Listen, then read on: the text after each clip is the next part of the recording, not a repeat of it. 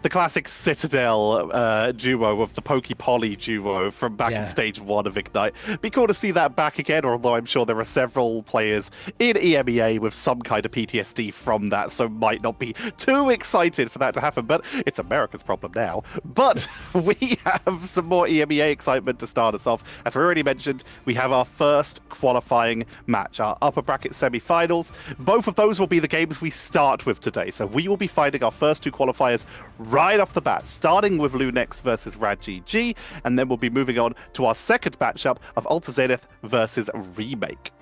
Yeah, we're going to be sort of looking at how the action so far has gone for like MRC here in EMEA as well, as we sort of look through the rounds and stuff. I think the main thing is we're going to be focusing on the upper bracket games, because whoever wins them and ends up in the upper bracket final is 100% going to qualify. So they're the main ones. Even if we do go over one of the games, because they're both happening at the same time, we probably will watch the other one.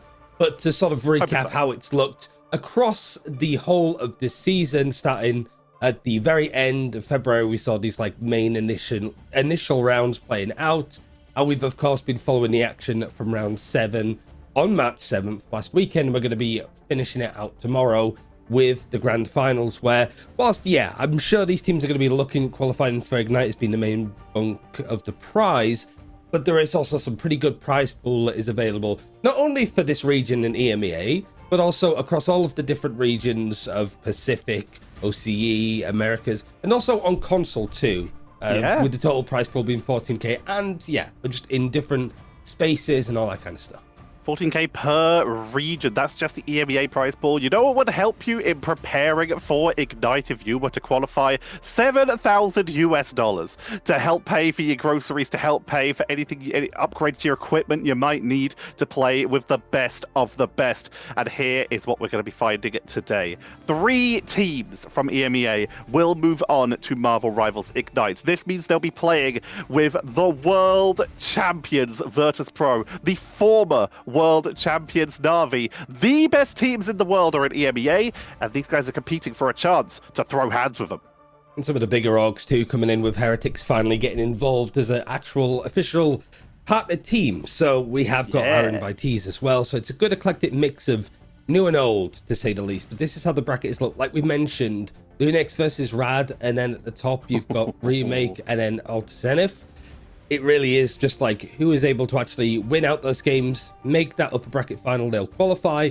And then the other 6 teams that we'll see in action today, they only have 1 slot between them that they need to fight for. The ban system has you mostly see it in game. If you ban out a character, you ban it for your opponent and also your team. So if you want to take out Elsa, Deadpool, the Vanguard version has been a common thing.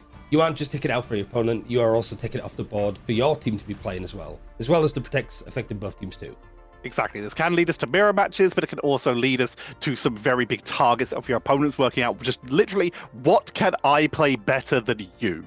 The simple strategy of where can I try and direct the draft that way, in terms of outside of the factor which you would see in Ignite of how can we create a draft that we play better than them by taking away their best tools and protecting ours. This is, we have to worry about the fact that everything will be potentially mirrored. But we're starting off with a mirror of the previous week. We're starting off with an early Gambit ban, but also Groot is going to be taken away nice and early.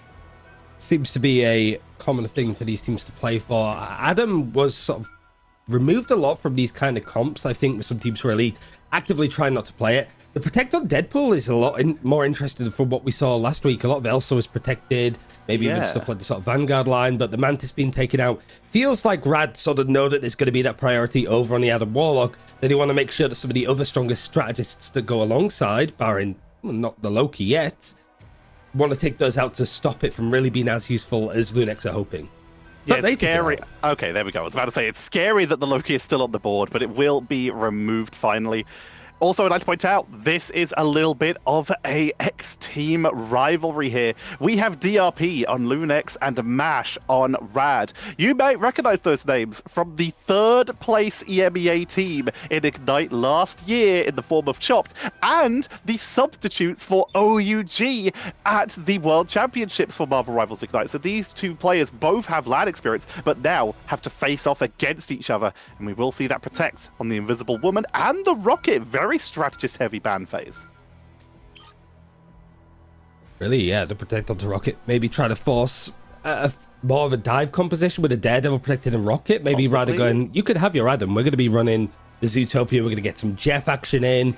Stuff like the Venom is still available. Deadpool can slot in very nicely with being a bit more of a divey Vanguard, especially on Celestial Husk when you have these like little bits of high ground to hop up and down on. Get rid of the Jean Grey is also really nice, not only because just Jean Grey is a really good duelist to have in your hands, but we have seen a lot more like Wolverine, protected Wolverine being used for that team up against some of the more Vanguard-centric lines, and certainly when more than two are in play. There's also the fact that the Ensong Inferno is a direct counter to Rocket in general, taking out the Cosmic Yarn Amplifier and the Battle Rebirth Beacon. The Captain is cursed once more, as Captain America will be condemned to the ban phase as we prepare for our first map on Celestial Husk. The Deadpool, you mentioned with the Daredevil being protected earlier, and you mentioned Deadpool earlier on in our conversation, sneaking further down in terms of ban priority, not being banned at all, and as such, both Deadpool and Elsa make it through for these teams. Feels above teams are just happy to slot them into any comp, and I think that's kind of the strength for both of these characters. Like Deadpool obviously being able to fit across different roles, but it feels as a Vanguard, he can just really slot in with any, if it's a Venom, a Magneto, it just feels very like plug in and play. And the same with Elsa, she is that good and well-rounded as a duelist. Short range, long range, poke damage, CC, bursting people down, she can do it all. So being able to just be able to play it and then find another character that could define your playstyle seems to be the direction that both these teams are going. Familiar teams, as you mentioned, you've got Chopped played up against each other, but also Final Dance Z10 players played up against them. So it really is a case of both these teams going in different directions and going, our team is the best chance of qualifying. Now you're putting that to the test. This is going to be a big one. We are rolling out on the Celestial Husk. Looking at these compositions, almost identical, except for the fact that Maluki is going to be bringing out the Invisible Woman, with Rad mirroring the Rocket Raccoon instead of the Invisible Woman. And we are going to be seeing Angela versus Thor and Namor versus the Daredevil. So a little bit more defensive for Lude X, whereas Rad have chosen to brawl. Really feels like Namor, whilst the team up is still good with Hela, he's very good at sort of playing the anti-dive with just having the extra, like, the squids to be able to do that damage, make it so it's harder to dive in on the backline, and of course, good CC if you can go for these fights. Lugia is trying to find these good engagements, just more being a pest and seeing if Rad can actually take the point for free early before anybody's been eliminated. Ultimate's still being built up. Rad have tried to be pretty hot on the press with how mobile they are. They've taken the objective, and now for Lunex, they really need to build stuff up. Otherwise, this is just kind of like letting this go against them. Lunex have the high ground, but they're not getting a lot from it. They're having to step up into an extremely aggressive team. Already, we're going to see a Bad Hammer coming on out. The chase onto the Daredevil. Crazy Kitty is taken down. The power of Lunex's composition, being able to deal with those dive characters, counter Bad Hammer onto the Rocket to try and take them down early as Crisis is on the flank, doing a lot of damage, forcing out the flip here, right with a sliver remaining. But Rad's going to use that opportunity to try and step up, and they'll be punished for it. It's Jeff to try and flip this back in their favor, but with 3 members already down, this is looking potentially a little bit rough for Rad as they're going to be forced off the board. Flip goes over to Lunex, and Rad sent back to base. Yeah, I think like It's Jeff isn't like a major ultimate that they're going to be like, oh, we really shouldn't have used that. But I guess Rad, you got the point for free.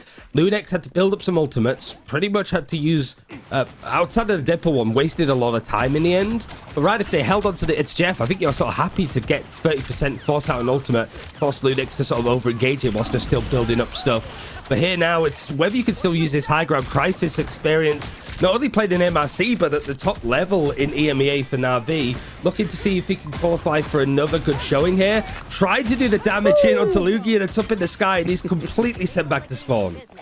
Crisis not only, you said, the highest level for EMEA, but the highest level in the world, playing in the Grand Finals, taking a map off of Virtus Pro in those Grand Finals in Atlanta, is one of the best duelists.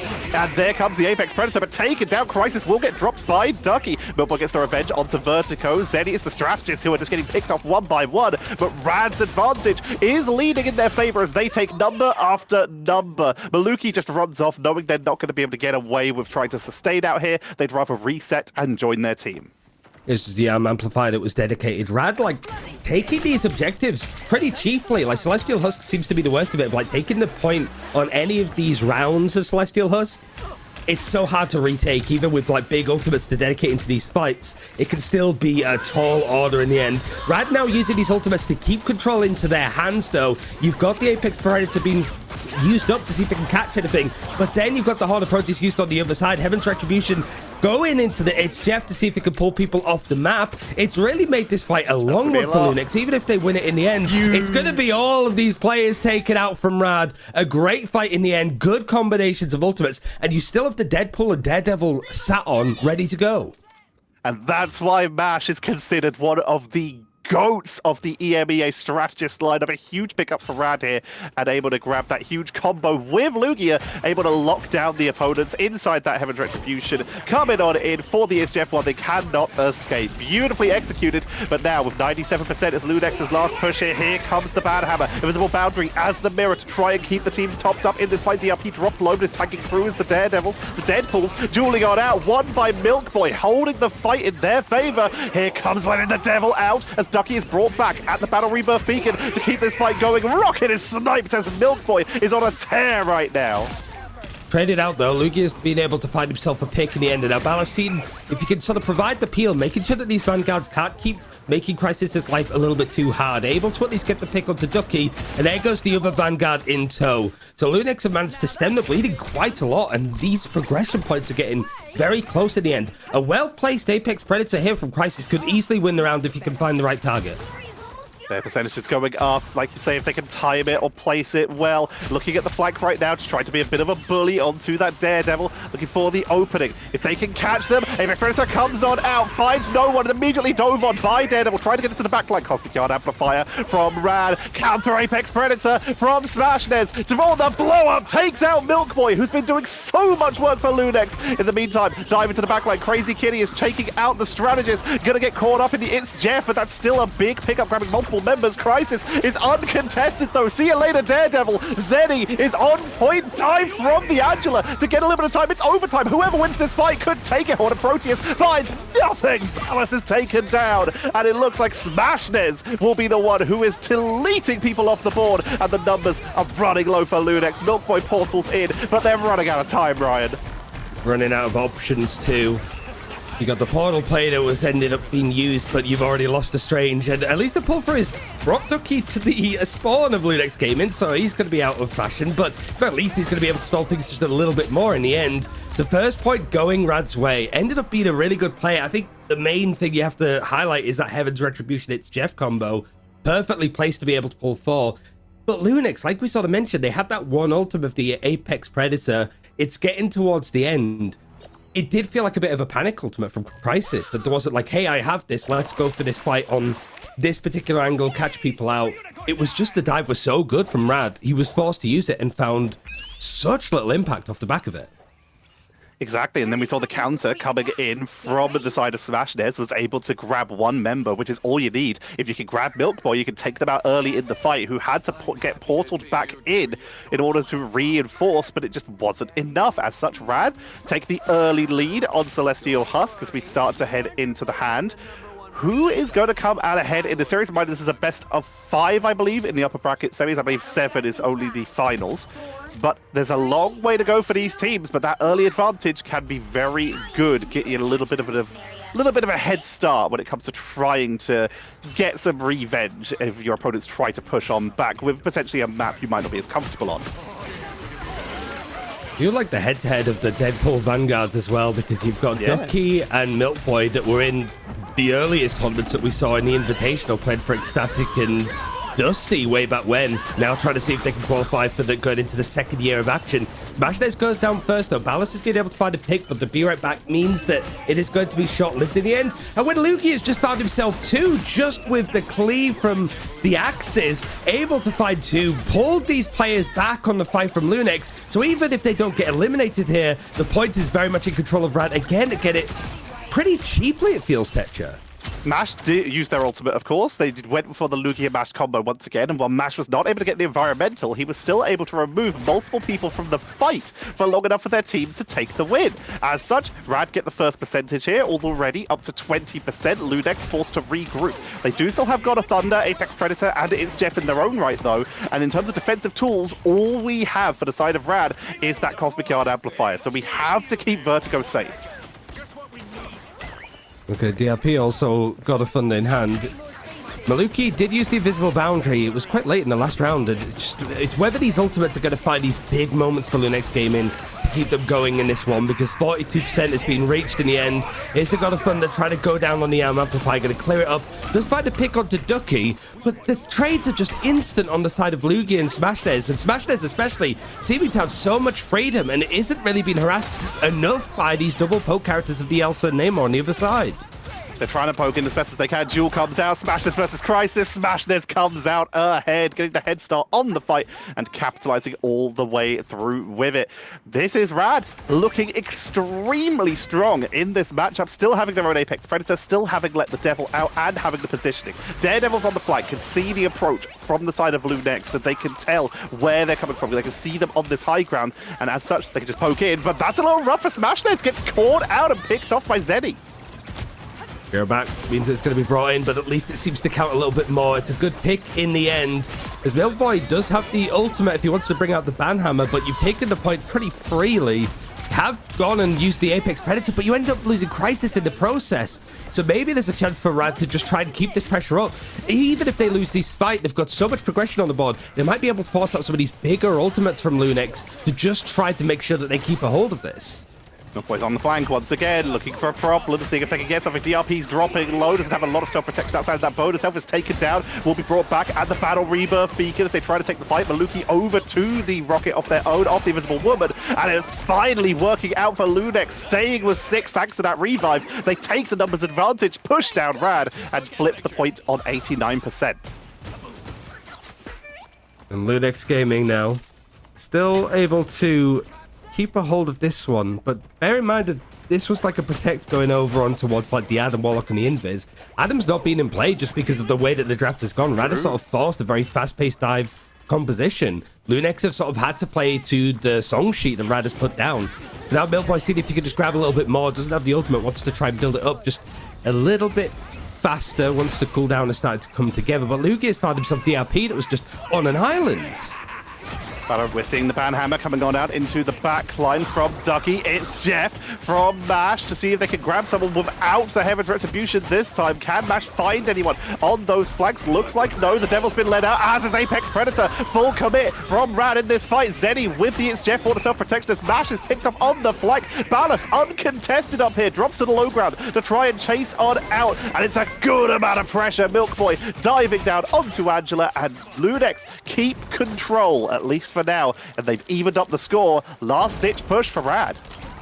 Set up onto the high ground, know that they need to hold this high line, but it's a similar situation as what we just saw before, Tetcher. Crisis has the ultimate, but DRP does have the God of Thunder in tow, but you don't have anything for the strategists to play with, nor the Rad, so it really is just a case of who gets these picks, whether it be right back and find a lot. The great pick in the end from Crisis off the Apex Predator sent right through to where the portal was coming from, and there's no be right back means that all of these players are going to be picked off one after the other. It's going to be a mad scramble, and in fact, nobody from Rad can really touch. Incredibly clean with how Lunex were able to clear up the point, and a good fight back considering they had so much progression to get.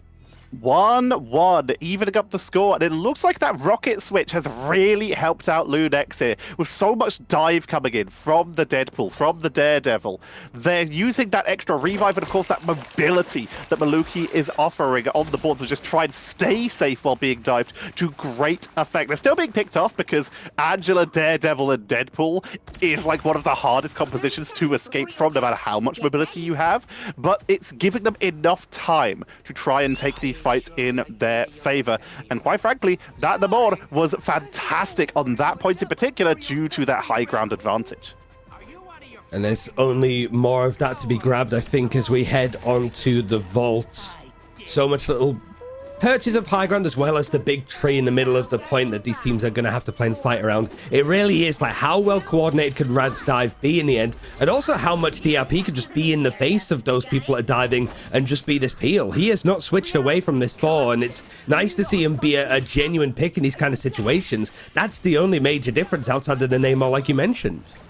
DRP's been playing a lot of Venom this season, but not wanting to do that against this composition. With Rad choosing to play aggressive, he picks something with a little bit more crowd control, something that can disrupt the opponents diving onto his team, something with that lightning domain to try and catch Lugia out of the sky. It gives them a little bit more defensive tools. However, you can still get absolutely dropped if you try to push in there, with the Elsa having so much mobility. Cosmic Guard Amplifier was burned for this fight, but overall, Rad just took full control here.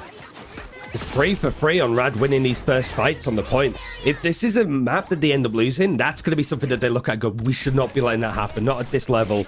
The team that takes the point first has such a big advantage with how hard these points are to retake, but Lunex has had some really good fights and they're a good enough team to make it happen.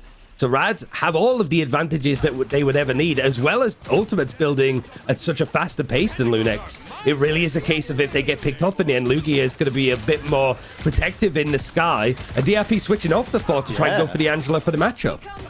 And try and match it. So far, the teams are completely mirrored, except for Ballas on that Namor versus Crazy Kitty on the Daredevil. Pushing into the backline, trying to cut off the healing onto the opposing Deadpool. Ducky not able to find the finishing blow here. Battle Rebirth Beacon on the corner, just trying to keep everyone topped up. Heaven's Retribution only catches one. Good Aquatic Blessing from Ballas to stay protected, but Maluki is going to burn the Cosmic Guard Amplifier as they will commit to this fight. It's Jeff from MASH to keep the team topped up with the healing. Apex Predator on the counter takes out Smashnez. In the meantime, the backline is getting cleaned out, though. DRP is actually chased down by Crazy Kitty, and that evens it up at a 1-for-1, meaning this fight will extend on out. But while that's happening, Rad are creeping towards that 99%. They're at 63, Ryan.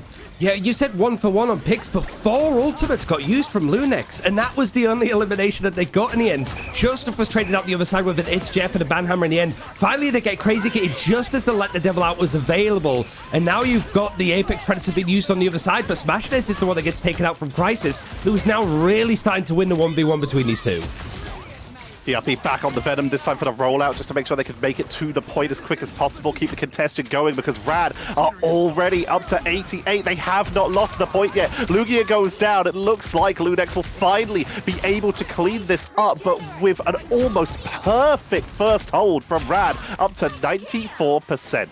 It's similar to the last round, though. Lunex had a lot of work to do. It wasn't quite 94%, but it was 80%, roughly there or thereabouts, and Lunex was able to hold on to it right until the very end. For Rad GG, just being able to compile all of these ultimates, throw them out at the right time, see if they could get these picks in the end. But Crisis knows that he has to be the difference maker, especially when he has got the Apex Predator. Pulling one player out of position, getting the elimination and forcing the reset is going to be major with the time. But Crisis is the one that gets taken out from Ducky. Rad are cleaning up here. They're winning this fight. The Battle Rebirth Beacon will bring back Crisis, but that means Ballas is not on the board, and they had the Horde of Proteus. They had the defensive ultimate here. Milk Boy's taken down. Numbers are huge for Rad right now. A little bit of poke onto the backline, but MASH is kept up. It's Jeff as Zeddy. Won't find anything, but a bad time coming in there. Cleaned on out, as is DRP, but the point is still held. It's all delays right now because Lunex need to portal back in on 99. Milk Boy already setting up. Delay 97, 98. Here comes the portal for one last attempt from Lunex, but they're so staggered. They're so off the point here, and Ballas is already getting focused onto the point, taken out before ultimate again. Apex Predator is huge. Down goes Milk Boy, and Lunex are not looking in a safe position here. Overtime ticks down. It's literally last-ditch efforts, Ryan. It's everything. Yeah, Rad GG now. All of the ultimates that they were cycling up, all used together to put this one to bed. Rad GG. A little bit tense in that middle point of Celestial Hand, but all 3 objectives they took first. And this time, it's just getting to like 85% that is going to do so much of the hard work.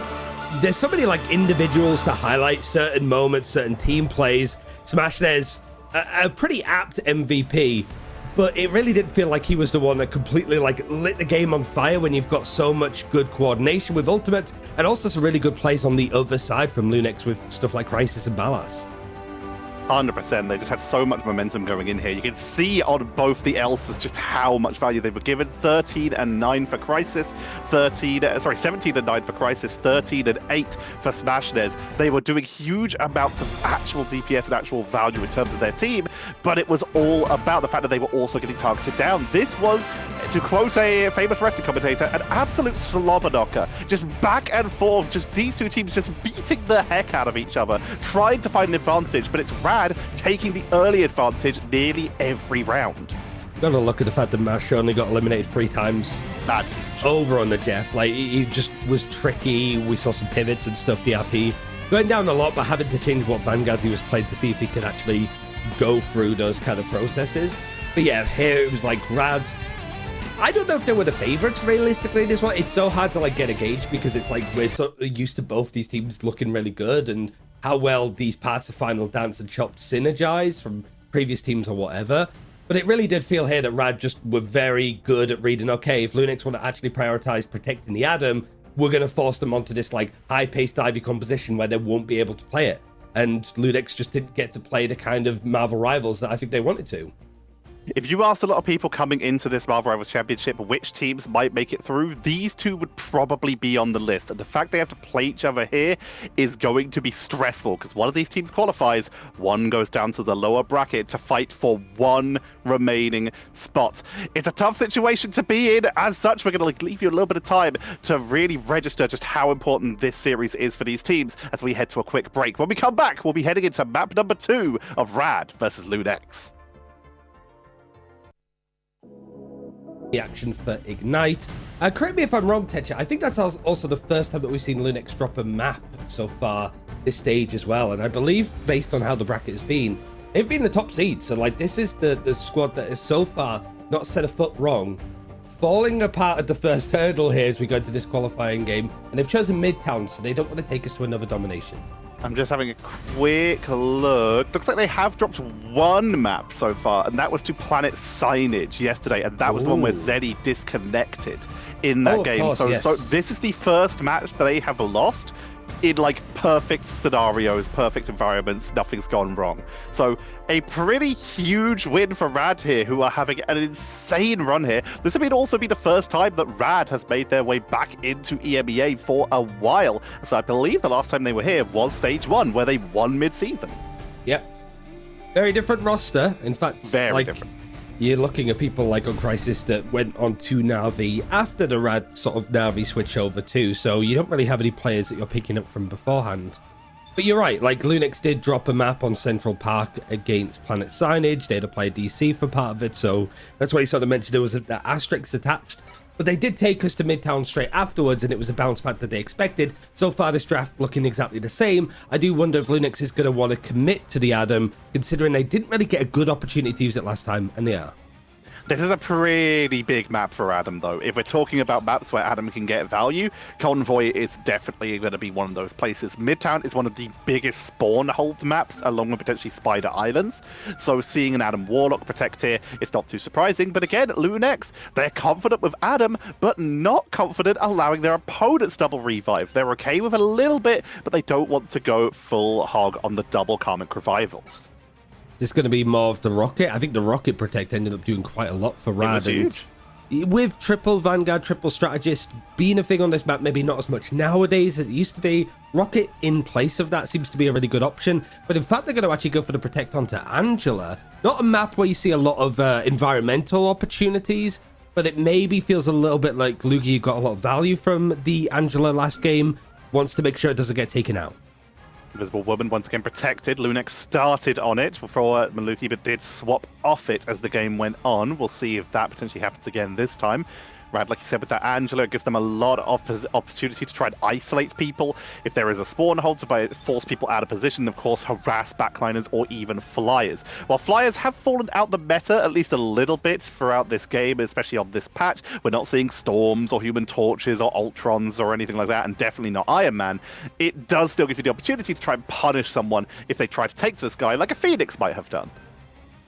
Draft has been the same for Rad other than the no Rocket Protect, but the Rocket wasn't banned out anyway, so it's not going to matter too much. But Wolverine is going to be the choice removed from Lunex Gaming. But you've got the Daredevil protected, so Crazy Kitty still has like a pretty good option to go in for the dives here. It does feel like Angela, when you don't have the Gambit, you don't have the Groot in play, because that's always first banned out from Lunix no matter the map. You don't have a Purify to remove that effect, so Angela combined with the likes of Jeff that is going to see some action on this map, no doubt, because of stuff like the Sharknado. It's a good way for Rad to just keep some of these like little pivots, depending on the game mode, going, but still forcing Lunix potentially away from this Adam. And let's talk about this. For any new viewers who might be joining us, for starters, welcome. You're joining us on our Road to Ignite, our Marvel Rivals Championship for Season 6. But to explain the Sharknado, as Ryan talked about, when you are going into a defense on this map, you'll often see exactly what we see hovered from Rad here. A triple Vanguard, triple strategist setup. You'll see it once we're through with the map fly through. This is about maximum sustain, keep everyone healed up, they can't move the card. How do you deal with that? Sometimes you'll see overwhelming damage with something like a Moon Knight, something like a Punisher, just try and melt on through. But other times you might see a Storm and a Jeff come in. Your opponents cannot heal their front line if they're inside a Shark. So removing them from the board means you get momentum, you can potentially pick them off and get a huge head start. For now though, we're rolling on out. They're not starting off on the Storm, but they could swap to it later, as Crisis is going to be opening up on Winter Soldier to potentially punish any revives coming in from MASH. Yeah, you've got like Vera back available for Crazy Kitty and MASH on the Adam to sort of play for the stall out. But also Lunix, very different strategists. You've got the Invisible Woman and then also the Cloak and Dagger debuting so far today with Zenny. Both of these ultimates going to be great at like taking and dictating the space, certainly on these first objectives. It is, of course, the Vanguard of Deadpool that is on the side of Milkboy that's built up that ultimate first. But Lunix are making some good stock here, considering no eliminations have come through. Looking very good at this first stat. Here comes the bad hammer from Milkboy into the backline. Lugia is dropping very low on this with Doctor Strange. Going to be taken down. We'll come back in about a rebirth beacon, but we do lose the rocket. So they don't have another, and they won't have the protection. Apex Predator will the attempt on the counter, but the invisible boundary is too much. Crisis has dropped, but the momentum is still in favor of Lunix. MASH has the revive. Do they drop it? Yes, they do. Bringing back Smash. Lugia dropped low as well. Could be returned if they fall in this fight, as Crisis is not there to capitalize. He's trying to sort of catch up as much as he can. There was some really good plays there, I think, in the end. Like Crazy Kitty going down from the Banhammer, manages to get his ult out and combine it with the Apex Predator to get a pick. But Lunix Gaming are having some good ultimates swing through and cycle them. They still have an Eternal Bond. Maybe wait for this invisible boundary to be used on the other side, and then the dive might start to come in. Ballas has almost built himself another Apex Predator. Crisis is ready to go. There's the go time. Meteor M is going to be used as a response from Ducky, but there's no pick in the end from the Cloak and Dagger. Eye of Agamotto connects onto two, both the Vanguards, but the strategists are still alive to keep them up. Zenny able to sort of get out and disengage as much as possible. Crisis getting the picks. The points is being actually pushed over the edge whilst Rad still had people alive, but they've had to reset. With 4.5 minutes on the clock for Lunix going into point 2. The Eye of Agamotto was big. It hit so many members, but there was just no one in the position to capitalize. And the healing output, particularly from Maluki, like you say, was just so good, keeping that fight going. And as such, Lunix are able to take that first point in good time. 4 minutes to go, trying to reset the terrain to get some better high ground positioning here, forcing the rebuilding as we see Rad moving out onto the point with a little flank being attempted from Milkboy. Does have that Banhammer, could really do some damage to some of those backline strategists. Ballas hasn't been spotted. Seeing if he can get the Apex Predator to pull somebody back in. He does. It's perfectly placed. It was the only major ultimate that they had to try and stop things for this defense. But there's so many picks the other way from Lunix Gaming. Milkboy, another great ultimate with a Banhammer, causing that chaos, as well as Ballas trading out stuff with the Apex Predator on their side, which means that, like Rad, they're not going to want to give up all of this space for free. In fact, reaching third could be a disaster with how much time is still on the clock. It really could. They could be in trouble as they're trying to push on, surely. trying to break the door, rush on through, but zoned out completely. Beautifully executed by DRP with that crystal form with the Carbon Crush to slow down the approach. And Rad, all that momentum we saw on Domination, they just can't find an opening. Already we're going to see an Eternal Bond and an Apex Predator coming on out. Massive group up, grabs one as the Lunix lose Crisis once again early in this fight. Milkboy falls, and we're starting to see Rad getting some momentum back, playing on the car here. Risky with the spawn point being at the top of the stairs, but they're using the ramp as cover. they can't help but take risks now at this point. They have 4 minutes to try and hold, so every little engagement that they can force out, and most importantly, the 4 ultimates available to Lunex on this attacking side that they can force out from this spot, which shouldn't really be a fight, is going to be really important for them. If they can trade stuff out and try and keep it cheaper, a little bit more conservative, that'd be handy. Lugia is going to be the first to go with a Banhammer on the back of this Sonic Seduction. A lot of players on Lunex touching onto the point. Apex Predator finds the pull, but the Invisible Boundary was dedicated to try and keep Ducky alive from Virgo behind where this point is. 2 players go down, including the Invisible Woman, which means that the ultimate's gone, and Crisis finds 3, finds 4. He has the Kraken's impact. He doesn't need it. Who needs a reset to go again when you just have gun? As Crisis is able to just push on through that fight, beautifully sniping Vertigo on that backline during the Invisible Boundary to shut it down and remove the sustain of Rad, who are forced to regroup once again as Lunex will finally make it out of the Fisk building with 3 minutes to go. Plenty of time, but we're starting to see ultimates building up for Rad. They have Crazy Kitty with their own Kraken impact. They have their own Silent Seduction. They will not have Invisible Woman as she's taken out. Crazy Kitty goes down as well. Crisis, while blinded, Kraken impact to zone them in spawn, takes down Mash and is looking for a potential another one more Kraken impact to keep them in base as the card moves closer. Just under 3 minutes. If this could be a full map finish, that would be a great way for Lunex to take some of the pressure off their shoulders. For Rad, though, it has been a little bit of a free-fall. Silent Seduction from Ducky tried to come in and mirror what DRP has been doing so successfully. It has bullied all of these players onto Rad into a corner, however, and Smashdares has pulled these players in. Ballas is going to trade it on the other side, and him and Milkboy have been synergizing so well. This Vanguard play from the Deadpool has been perfect from Milkboy to go in for these fights. It's a mad scramble at this point, and Rad have managed to sort of survive this engagement, find the picks needed, but that could have been dicey off the back of Milkboy and Ballast there.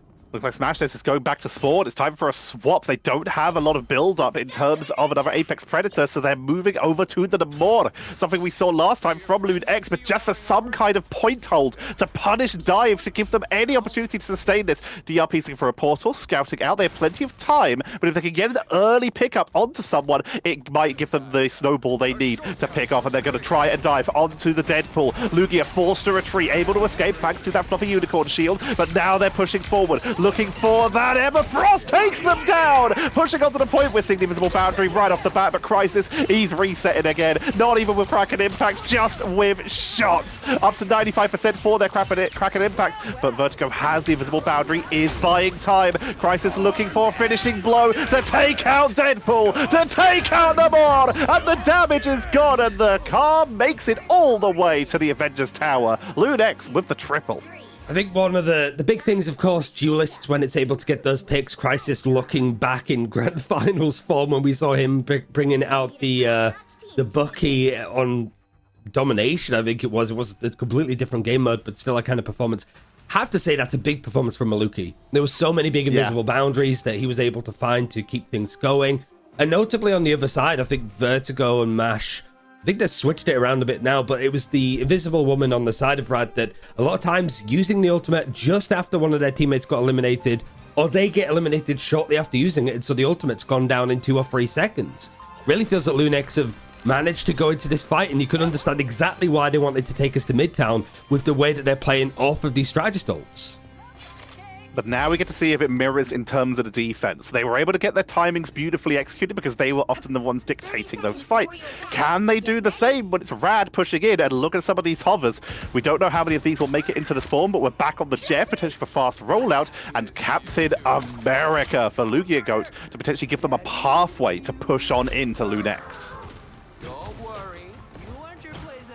I wonder, yeah, like Lugia, seen the skin at least that we were talking about earlier, so we get to see some of the action, because I don't think we're going to see any Psylocke today unless there's some really weird drafts.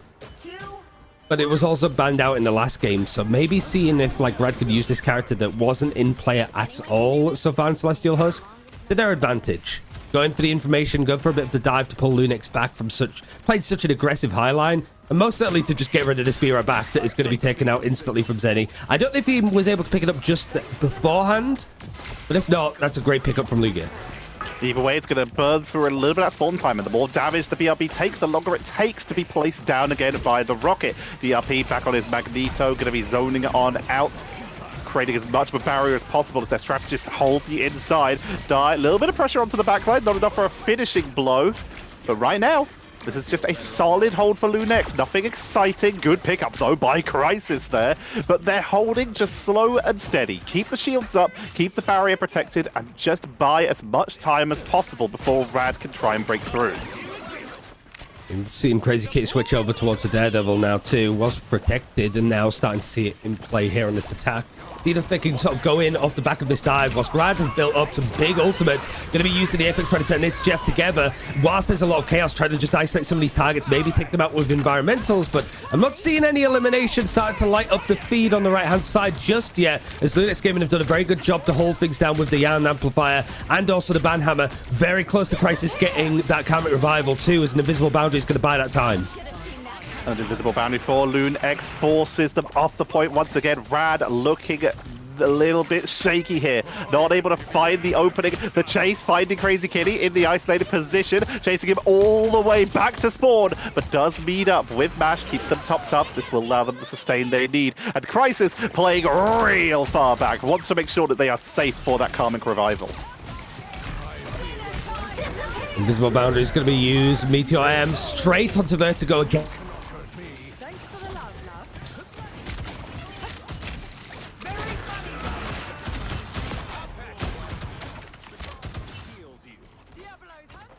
I don't know if it's me who's lost sound or Ryan who's lost sound, but we are pushing onto the point here.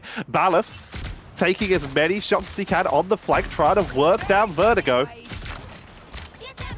As they look to see what they can do. Vertigo dropped low, found beautifully there by Ballas. Zeddy looking at the backline. The Captain America is still piling on a little bit of the pressure. But DRP has yet to really leave the objective here. Just has such a beautiful hold and great positioning to buy as much time as they need be. Milkboy just continuing to push on in, looking for that defensive position. He's the one guarding the flank, making sure that no one from Rad comes on the wraparound, even spots on the high ground to force Lugia back off the point. They'll be fine in the end, but so far, so good. This defense has been pretty much perfect in the end, I think, for Crisis. Like, has the ultimate, can back off a little bit more, as Ryder trying to be a little bit more aggressive. Looking for the fight off of this, like, Apex Predator. Yeah, and Amplify and Lunex using quite a lot in tandem to keep this going, but both strategist ultimates still in hand. You do lose Crisis, but the Life Cocoon means that he's going to be back in a second, unless Crazy Kitty wants to go in for a round two. But now they can see him flying away, though. So Crazy Kitty has to chase him down with 16 HP. Not a position you want to be in. You can see Crisis is looking to try and win that duel to force him off the point. Crisis still has the revive. The card has still barely moved, Ryan. 51 meters. Crisis with another shot, taking down Ducky. But in comes the backline. The Devil has been unleashed. If they can take down Crisis for a second time, that's going to remove any chance of a revive. But he's managed to escape. Karmic Revival comes on out and brings back all of Lunex to keep them on the board. So many members of Lunex go down, but they will all return. But that's one of the biggest abilities they have. Visible Boundary comes on out to keep this fight going, mirrored from Vertigo to keep the pressure. DRP playing a little bit further back, is getting hit from all sides, looking for the Meteor M to take out someone. Beautiful hit onto Crazy Kitty, and once again Rad are losing members, and they have so few people left to try and touch the point. Desperate, it's Jeff to try and take out anyone to buy time, but sniped by DRP, and now it's all about the cap delay. And not much that can be done. It feels like you've got Lunex using all of the big win conditions that they need. Banhammer and Apex Predator, seeing if they can just put this one to bed. It would be a hell of a statement, I think, in the end for Lunex to win it out, to finish out the map and then hold on first. Couldn't be any more of a perfect performance from them on their map choice, and it means that we even up the series 1-1. Nicely done, Lunex, able to take back control, even up the score, and they showed up beautifully there. So now here's the question. Is this just a map type difference between the two teams? Are Rad just that solid on domination? Is this a situation where Lunex that solid on convoy, or was it about the draft? They protected the Adam first round, didn't use it. Used it this time to great effect. Crisis, 15 final hits, and at least a couple of them were on Adam. He was landing so many shots. Yeah, it feels, again, you're sort of looking at the strategist backline. Zenny only going down once, Maluki twice. You're comparing that, like, the twice that Maluki went down to Vertigo, who was almost exclusively on the Invisible Woman. It really just felt like big ultimates from DRP, able to get a lot of final hits. Milk Boy looking really good on this like Deadpool Vanguard. And then just being able to like actually put Valis on something like the Elsa and like Crisis switch over from playing stuff like the Bucky to change over to other different duelists if they were available, stuff like Jean Grey, and that was taken out, for example.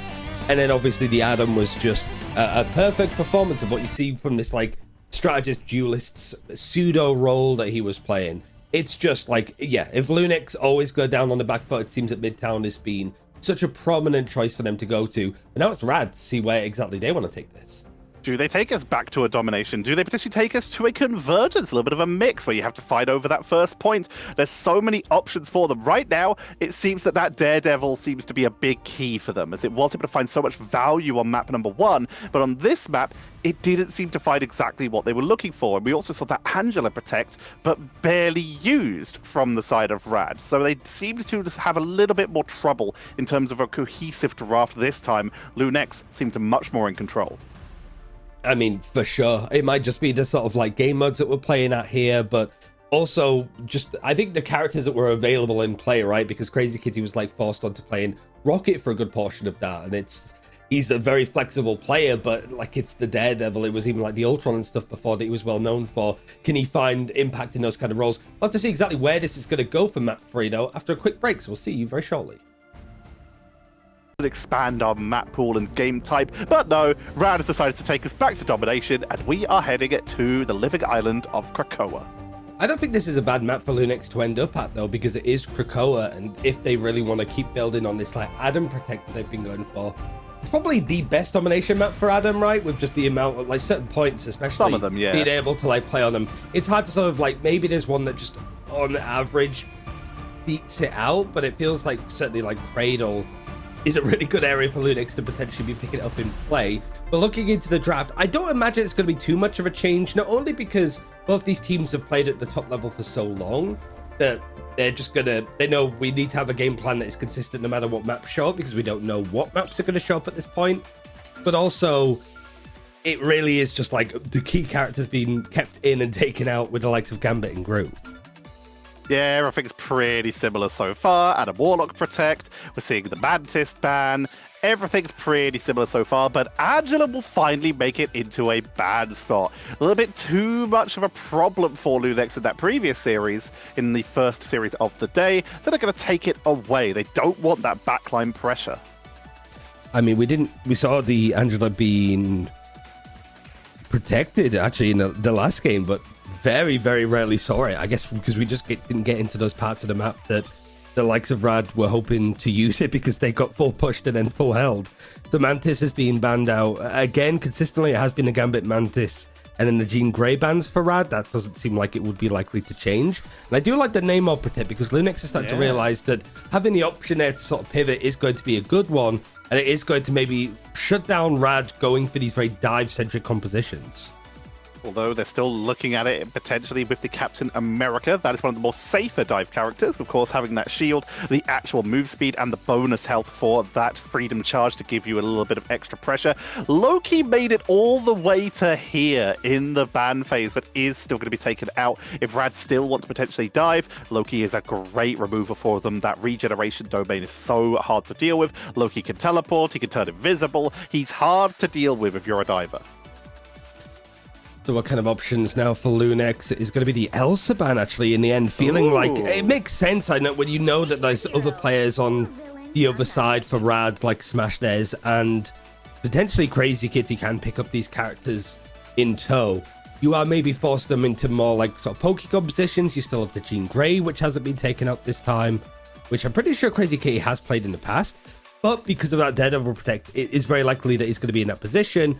Smash Des has had some really good performances. I think it was 21-0 up against Plant Signage, I think it was, in like the game, the round before this. Like just unkillable, right? Like he just did not go down at all against a really strong opponent. I don't think he's going to get that same freedom and luxury, especially if Crisis and Ballas are looking to go for the title Dirge combination with the Hela and Namor teaming up together. A little bit of anti-heal, a little bit of extra damage, and great snowball potential. There's a reason this composition is still so feared, and with Namor even being solid on his own now, this does give Crisis the option to potentially swap off if they are in danger as time goes on. But Rad, they're going a bit more aggressive. They still have that Vanguard Deadpool that is mirrored on both sides, but they still, like you said, have that Daredevil, and they still have the Captain America. So in terms of backline pressure, Lunex are going to have to be very conscious about keeping Ballast and Crisis safe. Rad, on the last domination that we saw, took all of the 3 points first. Went for a dive composition. Lunex were trying to go similar to what they're running now and had to switch over to playing what Rad were pretty much dictating. So whether it's a case of Lunex, can they take the point first? And are they going to stay on this composition, or are they going to be forced off of it again? That's the main things to be watching on this map to see if they picked up the lessons that they need to. The damage from distance has been good from Crisis. We know he's sort of good for these engagements. And Ballast being a lot more aggressive, trying to go in for the dive. Whoa. Finds the pick with the Dirge combination. And him and Maluki have farmed their way through and taken objective. And that's exactly what we're talking about, the snowball potential of this composition. With Ballast being able to find a flank, got a Tidal Dirge, which is anti-healing onto multiple people. Picked up one, they turned into a Ghost Squid. Picked up a second, they turned into an Undead Monstro. They immediately have 2 extra sources of damage, working down the few remaining members of Rad, and they snowballed that fight heavily in their favor without even having to use an ultimate. Beautiful execution, and that's going to be Lunex with the first set of control. But Ducky gets a couple good shots here and is looking to step up with the rest of Rad. And Rad, what ultimately you're building towards, it might be an end song that's early, even like the Deadpool switch over for Ducky. It's meant that he's going to be a little bit later. So it's going to be used unmirrored on the other side from Milkboy. Ballast, the Horde of Proteus. As soon as he gets it, he uses it. But Ballast and Crisis go down incredibly quickly off of these ultimates that were dedicated. No eliminations up until now. End song has been forced out from Rad, but it might just be the icing on the cake to actually take this objective back once Lunex have done stalling it for as long as they can. Ballast returned at the Battle Rebirth Beacon, but Rad were able to just dominate that fight. They burned a couple ultimates for it, but so did Lunex. But Rad just literally running up into the face of Lunex. And who's there to stop them? There's shields, there's mobility. Lunex can kite for a little bit, but eventually you run out of space to kite, or you're forced off the point, and in that case, Rad might just flip it. So in this case, Rad's aggression pays off dividends for him. Found a lot in Lunex. Now see if they can set up in position, which is hard when you're sort of playing the front to back, grouping up, crossfiring as much as he possibly can. It relies a lot on getting into position that Rad is just not going to let them do. Especially when you've got Yarn amplifiers used together to try to counter each other. And then it's Jeff and Freedom Charge ready and waiting for Rad. You've got Maluki that's going to use this invisible boundary to almost force the fight back. And with all of this information that the Daredevil's getting, Let the Devil Out is going to follow right after the end of this invisible boundary. Maluki goes down instant. Takes them down beautifully here. Deflect and not take too much damage from the Monstro as they go in for the flank. Ballast falls, and now it's just about cleaning up any loose ends. Look at the health bars of Lunex. No one's getting out of this safely as they will get cleaned up off the board. Rad with another hold, and they have taken the lead in terms of percentage. 55 from Lunex on that first hold. Rad already up to 65. It's a lot more closer, but we have seen these two teams trade in the progression on these domination maps. So far already today, it's been a blistering best of 5. We're on pretty much the halfway mark, it feels like. For Rad, though, whether they can sort of scout this information, Paul's been used to get the whole team up of Lunex up onto the high ground, but 85% means that they are going to have to feel the pressure drop down eventually. The RP is going to be the first. Nowhere near having a Meteor M at this point, but Milkboy taking a lot of damage. He's going to use a Banhammer, seeing if he can go in for the fight himself. And Ballast, Horde of Proteus isn't going to use it right now. Nobody's grouped up together, but he finds Ducky to sort of just isolated on an island. Beer back means that it's going to be short-lived, but it really is Rad having to give up a lot of space to have the point go over to Lunex. Bubble comes on out with the Fluffy Unicorn shield for a little bit of protection. The flank being attempted from Ballast, and they're still fighting it. Takes out Smashness. Looking at the strategist on the backline, looking to deal with the Deadpool, who also shows their face. But this is once again just a chase on back. Lunex flipping it back in their favor at 94. Rad, they have the Ensong Inferno. They have its Jeff, and now they have Cosmic Guard Amplifier. And with the Amplifier, they're likely going to pull the trigger to just try and burst the backline again. Meaning Zeddy is going to have to be on point, or Maluki needs to time this invisible boundary perfectly. perfectly. They predict the portal perfectly. Horde of Proteus comes on out. Smashness taken down. Ballas, that was an insane prediction. And Radar punished for the dive. It really felt so red in. You've got two teams that were effectively the same teams, so they're very familiar and intimate with some of the ideas and strategies. They probably used them themselves. So Lunex, they fight back in the end, able to take the point first, but trades in either ways. But most importantly, Tedra, they stick to their guns. They stick to this composition. And I really like how Ballas is playing an Namor. It's not just I'm going to sit in the backline and shoot you from 3 postcodes away. He is so involved in these fights, almost like a sort of frontline brawler, more than just a from-distance poke.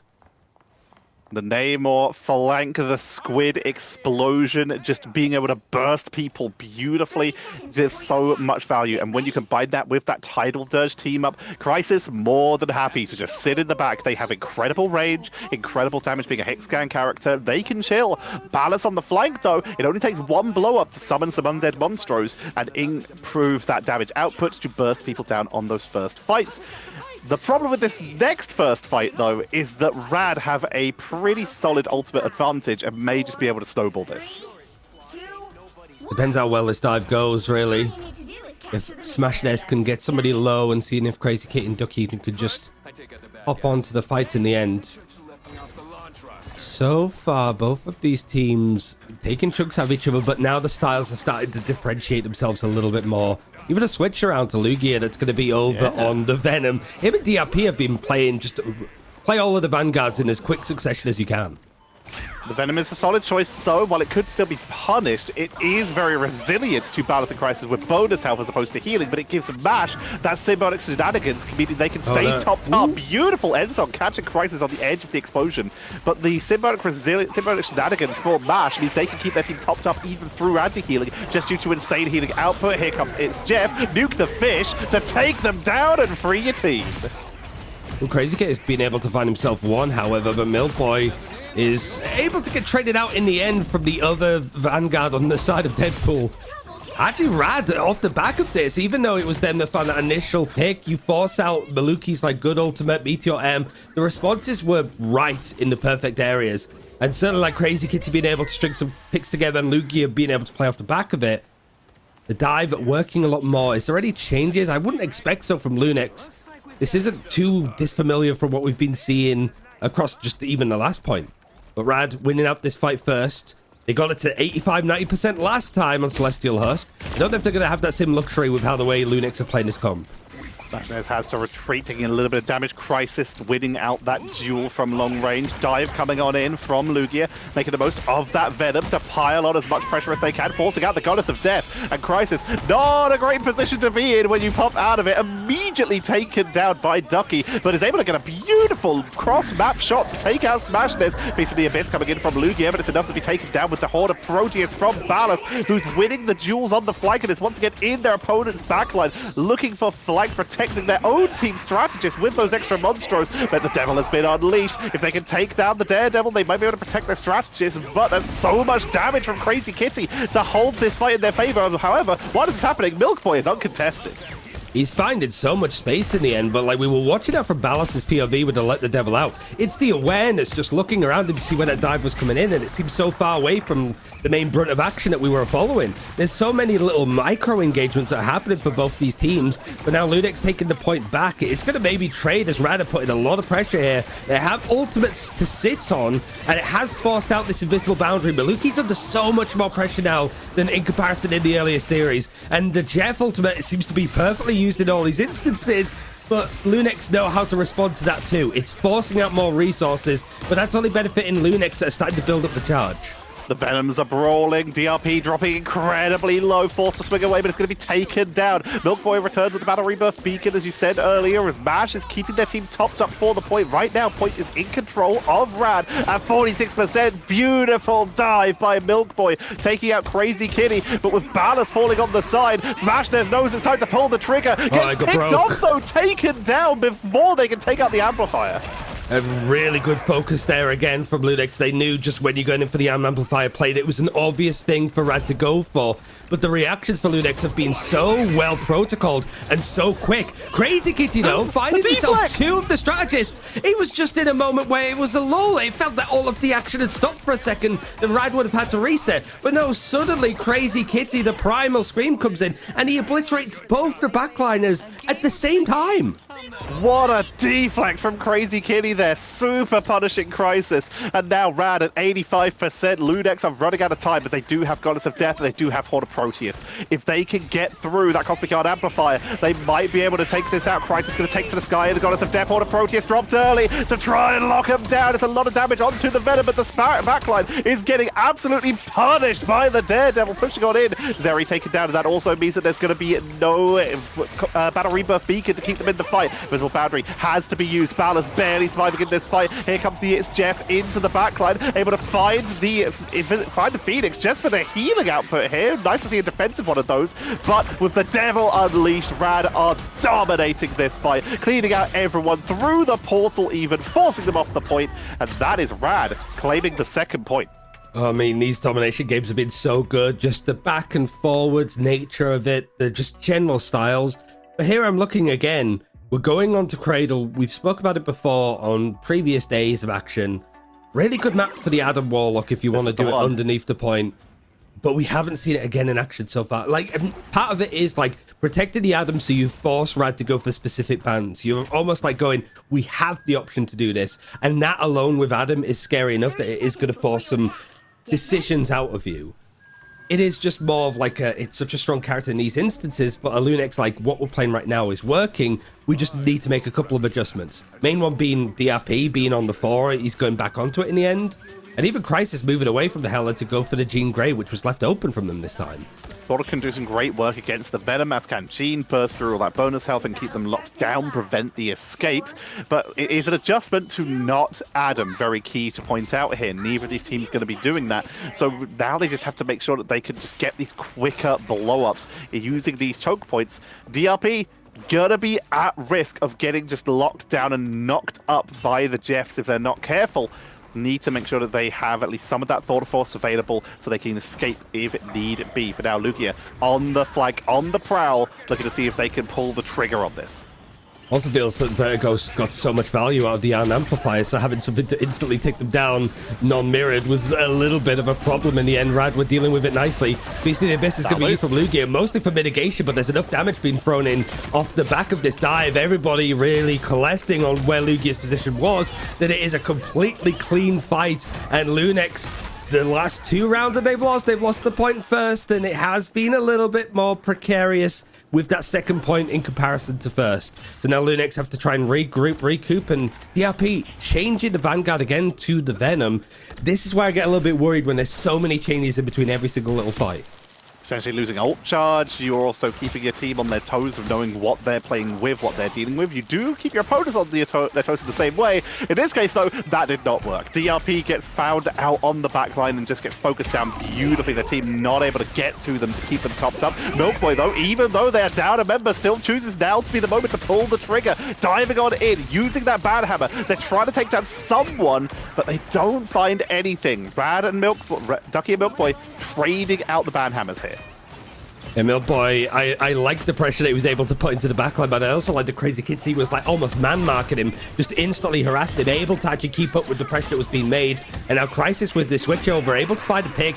Yarn Amplifier, seeing if he can turn it into any point progression, and Ballas has found himself a 2nd. There's 2 other ultimates that the Duelists are sat on, but I imagine here it's just trying to hold on to them. You have this advantage. You find in these picks, but they're so spread across like this texture. More time is being bought for Rad, and they're looking to get 70-80%. They might even be able to just survive all this onslaught from Lunex if they keep trying to hold on to these ults. Honor Protest comes on out, Endstorm Inferno for a little bit of a counter, does a little bit of damage, takes out the Monstros. But like you said, Rad, they're burning through the time on this. They've lost the point finally, but up to 80% for that first hold. Just the power of attrition here. And you look at what Lunex were able to hold on to in terms of ultimates. Visible Boundary and Feast from the Abyss. That's good, but it's not a one-shot combo that they might be looking for with, say, Feast Endsong or Feast Horn Proteus. Can they make this work, though? For now, it's all about making sure they stay up and stay on the point so that they can build up some percentage of their own as Crisis falls down to the low ground from the pressure that Crazy Kitty is applying. Yeah, he's pulled out the Feast of the Abyss. Yeah, a great pick there, because I think Rad knew that Lunex didn't have too many of the ultimates. Both of them were used from the duelists, so Crisis had to play rather aggressively to be able to farm up another end song before the end of this map, potentially. Rad are also farming up these ultimates too, so that's why they're kind of very passively playing this. They have time on the board. They still have stuff to deal with. They're just trying to collate this information that they can from Crazy Kitty. They've gone and pulled this team apart when it comes to this line. But is anybody actually going to be following up on Lugia here, considering we just saw Crazy Kitty on the other side of the objective? Might not even matter, because Smashness from distance is able to get the picks in the end. The RP goes down again on this Venom, and Crazy Kitty, off the back of a Let the Devil Out, he's going to look to go in for the leap off the Banhammer being used from Milk Boy. Smash is building up so many sparks, and this choke point is able to just pick people off one by one. And this might be another flip in favor of Rad. Ballas gets one counter, but is basically alone here. Horde of Proteus comes out into the invisible boundary. Milk Boy falls, and Lunex are just running out of tools here. Rad so close to the flip, and they get it. 83, 84, and Lunex are about to be out of time, and they're going to get staggered as well. Devastating setup here, as 90% is on the board for Rad, and Lunex now split across the board. They're forced to flee back to base and go for a portal play. It is a familiar position. I mean, DRP did wait until quite late on to do it, whether he's running back to spawn or was just trying to decide if Milk Boy was maybe going to switch or somebody else. He gets there in time. You've got the Enso being used. It finds the pick onto Milk Boy. Let the Devil Out is going to make it very uncomfortable to get through this portal to try and contest.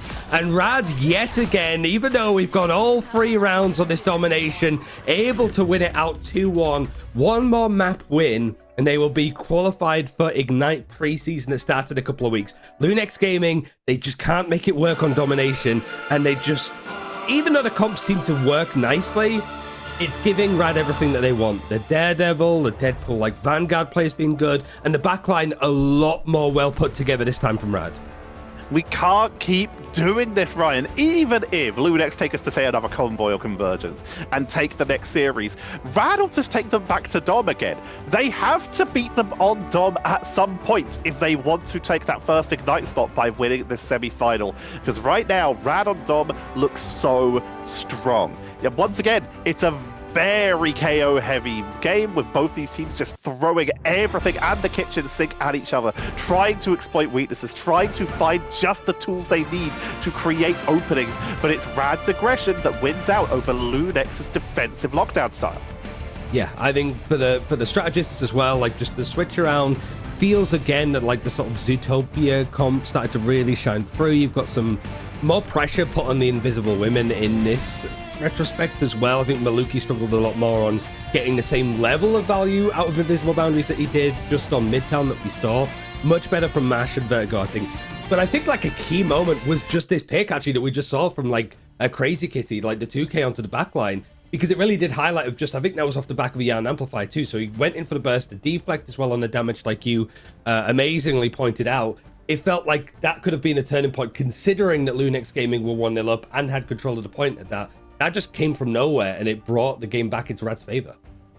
And we're once again finding ourselves in a position of Lunex down 1 point against Rad, but this time it's match point. If Lunex can't take us back to a map 5, then Rad will be our first qualified Ignite team. We'll be finding out if they're able to do so after this break. Game, the Museum of Contemplation, or as I like to affectionately call it, MOC. Because nobody has time to say Museum of Contemplation every single time on a broadcast. So, I mean, this is certainly a test, like Lunex going like, we are up to date on this, and considering that this is a later map being added in, this isn't a case of like the strategy is the same for both these teams. It isn't some chop stuff or Final Dance. This is like Lunex and Rad's approach to the latest map. It's another Convoy map, and it's another one where there's some great positions for the Adam Warlock. This is a place where you can get some good hiding positions, go for a hefty, tanky front line, and delay as long as possible. Lunex with another ban on the Groot. They really don't want to give Groot over to Rad. I think they've been very keen on not giving anybody Groot. This has just been a common first ban for them. And it makes sense when you get to this sort of like level play of just, let's keep some of our draft consistent. We don't want to play it. We don't want to deal with it. So we're going to go in that order. But everything else has been pretty much the same. Adam protected again. But the first point makes sense. It's a convoy map, so you are going to get the most out of it. Yeah. But it is also like such a scary map when it comes to dive onto the second parts of the map, because you have this like trough in the ground that you need to get past and through as the attacker.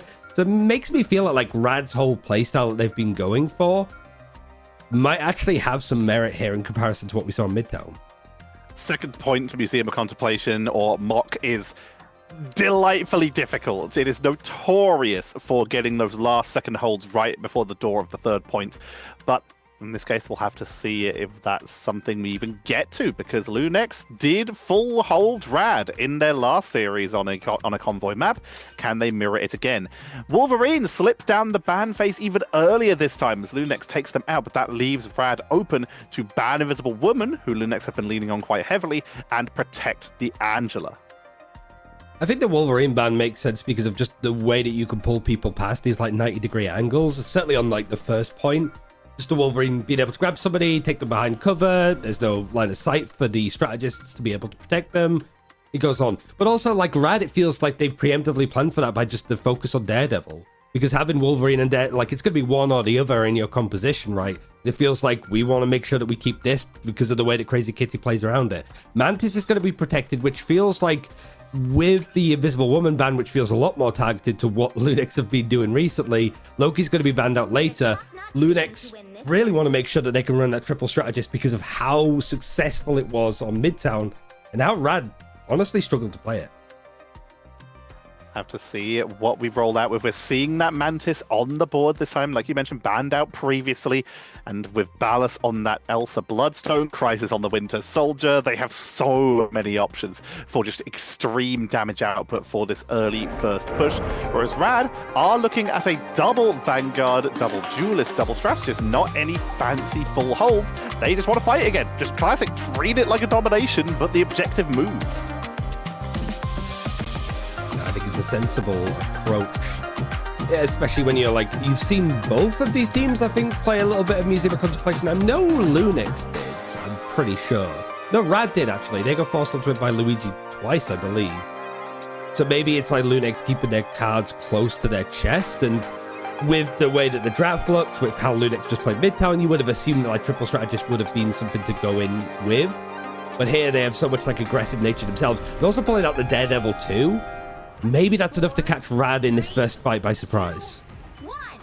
We'll have to see. It's not something we've really seen Lunex do, but they flopped off it immediately, moving back over to the Winter Soldier Elsa double duelist setup. But with that damage bonus from the Mantis, and Maluki are one of the better AoE strategists in the form of that Cloak and Dagger, this could give them enough to try and break through that first point, especially with Dagger Storm now having that little bit of extra burst onto the board. Let's see if they can set this up. For now, Vertigo playing far back because it already has the BRB set up for the team. As you can see, Angela, Lugia, playing quite high up, looking for an opportunity to go into the backline, get an isolation with the Trooper's Fist. Winter Soldier tries to go for the finishing blow. Won't be able to do so. Lugia is able to get out. Able to, under a lot of pressure. Like, the Angela's going to find a lot with these, like, doorways, too, that you can move through but can't shoot through. You look a little bit more like neutral and not on this win condition too much. Angela pulling people out of position, but Crazy Kitty gets caught in the dive. Whilst the Apex Predators pulled all of these people into a perfect position for Smashness, pretty much parks the car like a glove, and it's going to force out a pretty egregious ultimate from Crisis to see if he can make up the difference. He does a lot of damage in the end. You can see just how much stress Smashness was under, but he goes down. He can't survive, and the attackers need to reset.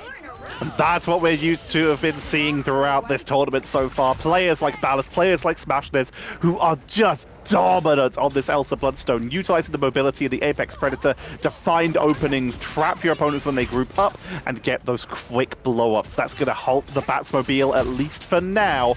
But Rad need to be careful, as Lunex have their own ultimates here. They have that Eternal Bond, they have their own Apex Predator. Eternal Bond will be the first tool to be used out. Need to be careful, they could get blown up. Cosmic Guard Amplifier will expire. Beautiful isolation, and the path is gone. We're flying through. Lugia, a star in the sky, does have a Heaven's Retribution, but he wants to try to keep Lunix guessing for where he's going to come in for this engagement. Smashler's being able to go for these fights in distance too means that it's completely broken apart. The backline is stripped to pieces, and Smashler's on the Elsa now that it's back in play, making it absolutely sing. He's so close to having an Apex Predator again, and Rad winning a lot of fights in just a neutral poking phase. They have so many ultimates that they're already just sat on. It's just a banhammer that was used from Ducky. They're still set up perfectly, like you say. Here comes the Apex Predator. Beautiful dodge. No one going to get caught by that. And once again, Lunex burned all their tools, and they found very little. Media Ebb just finished charging up, and Kraken Impact is just on the corner. Look at Smashness there, waiting for that Terra Cape to expire. Just quickly grabs himself a health pack. Always optimizing. Counter Apex Predator for the strategist. Zeddy is taken down. Another isolation into the backline. Finds the Winter Soldier, who burns the Kraken Impact to try and win that fight, but gets out-dueled completely. And Lunex, they're out of tools. It's Jeff going to be coming out from Mash to try and pick off anyone else who's trying to push on in. But overall, this is just a solid hold here. Nice, just to guarantee the pickup. I really like that. That's really good. Just to make sure he didn't get to freedom. That's some good teamwork. Long live the king. Donk sent 40 flights down the stairs. Your ace are going to pop at that level for sure, but Crisis, like, it was a weird ultimate that we saw from the Kraken's Impact, mostly to switch over. He hovered over Starlock for a second, but has gone over towards the Jean Grey. Lugia has been making this map, the verticality, these, like, unpeachable walls other than moving through them. He has been a complete menace, and there's been so little that Lunix could do about it. It's looking like they're going to be full hold on their map choice. It's Crazy Kitty choosing to wait until overtime is hit before he goes in for the dive. Crisis, before he can even tell his backline that he's under the pressure. Both the duelists are taken out across it all. Eternal Bond is going to be used for Maluki to try and force this fight onto the objective, but no picks have gone their way at all. Banhammer now from Milk Boy, trying to see if he can get vertical. That's tried to go somewhere for a little bit of safety, and there's so little lateral space on the point that this actually might be Lunix finally getting to first, despite the fact that it was only the one elimination that they've got in this fight so far. Apex Predator, how much has it been able to get? It's sort of interacted with the portal and gone through on the other side, it looks like, and Smashness is still surviving here as this fight goes on, but the elimination feed filling up with red. There's still no point. Oh, it's so close on actually hitting this checkpoint, but also overtime hits it. DRP might be saving his team, but the Spears may be pushing him off in the end. It's really just down to a hair. A DRP with some of the support coming in from Lunex Gaming keep his team in this.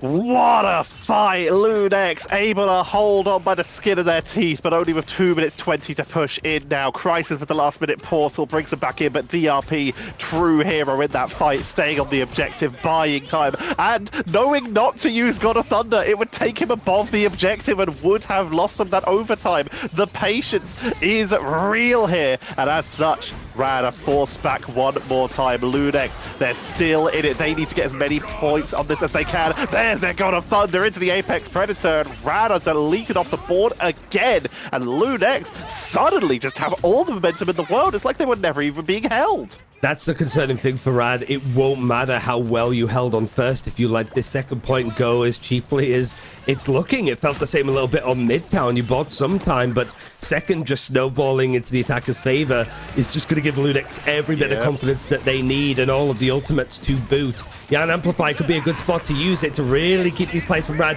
pressured into these like chokes, but off of the objective. They have to touch eventually, and now the fight is going in onto the Banhammer, onto the backline. Both the strategists forced to keep each other alive, and so far it's like Rad having to disengage. They've got control of the objective in the end, but they do lose one of the strategists. Vertigo goes down on the rocket. Mash is taken down as well. Rad are falling off the board. Mash comes in with the It's Jeff to try and isolate some people, but overall the point is being held gloriously. 2 people taken off the point by Mash, who's actually managed to get a huge amount of value here, but they're trapped in this doorway, trying to keep their team topped up, as right now it's just Ducky touching the point to give themselves any extra seconds they can. Will get a pickup onto Zeddy, and with that, they actually repel Lunex in what looked like a hopeless defense, and once again, the curse of the second door on point 2 comes to pass as it's held again with 30 seconds remaining and no portal for Lunex. With all of the players in the server, I feel like both Ducky and Milkboy are often just overlooked, but also how much success they're making from this Deadpool Vanguard. It's really key in how these fights have just been switched around from absolutely nothing. But the objective has been stalled in a really scary spot for Lunex if they want to keep pushing. The pick onto Crazy Kitty is nice. You know that your backline isn't going to be dived on whilst you go for the aggressive nature, which means that DRP has a bit more freedom to find a pick onto smash this. Mirror back means that it's going to be for a short second, and Crisis loses out in the end. But Ballas now looking to be brawly and fighty. He's pulled people off of the objective whilst overtime has been hit. It leads to eliminations, and it leads to a bit of time where Rad get pulled off, but they're managing to stall with the few numbers they have alive off the back of this portal being dedicated to, but it's moving away from them. They have to end up in this no man's land in order to fight this, and even a banhammer is going to be used from Ducky as the reinforcements come through, but Crisis is free reign. Nobody is looking at him naturally because it's so close, and he's able to string together 3 picks off the back of DRP, being a godly hero again.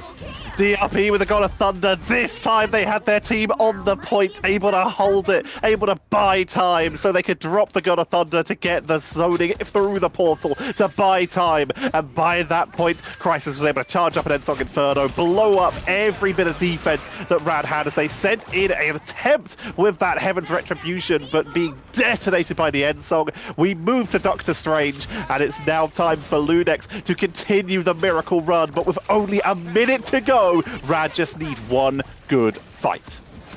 All of these plays, I don't even think you could say this is the Museum of Contemplation anymore. It's thinking on your feet, and Rad tried to put up the tempo again. It's going to force out the Eternal Bond off the back of the Iron Amplifier. But both Strategist Ultimates get used from Rad as the It's Jeff is going to be used, and Apex Predator, seeing if it can just pull apart these attackers. 2 are going to be pulled off the map, including Mash with them on the Jeff. That might be enough to sort of stem some of this momentum that is being built and creeped up from Lunex, but I think it's pretty much once that whistle starts to blow in overtime, that's when these attackers start to come through. DRP buying a little bit more time in the end, but 20 seconds left, very close to a God of Thunder, but that's really it. Banhammer's going to be dedicated for Milk Boy. Lunex is not wanting to try and reset and give up this fight. They're keeping this going, and Rad actually have to respect this. Portal's off cooldown, but DRP staying on the Thor for now. They know they can make it back to the objective with that ult charge before overtime ticks on down, meaning the first person who goes down for Lunex can try to Strange. Good knockdown onto Lugia, forcing them off the point, but the point is being engaged on. The devil has been unleashed, diving into the backline to try and burst on through. Zenny is the first to fall. Crisis taken down before they can Phoenix, and it's not even going to be time for a Portal, Ryan, as they are getting deleted off the board. Overtime ticks on down. God of Thunder for a little bit of extra time. For every extra second, it's all about mobility now, but with the Thor down, no one's touching, and that is a hold by Rad. A very clean fight from Rad in the end. They sort of knew that, like, okay, if we have it all, we need to go now. We don't have a time to dawdle on this one. But they are also going to be like, okay, nice. That could have ended 2-3 minutes ago on first.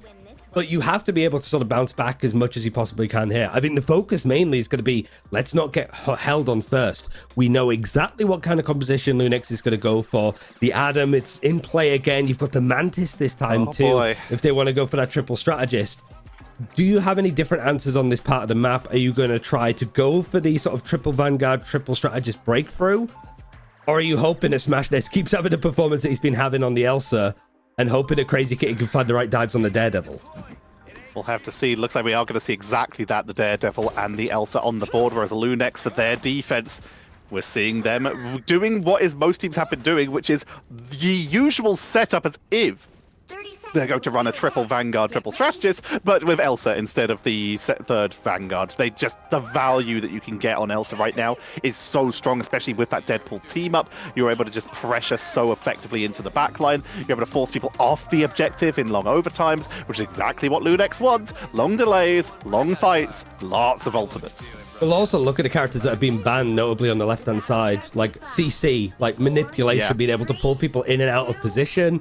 It's a great ultimate for that. It's a ridiculously great ultimate for that in retrospect. But also no invisible one means no force physics, and you've got some good form of like mitigation to survive and certainly get your way out of dodge if things start to look a little bit more dicey. But if Ballas playing it again, it was going to be a lot more like in the face and fighting than Crisis in comparison.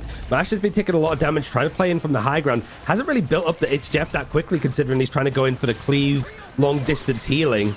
But it's whether or not he can get Lugia into position to keep harassing this backline. Lunex are not really letting their rears be exposed. Positioning being taken by Rad. They break the first gateway and just try to find an isolated target, but good evasion by Ballas, going to stop themselves from being picked off. That's exactly what you need to be scared of. Like you say, if Lugi is able to grab you, that's going to be a real rough fight. All while all this is happening, Crisis is built up to 55% on that ultimate already, and it looks like Lunex will finally take a stand here and try and stop this push coming on in here. Ancestral Charge coming in, Apex Predator, and that's going to be Lunex burst off the board before the revive is ready. They don't have a rocket either, so there's not even a be right back on this defense to keep things going. It's going to be Yasha coming through on the attacker, yeah. Crisis has managed to find himself two, so this fight isn't going to go as swimmingly, and Crisis has even built up the Comet Revival, but all of those eliminations that came through against Lunex were too long ago that the Resurrect is not going to be in play here. Milk Boy going down. If this is another pick, that might be enough. They feel that this fight is going against them, so at least the Comet Revival is going to find two Resurrects, but Rad are going to be happy with forcing it out early and having a lot to go off the back of this ultimate being used. They now have everyone back up as 6. Cosmic Card Amplifier is going to be burned, though. Eternal Bond for the Mirror. DRP does have the Meteor M if they want to try and take out MASH. If they go for the It's Jeff, which may be what they're holding it for here. And it looks like Rad will be repelled. But like you say, it was a great trade of ultimates. Very heavily in favor of Rad here. But Lunex, they're still going to have, due to the fact they have the triple strategies, that Soul Resurgence for Seni to keep them in this fight. Beautiful pickup for Milk Boy, pulling the trigger, taking out Crazy Kitty. And it looks like Lunex are stabilizing, but it's still right on the edge of getting picked off almost every fight. It's robust, isn't it? If you look at the backline from Lunex, you can sort of see just where these attackers from Rad are looking to come in for these flanks, but they're just able to sort of hold the line from this damage that's hitting forward. DRP's doing so much on the Magneto, finds himself 2 with the iron volleys, and now it's a little bit more aggressive actually with the Terror Cape being used to see if Ballas can actually string together a few more picks in the end. But it's more like you watch it from Rad's perspective. They have 3 people like in front of the objective trying to trade in fights, and you just know, okay, the Angela's missing, Crazy Kitty's missing over on the Daredevil. We need to know exactly where these guys are going to be coming in from, but a complete switch up of Smash Dares going over towards the name, or Ducky is over on the Magneto. The dive isn't working. They're going for this back to front style too. And a Rebirth Beacon brings back 1, but they still lose Smash Dares on that Namor. In the meantime, Crisis is up to 71% again on a Karmic Revival, meaning they could try and contest this. No other strategist ultimates are available yet, though. Maluki is up to 82, and that's the closest. So this is Rad's opportunity to try and push in if they can get a chance. But the sieging, the damage boost, the inspired members of Lunex are making it so hard for them to step out of point. Smash Dares almost taken down right away in the first fight immediately as they're trying to look for an opening. Ballas almost charged up, so is Crazy Kitty for Apex Predators, and that might be the tool they need. It might be another full hold going against Rad as an Eternal Bond is used quite early, not in a defensive measure, but more to just allow this to be more of an aggro fight. You got the Horde of Proteus coming through from Smash Dares. It doesn't connect onto much, expecting that Lunex might be trying to play in from these little corners, forcing them to be flushed out, but they weren't there in the first place. Apex Predator is going to be used from Crazy Kitty to pull people right back into position, and that's free. It does get the Adam, he does have ultimate, but he does have Life Cocoon, and he pulls it out at the right time. 4 players going to be brought back in the end, including Crisis if you count the passive. It's major. Can there be anything else from Rad? You have no ultimates that's going to clean up the field. Maybe there's going to be a Meteor M, but you've already lost 2 players. Back's going to bring back Ducky, but I don't know how much there's going to be left in it for Rad. It's delays for portals right now. Someone needs to get onto that objective as fast as possible. Meteor M does not find anything, but they're still fighting. Rad looking for the flag, but they're found once again. DRP has locked that door down every fight. Beautiful pickup from Zeddy. Ballas finds Vertigo. Crazy Kitty's looking for the portal, but no one's touching. Portal comes on out. Body block. He's touching just to delay every second, but there's no one left, and Lunex are still in it. It really does feel like, yeah, you could sort of look at the fact of like domination going Rad's way, Convoy going Lunex's, but it's that both these teams know exactly how they want to play these maps. The draft is irrelevant in some places other than switching some stuff through. It's just if you're able to play this style on this kind of composition, it's so hard to actually beat that. If you're Rad trying to like break through. Even if, like we saw Rad full hold on that first point right before the last checkpoint, I still think it would have ended up being Lunex being able to win it out. But it is just like Rad can't quite play the same style. They weren't playing the Adam Warlock themselves, realistically. And even with the switch up compositionally towards the end, it just feels like Lunex immovable. You can't switch them off the comps. You can't switch onto their backline to dive them. they have your number in this game mode. The problem, however, is that Rad have the choice of the last map. I would like them to not go domination, but it would not surprise me in the slightest. They're 2-0 on domination. I think they're probably going to do that. This is a situation where Rad was so close on that first point, so close on that second point, but Lunex, their attrition is unmatched when it comes to these extended overtime fights. They were able to take the first point, they were able to hold on, they were able to push it on second with great delays, and then when it comes to defense, it's all about attrition. Again, they have the Adam for the revives, they have everything they need. What a beautiful hold, and as such, I think it's pretty safe to say that Lunex is going to have to prove that they can beat Rad on Dom. Otherwise, Rad are potentially about to become our first qualified team. Lunex gotta prove something here. And they have a lot to prove, and it's at least nice that we're going to a qualifying game. We're going to the final map in a full BO5 to see who deserves it more. And it's tiring for the team that's going to lose, because they'll have 2 more best of 5s to play if they lose this one. So long day already. We'll see exactly how this first best of 5 series plays out after this break.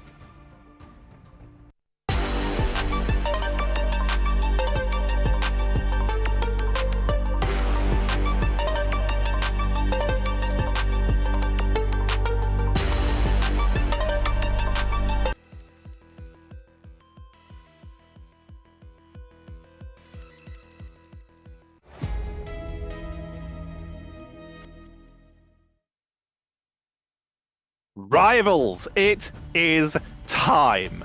No matter what, after this map, unless we draw, we are going to find out who our first team qualified for EMEA Ignite 2026 is from the MRC. Will it be Rad, who are once again taking us to domination, or will Lunex finally overcome their white whale and be able to claim that first spot in the upper bracket finals and therefore that first Ignite position? I can tell you for a fact that we can't go to a draw because we're going to we cannot. Correct. We're going to domination. We're going to Hell's Heaven, which I think we've seen a lot of Celestial Husk Krakoa be the main standout domination maps. Granted, one of them's always random at the start of a series, but then the choice is free reign for whoever. So Hell's Heaven has sort of fallen a little bit down the pecking order of like priority of domination maps, I guess, if you want to call it that. So I am curious to see if this draft does realistically change at all, notably from Lunex, right? Because the Adam has been protected and not really had a chance to be used on domination. Is this now where you go for a curveball to go for something a bit different? Because compositionally, with stuff like the Namor, the Hela, those kind of things, that seems to be working. It's just the Adam is not finding play at all because Rad want to play a very dive-centric comp. And the Gambit ban is exactly the same, and I imagine the group ban is going to follow. There's also a map where we haven't really seen a lot of Adam. We've seen it a little bit, but most notably by Melio, for example, in the earlier stages, having just some of the best positioning on that Adam on this map to really get good revives. But it is avoided sometimes just because there are some points where it's very hard to hide, so you can get picked off quite easily. But we do still see the Adam Warlock protected. Rad, they're getting everything they wanted. This is exactly what we were worried about. So now we're looking at like a potential Wolverine ban. That's been something that's sort of started to come through. Mantis, it was Invisible Woman last time, actually in the hands of Rad to try and take that off. But in the end, it ended up being quite a good game for Maluki playing the Cloak and Dagger instead. Surviving despite being off. I won't say comfort pick, but certainly like Maluki was finding a lot of success beforehand. Venom being banned out a lot by like Lunex, but usually towards like the end of a draft. Now it's a lot further forward to maintain that there is not going to be some dive available for Lugia, as I imagine something like an Angela Protector might be quite nice on some of these objectives. Maybe that's what Rad are looking to get here. It's been so valuable for them, and this is a map with some great environmental positions and some good verticality, so like you say, Angela would be a pretty huge protect for them, especially with Invisible Woman. How do you deal with an Invisible Woman? It's set up an invisible boundary. Apex Predator, take her out of it. Angela, take her out of it. Wolverine, banned pretty consistently, but take her out of it. It's going to be the Wolverine protect, though, over the Angela. Just in case they want to get away from the Daredevil. Like, it means that Jean Grey might be a considered, like, final ban. It's something that Lunex have played. They have wanted to sort of potentially take out. Just the team up could be quite good against into more, like, Vanguard-centric compositions. And then Elsa ban makes it feel like, yeah, rather like, we want to change up how these duelist lines are looking. but it also means that like a Loki is still available in play unless Lunix ban it out here. It's put a lot of stuff on Lunix's plate as a potential last ban here. Honestly, the Loki might not be a bad idea if there is a Daredevil going to be rushing around, getting that huge health boost from the regeneration domain could be big, but Lunix have banned it out consistently.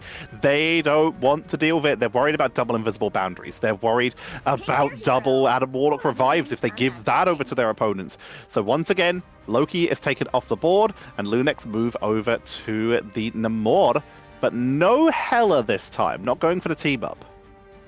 At least not off the... Not yet, yeah. Yeah, it's kind of interesting, I guess, that Namor's sort of like the used in a vacuum approach, because before it was like Hela could sort of slot into any comps, but if you wanted the team up, then you'd of course need the Namor, but you wouldn't see Namor on his own. Now it seems more like the opposite, I'd say, more than anything. But I think it's also like how good Ballas has been specifically on this character. And if you could turn somebody that's like pretty good into S tier just based on how good you are, and it's not going to be a cause of concern in a draft, you might as well play around it as much as possible. Crisis on the Star-Lord, we saw it for like a split second on the Museum of Contemplation. He's hovering over it here. That could be a solid pickup here. This is, again, we mentioned it earlier with the Angela, a map with some good verticality where you can get some really good angles. So being able to burst through people could be very effective. And of course, invulnerability frames and bonus health, going to be very good if someone's trying to grab you from the sky. Like, say, for example, Crazy Kitty on that Wolverine to try and grab them off the point. The Daredevil has so far been ignored. They're going to try and go for disruption first. It's probably going to depend on the map, yeah, too. So Crazy Kitty switching it over. The 2 protects used on the characters that he's going to be focused on, but he knows that it's important to have it in play, considering that Lunix Gaming have banned it out quite a lot throughout the 4 maps that we've already seen so far today. 1 more map, 3 more rounds potentially, and you're in Ignite for the preseason, fighting for a good chance of that like $3 million plus prize pool. And these teams have good experience in it. We're 1 win away. Some of these players from actually qualified for the grand finals in Atlanta. Some of them were even there on Chinese teams because they were filling in. So these guys know exactly how it means. And right now it's just shaving off the neutral, building up these ultimates. No picks found as of yet. Crazy Kitty moving into the defensive position, looking for a victim, someone they can isolate. Lugia taking a couple shots as they go for the ability upgrade, but they will be able to tank on through, sending out the Fluffy Unicorn Shield. Invisible Boundary dropped earlier, Horde of Proteus to try and capitalize, but Crisis is the first to fall on that G-Grade. Ballas follows, and that is going to be Rad once again in a very familiar position, Brian. They're going to be taking the first fight on a Dom map. It's a scary one, and it was a weird sort of play. I think we saw the Invisible Boundary being used from Vertigo, and then Ballas instantly using a Horn of Proteus, just throwing it into the ult, but because of the angle of it, people from Rad were going into the ultimate just sort of as it hit. It was really just a little bit too early to find a lot of success. Just almost used as like response, so Rad are able to just sort of get onto the point cleanly off the back of a good Invisible Boundary. And now it's a case of whether or not these Jean Grace can find the picks. Both of them have their ultimates, but it's about trading out the damage and seeing if it can synergize well with these Magnetos being in the front line. Lucky just going to be sending in a little bit of damage, like you say. Magneto in the front line, looking for an opportunity, going to be grabbed with the jump pack. Beautifully done there. Massive pickup by Crazy Kitty, takes out DRP, and that's going to mean that there's no front line for Lunix to really hold this. And Rad not only keep the position, they're chasing them back to spawn to see if they can stagger more pickups. That was just fantastic execution. You're going to see the objective like switch and start to move a little bit closer forward too, so once that starts to pivot, it was important that they make sure that Lunix has to back off, and then all of this progression pretty much for free, right?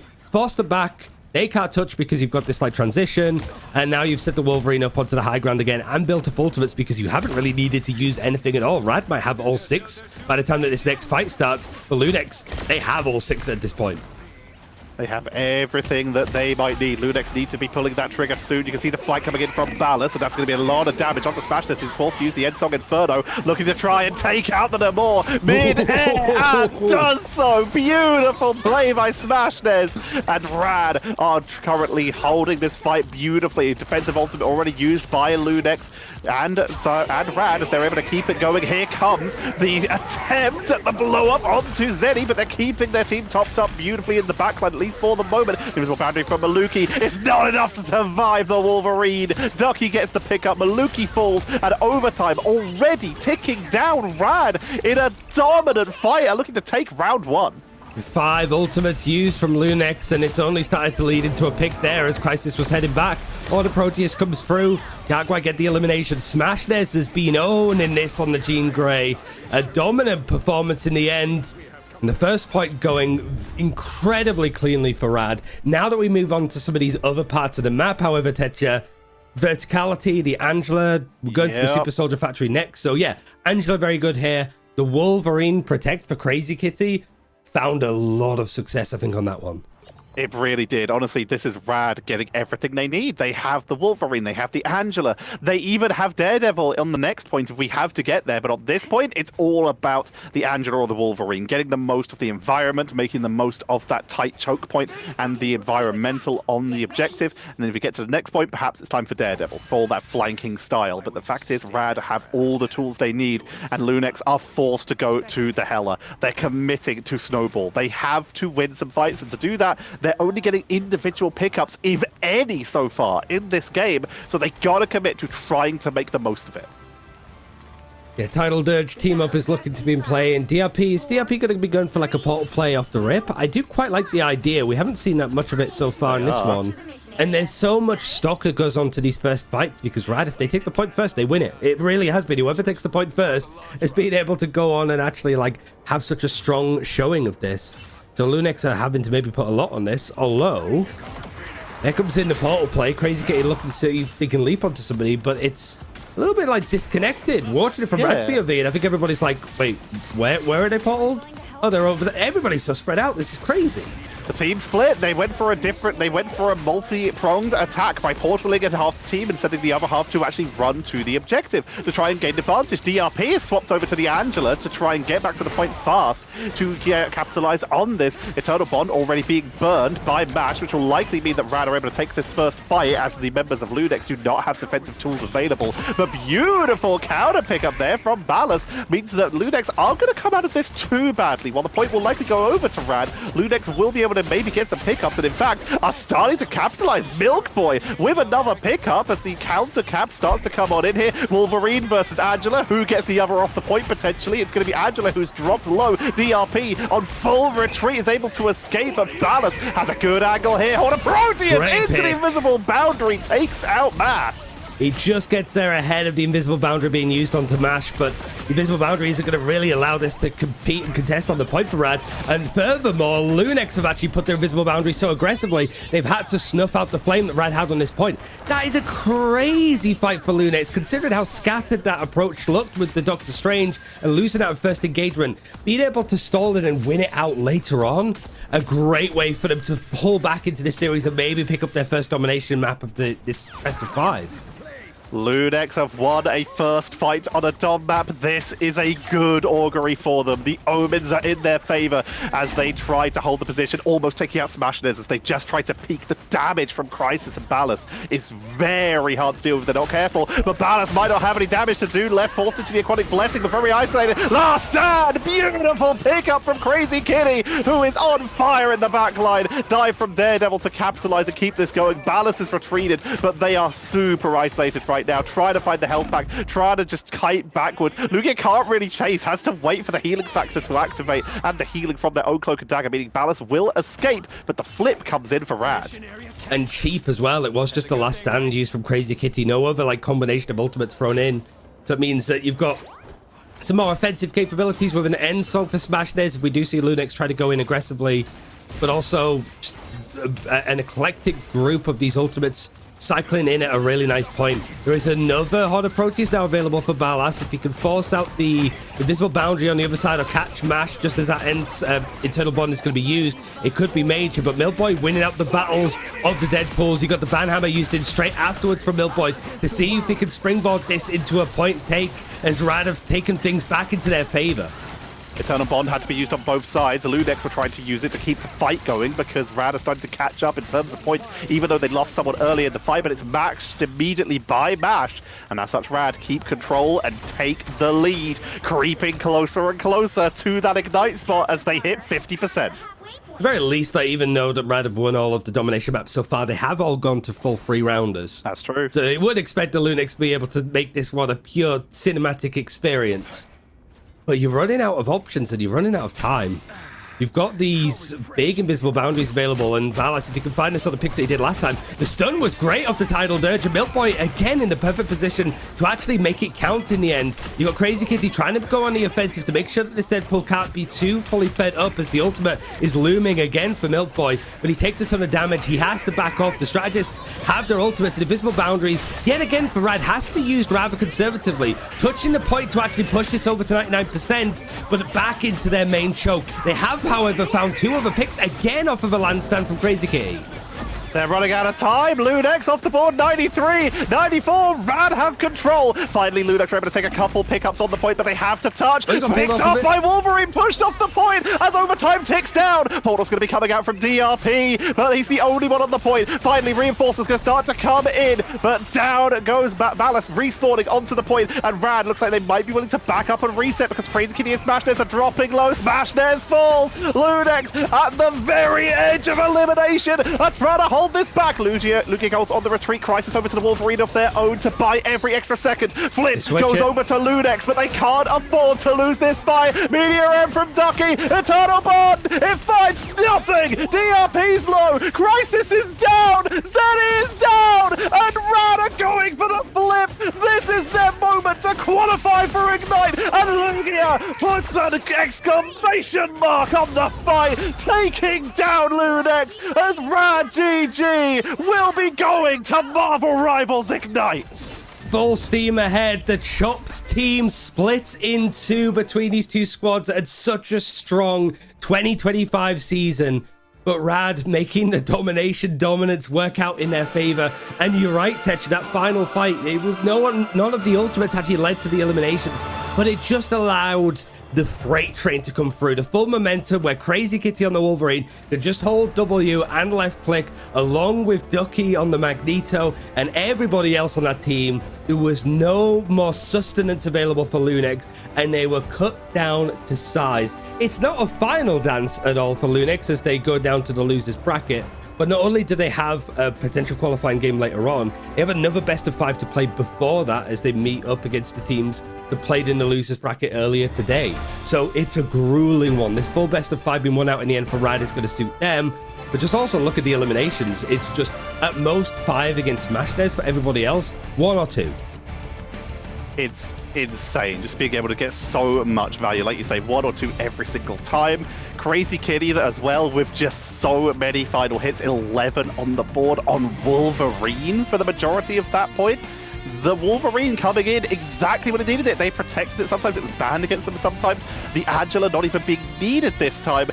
That was the key pick, a well-deserved MVP due to isolations, pickups, a cross point from one side of the point to the other to isolate an individual member and get that quick pickup and keep Rad's momentum going. They are qualified. They are in the upper bracket finals. The lowest they can place now is 3rd. They will be going to Ignite. Congratulations to them. Lunex, like you mentioned, though, their journey isn't over, but it did just get a lot tougher.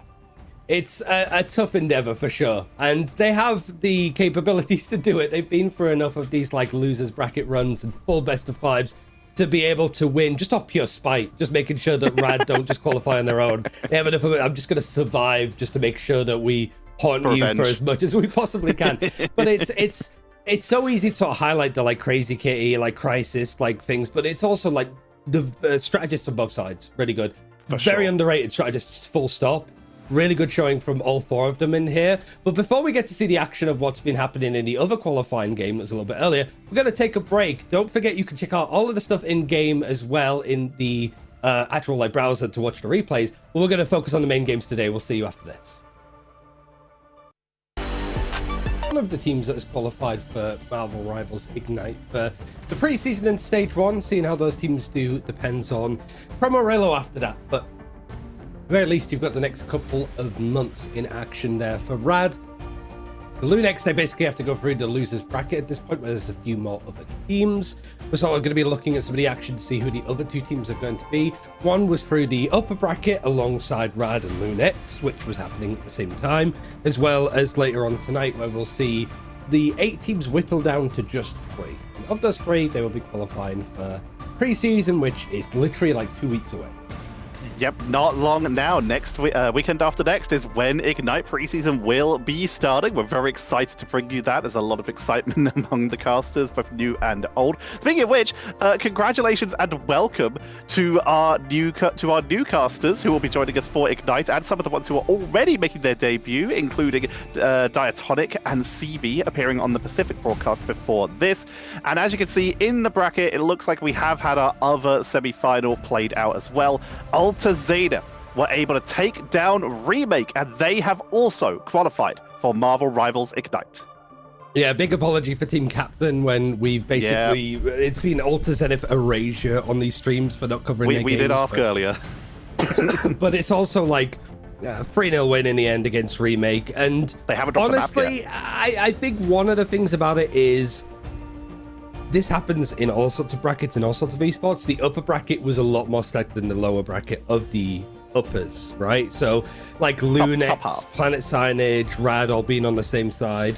Remake pretty much not being tested up until Alta Zenith. Like that's a whole different kettle of fish. So now going up against Crownfall, where we're looking at another team with fleeted experience, some experience playing at like the stage 2 under Paradox. Like we're seeing a lot more like Saudi players, Middle Eastern like orgs get involved and starting to show up with the talent.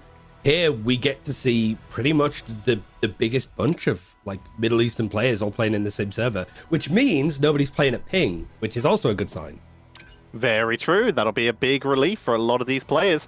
Let's see how they come on out as we head into our draft phase. We are heading once again to Celestial Husk to start us off, as we always start off on our domination maps. And these drafts extremely different to what we just came from here. Elsa, Deadpool taken out immediately, or at least Vanguard Deadpool. And we see that the characters who are banned out consistently, Gambit and Loki, protected, one from each side.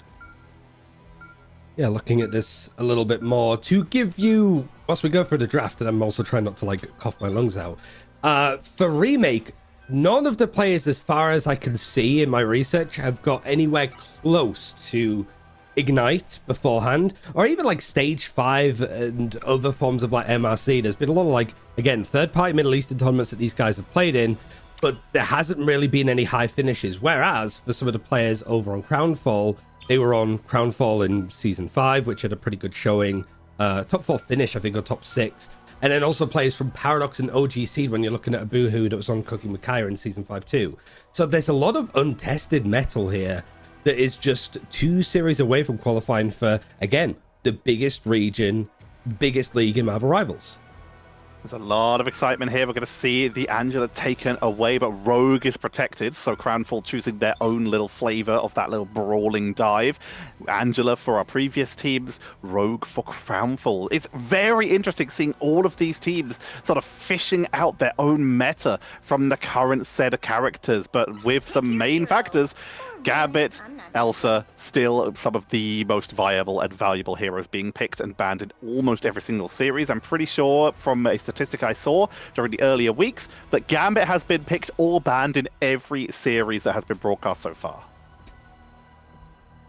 Wouldn't surprise me in the slightest. He just seems to be something that you're able to enable and build around, and always just such a good first ban because of, honestly, how much he can enable compositionally, not only just for other forms of strategists, how many strategists, but also the front line with the team-ups with Magneto and Rogue, and the way that he could just completely take characters like Groot, who wasn't involved in... Oh, no, sorry, he was second banned out, so it's not quite true.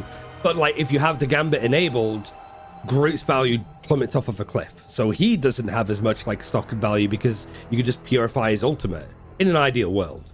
But here, yeah, you're right, it's a very different type of composition. You've got the Deadpool Vanguard being banned out first, which was left open in every single game that we just saw in that best of 5. So it's really just a case of like what you want to be taking out. And I imagine that all of these players are somewhat pretty new, well, pretty aware of each other and how they play. Good practice. Now only one of them plays for survival. If you're looking at underdogs for EMEA, you can't get much more of an underdog than Remake. Like you've already mentioned, they have some extremely proficient players who have some good stuff happening, but they've had like you mentioned, they have not had the journey that they've proved themselves as much as some of the other teams. And Crownfall, second place in a previous MRC. If they could mirror that this time, they would qualify for Marvel Rivals Ignite. This is their opportunity to try and get that opportunity. And already, though, Remake start off with a great early fight, taking down a Boohoo on that rogue. As the first pick gone down.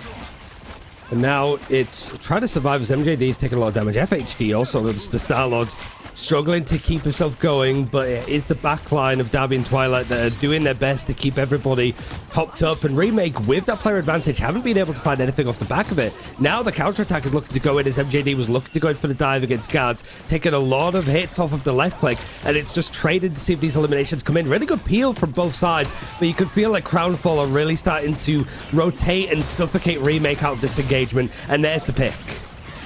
With a great start from Remake, though, Crownfall recover, they take it back, and they are chasing down with no survivors. Crownfall claim the point and start to build up their first percentage. And once again, Daredevil proving to be so useful at making sure that no one gets away. Don't give them a chance to regroup, make sure they are staggered and sent back to spawn with the rest of their team. Yeah, Crownfall have had some really big best of fives, 4 best of fives in the last MRC. Weren't quite the lines with how their performance went. We haven't seen much of them, but you've got the Galactic Legend starting to sing through from Hitscan Athlete, gets the pick onto the enemy Star-Lord in the end, as FHD is going to be the one that goes down. The Crownfall are kind of used to playing with the player disadvantage. Raging Royal Flush is going to be dedicated, but they do lose that other duelist just as the Daredevil gets to let the Devil out. There's still just a player advantage for Remake, but Crownfall have enough people on the point that they've actually stalled, and Remake can't turn this into any form of progression, despite the fact that they're finding all the eliminations, Tetcher. Boohoo tries to delay it a couple extra seconds longer, taking a little bit of a drain onto the front line, but Crownfall are forced on off. Remake able to claim the point on 46% for Crownfall. Let's see how much they can build back up. As Star-Lord Ultimate's been used on both sides, we've got quite a bit to wait before we will see another attempt at that Raging Royal Flush into, as we are seeing a little bit of a Happy Holidays skin coming in here, the Happy Holidays Galactic Legend. Heartbreaker coming in, and Endsong is going to see if they can turn the ticking damage into something a little bit more threatening in the end. Remake, it's a good fight in the end because Crownfall looking to try and set up. They had some ultimates that they didn't have the chance to use, like the Daredevil one. Still have to wait in order to get good use out of them. So Remake getting those ultimates, they don't have anything available, but they have some stuff cycling up pretty quickly. They have to start to get some of this ult charge now, and Crownfall have a window to try and find a pick. The problem is closing that distance, especially for the Daredevil. Low, looking for an opportunity, sending in a couple of those Quantum Swords with that Gambit team up. Flank coming on in, the Devil's been unleashed, as is the Heartbreaker. The double circles of doom from Crownfall, pushing on into Remake as they lose the Loki, lose both their front line, and Crownfall are going to flip this back on 67% for Remake, although they're going to delay a little bit longer, get a little bit of extra charge, but that's going to be a team wipe. Crownfall flip it back, and this is a back and forth fight.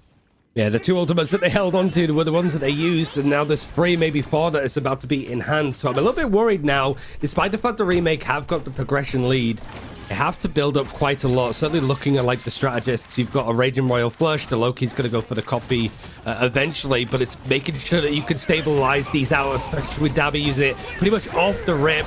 Meteor M has a particular target in mind, see if it can find much, see if it can eat up all of the damage done from these Galactic Legends that are coming in with the Royal Flush. It's so much damage, so much pressure, and Hitscan Athlete's been able to turn it into a couple more. However, Crownfall, despite being down numbers, are so good at making these disadvantages still work with making this progression happen. Dabby's been able to pick up another, and Remake, even though they're usually finding these first eliminations in all of these fights, they just can't actually turn it into anything. And with that, Crownfall just have to hold off one last portal from Remake as Maxi Preppers looking for the opening. They've just come through on the straight, but they're already charged up to 76%, but only if they can survive this initial fight. Abuhu will be the first to fall. They did have their Heartbreaker. FHD's going to pull the trigger even without the Gambit ultimate. They know if they can just force them off the point, they might be able to claim this even without the need for such. Here comes the clone from Yokami. There's the Raging Royal Flush with the God of Mischief. Remake looking to try and force them off the point, force the flip. There is a little bit of a delay as FHD on the backline is going to get caught out, but his Scout Athlete secures it, and they are able to get back control, 75%. Now it's Crownfall who have to push on in for potentially one last fight, but they have to be careful of the Eye of Agamotto. One last go of this. Yeah, Remake having to pull out the portal early, which means that there's a bit more of a security net for Crownfall. The Royal Flush, Heartbreaker that might be able to reset some of the progression, might even be able to take the Eye of Agamotto out of the hands of Maxi Prestus. But Hitscan just gets absolutely deleted from FHD's. The dive is pretty much perfectly capsulated on this. So now Remake, everybody goes down. The point is going to be flipped, and there's no real chance to touch here. No portal. Maybe Star-Lord could reach it, but he's too far away. That is going to be Crownfall taking point number 1 on Celestial Husk, and that is a good start for them. But Remake showing some signs of brilliance here. They've been able to take these fights, we mentioned, back and forth, but it's in the mid to end game fights where Crownfall seem to have a little bit of better ult synergy, where they're able to use less resources for the same effect.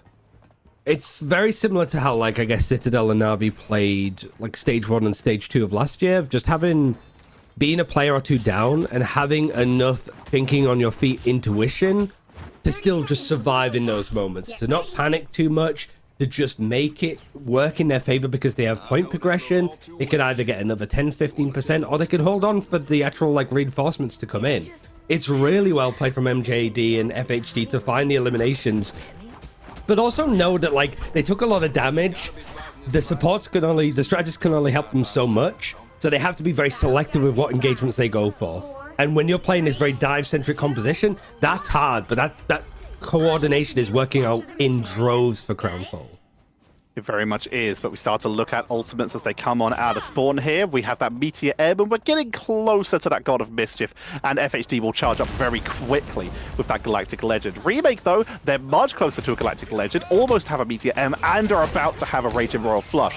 This could be a first fight take for Remake if Crownfall aren't careful, as MJD's already taking a lot of damage on that flank, and the aggression from Crownfall, though, they choose to be the ones to dive on it and take that early fight. Meteor M is going to be used on both sides. Bulwark was used to sort of protect Lohei of any damage it was able to come in and get. But it is actually Gads that gets the pick onto FHD. So Remake, again, finding that first elimination. Can they do anything off the back of it? The progression isn't going up, and in fact, it's Crownfall that has more of a foot on the pedal than anything else. But Bismuth, surely this is going to be enough to actually push it over the edge here. But the picks are just so few and far between. It's so good for Crownfall to be able to survive this. It means that a Gambit is going to have a Raging Royal Flush that I imagine he's going to use as soon as he gets a hold of it. But Remake are thinking, we're the ones that are getting the eliminations. Why is nothing happening? Galactic Legend comes on out, the dive inside the hallway, just cleaning out everyone. Takes a lot of damage, but it's easily enough. FHD tanks on through with the support from their team, and that's going to be essentially a full team wipe. They're trying to chase back any reinforcements that Remake might have. Crownfall, finally, that's just the first cap we get here. It's only 5% on the board so far, but Crownfall do have control.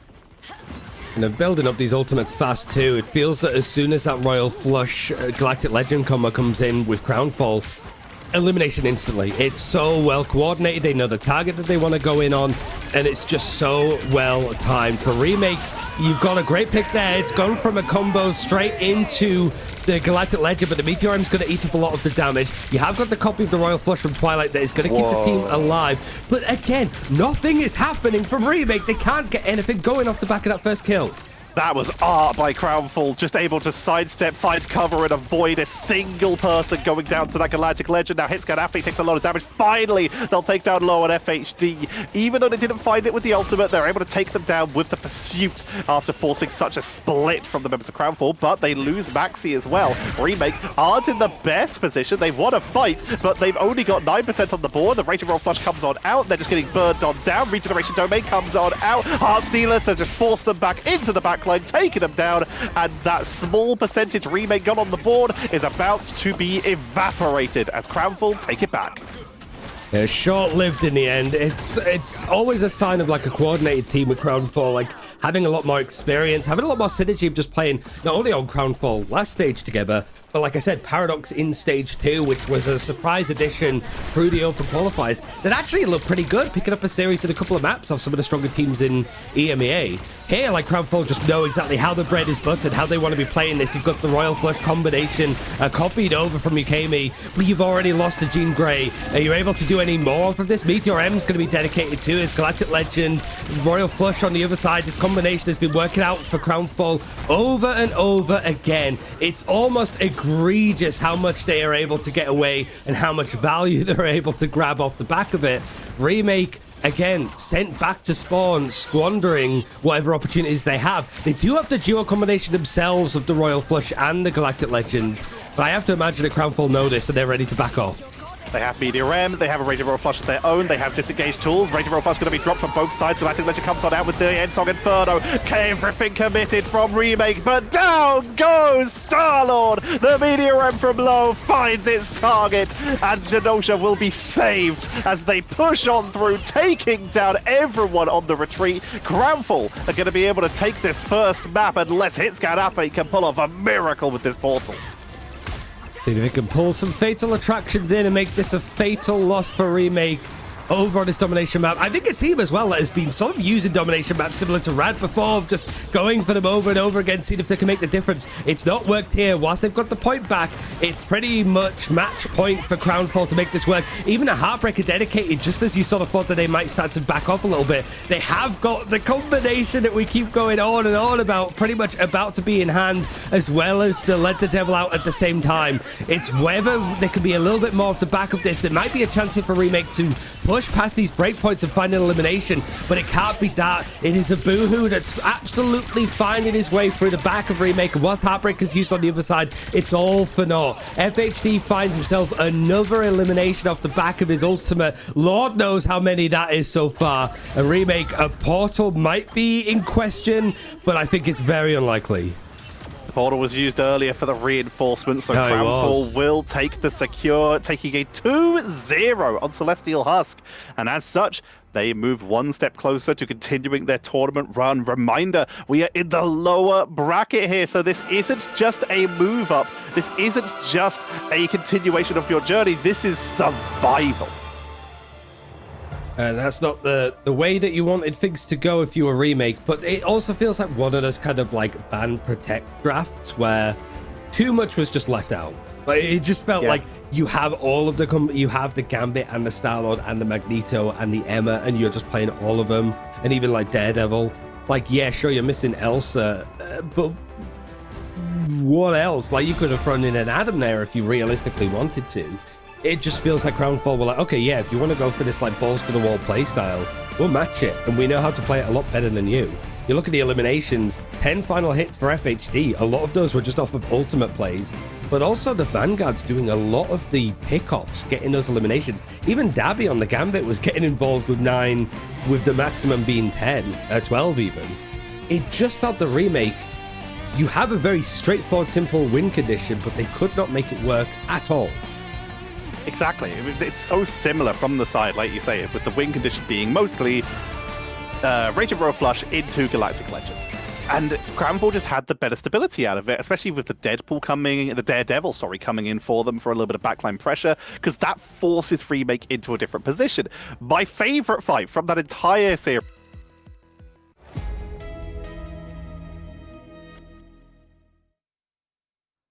We continue our journey through the lower bracket as we get closer and closer to finding our third Ignite team. Joining up with Rad and Alta Zenith, we are currently seeing Crownfall take a 1-0 lead over Remake. Can Remake retake the lead in this series by evening it up? I mean, it's not Remake versus Revertex that we had last week. That is true. That was a pain. Very complicated and very annoying. But yeah, for Crownfall, they are being brought to a map that probably a lot of teams had just been like, yeah, we're going to bring you here. We're going to the Museum of Contemplation again. We know that there's very like specific things that you can really muck up on Mock. with like how you want to attack this, the second point especially, but more of the same when it comes to the draft. It is that Deadpool Vanguard being banned out again from Remake and Elsa being taken out from Crownfall. I just feel like you can't leave all of that like Gambit adjacent stuff on the board. The Protect is probably going to come in here for the Loki. Actually, no, it's going to be the Gambit ahead of it. And then maybe the Loki's going to be protected here because, yeah, if you're Crownfall, you're like more of the same. Time. Yeah. But do Remake want more of the same is the question, or are they a little bit worried after Crownfall had such a strong showing? Also, if we're going to start calling Museum of Contemplation Mock, if we get MODOK in the game, we could have MODOK locked on Mock. It's going to be Jean Grey protected for this first setup here. I mean, was Jean Grey banned out before? Not at all. I mean, it's just a very good, multifaceted duelist to be thrown in when the Elsa isn't available. I would say actually that, yeah, if there's no Elsa, then Jean Grey is just the best at, like, we're still trying to formulate our composition. Let's just get a Jean Grey so we can put that in with anything. Whether we get a Daredevil, whether we get a Hela, Namor, Wolverine, Jean Grey is going to plug into that as nicely as possible. No Loki means that it isn't just the typical crazy levels that we just saw in Celestial Husk. But here it was a ban on a Mantis last time for Crownfall, but Groot is also still in play. It's going to be more of the Mantis. But Ryan, you didn't mention the best Phoenix combo, the team up with the Black Widow. You didn't even mention that one, the one that we've seen so much of so far. I honestly feel just after the off-season, like, I just want to pretend that Black Widow isn't a character. Like, they have to, like, earn my attention again. You know what I mean? It's like, you've got my curiosity, now you've got my attention. I feel like we have seen those moments, certainly at, like, DreamHack, like Atlanta, Grand Finals. We saw some very good Black Widow play from, like, the Pacific teams. But you're not vibing with it right now. I am not giving her any of my time or energy until I'm, like, a believer, you know? All right, well, we'll see if anyone can make Ryan a believer of Widow as the year goes on. But we're going to head into a protection on the Cloak and Dagger. That burst healing, so good on the defense with Dagger Storm, giving huge AoE healing numbers for your roster. And, of course, the Eternal Bond being a great siege-breaking tool to just try and rush past your opponents and give your team a way to push up nice and safely. Then the backline will be a little bit safer. While there's still a Rogue being very threatening, we do take out the Daredevil that was giving Remake so much trouble last round. The Star-Lord band at the end, so yeah, it's... I mean, this is where I think the Gambit is still very good. Like, you've taken out so many factors of what made him good before. I would like to see the Psylocke. I'd like to see the new skin on the Psylocke as well, because we haven't seen it so far. But I'm always hesitant to go over hovers. But at the same time, I feel like for duelists, like, yeah, Star-Lord's been banned out, Daredevil's been banned out, Elsa's been banned out. There's still a lot of other options to go. Hela, Namor, Wolverine, you know, he's very good on this map. I would be shocked if Gads wants to commit to this. Ryan was questioning the hovers when they were also hovering Widow, and of just a 4 duelist composition. You have doubts into their methods, but it looks like they're going to be going for a standard 2-2-2. But currently, there is a Psylocke. We'll see if that is committed to as the doors open. Once again, this is a map where big holds on that first point are very important, but we're starting to see teams lean more heavily into a 2-1-3 composition. And that isn't what we're going to see this time. Crownfall are going for a triple Vanguard, more similar to an Asia style that we saw from teams like One Piece, with a single duelist and double strategist. Let's see if that's going to be enough to hold down the defense. Also, quick aside, music on this map, amazing. It is, like as usual. It's for Crownfall now, there is an Adam Warlock available in compositions if they wanted to still play it, as well as the Rocket, but it feels like it's just a whole different style of play that these teams are wanting to dedicate to in comparison to what we just saw in the previous best of 5. Big Man Chu does find the pick onto the Magneto on the other side, so for Remake, you are having an advantage that is very quickly lost. I feel like even though this is very different game type to what we just saw, Texture, it might be more of the same problem. I have terrible news. The Psylocke has been abandoned and we're going over to the Moon Knight, which is great news for people like me and Liger who love the Moon Knight, but bad news for the Psylocke dreamers. We're going to start the push out from Remake, utilizing that Moon Knight to just build as much ult charge as possible, especially against that triple Vanguard, but you got to be careful because Abuhu and FHD are really laying on the pressure into the backline. Counter attempted from Maxi Preppers. Forced to retreat to their team though, because the pressure and the dive from Crownfall is making it very hard for Remake to step out, but the hand of Khonshu will open up the possibility for them. That's going to be a double. Rage of Royal Flush dropped a little bit late into that fight, really to secure it, but was it needed, Ryan? I mean, Eternal Bond's been thrown in as well as the Royal Flush Remake are using a lot here in this fight.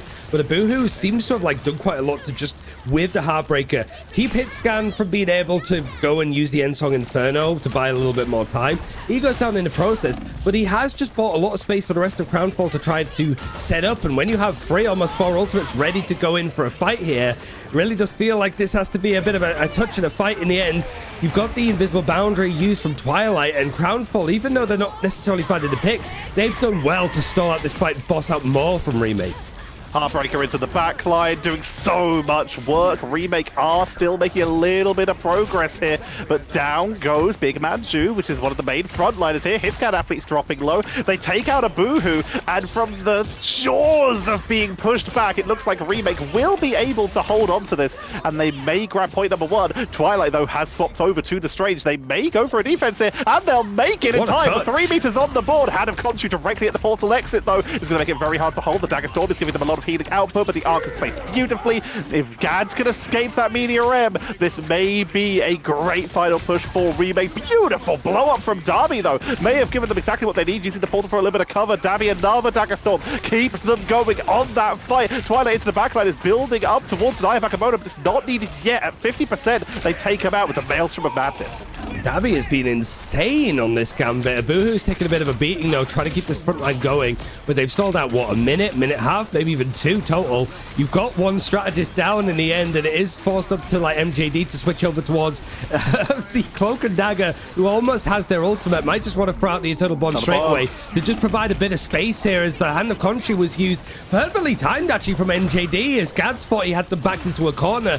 The Eternal Bond allows him to actually get out and able to get a pick as he's going a little bit more offensive here. What a hold from Crownfall, not deterred in any fashion from Remake, who are 3 ultimates still to work with, but that should have been the first point done. It should have been, with just a few meters left on the board. Crownfall repel them once again, and they're already building up towards a Heartbreaker. They already have a Feast of the Abyss, and they're about to have Meteor M if Low survives, which they will do. Good healing output from Darby and MJD, who are working so well together. Heartstealer comes on out, but Abuhu is punished for diving a little bit too deep. Feast from the Abyss, they're a little bit too deep here, and Crownfall are being punished for it. Meteor M is dropped early to try and give them a way out, and sniped from downtown! Beautifully done! That's going to be a double, taking out Gads as well. And Remake, they found an opening, and it is closed in their face. Crownfall drawbridge isn't dropping. They're still fighting this in the end. You've got a Meteor M that's used from Big Man Ju, but is there anybody really around him to like follow up on it? Is he just there to mitigate the damage to keep this overtime going? It seems likely, but the Eternal Bond is going to follow. So there is some sustain from Remake, but there's just no lethality. There's no damage. You've got a Royal Flush that's 20% away, and a portal starting to chime in from both teams, as Twilight has had to switch up the character since the switch over last time to try and go in for this stall. But Remake hoping to see if they can get a lot more. Eye of Agamotto not looking like it connects onto all that much, but it's not going to matter. Crownfall looking to full hold this one, seemingly from nothing. Remake had it maybe in the bag to move on to the second point. And Crownfall, especially Dabby, the touch at the end, and then the portal play from Twilight. Perfect. Incredible. Crownfall are looking clean in this series right now. Talking about their path to get here, you can see that they've not had an easy run. They took out Homelanders, who is a team we know a little bit less about, but then Crimson Jolt, a team that's been making waves. Chicken Jockey, a team that's put on some great performances throughout this MRC so far and in the past. And now against a Remake, another tough matchup, who made it all the way to those upper bracket semi-finals. Crownfall, they have just been sort of quietly creeping their way up through this lower bracket. I'll be looking at like some of the plays to highlight too as well. Like there was some really good stuff put on Reddit actually from Resilient Nez, like just highlighting like players and like top final hits every 10 minutes, top damage. Stats are kind of hard to conceptualize in this game because games, maps, comps, characters are all different. You got like MJD is like really standing out for Crownfall with the performances he's putting with just getting the eliminations, just outputting the damage. For Remake, it is Bismuth that is just out sustaining with healing. In fact, him and Yokumi are the ones that are just the most consistently strong backline in output and healing. But I think that's the difference there. The eliminations are going Crownfall's way, despite the fact that Remake are finding picks now and again. It's just not stringing together. You will often see a team that comes in second, a team that loses a map will have more healing output because they're usually getting picked off more, so they need to keep the healing output going. That is a portal wall coming out. What am I looking at? A Boohoo goes over the top, and Low managing to create a huge opening for their team here. Boohoo on the wraparound, and this is suddenly Remake getting forced off this point right away, getting forced right back to their spawn door, and this is not looking good. Their card is moving forward.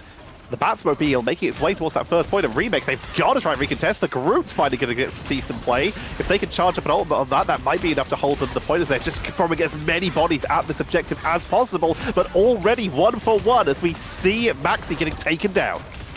Oh, a lot of damage done for Remake. You got an Ensong Inferno looking to find a pick. It finds two. MJD just sort of hops down, uses it to almost keep himself going for that engagement. And he's going to string together that third one onto Gads.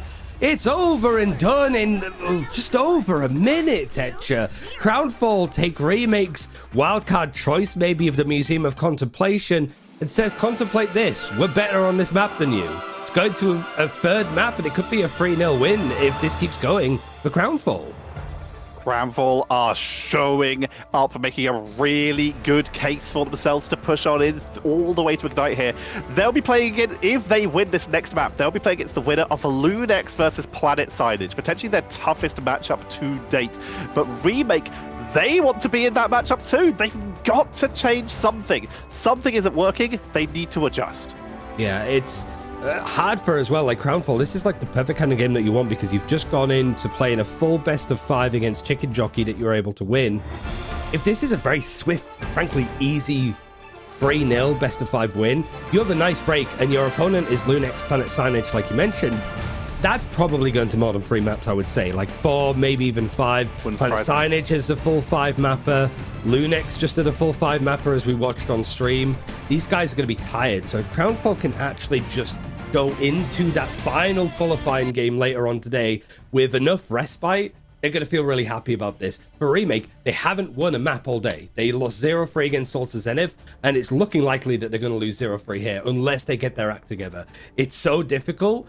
But what kind of map can you take them to? Because Crownfall just seem really well rehearsed, really well practiced, and adjusted to the meta as per usual.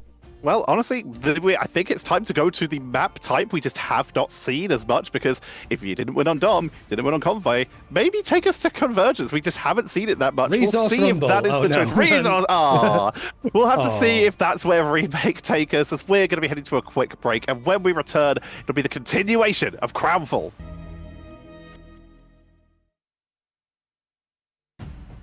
Hell's Heaven is going to be either the second coming of Remake here as they're 2-0 down in this best of 5 series, or it's going to be the end for them, and it's going to be their chance of qualified for Ignite missed up against an opponent for Crownfall that is somewhat not as green, certainly not as green as them, but one of the greenest teams that we still have in this tournament playing in MRC, but have qualified for these events previously, either through MRC or through the open qualifiers for Ignite last year.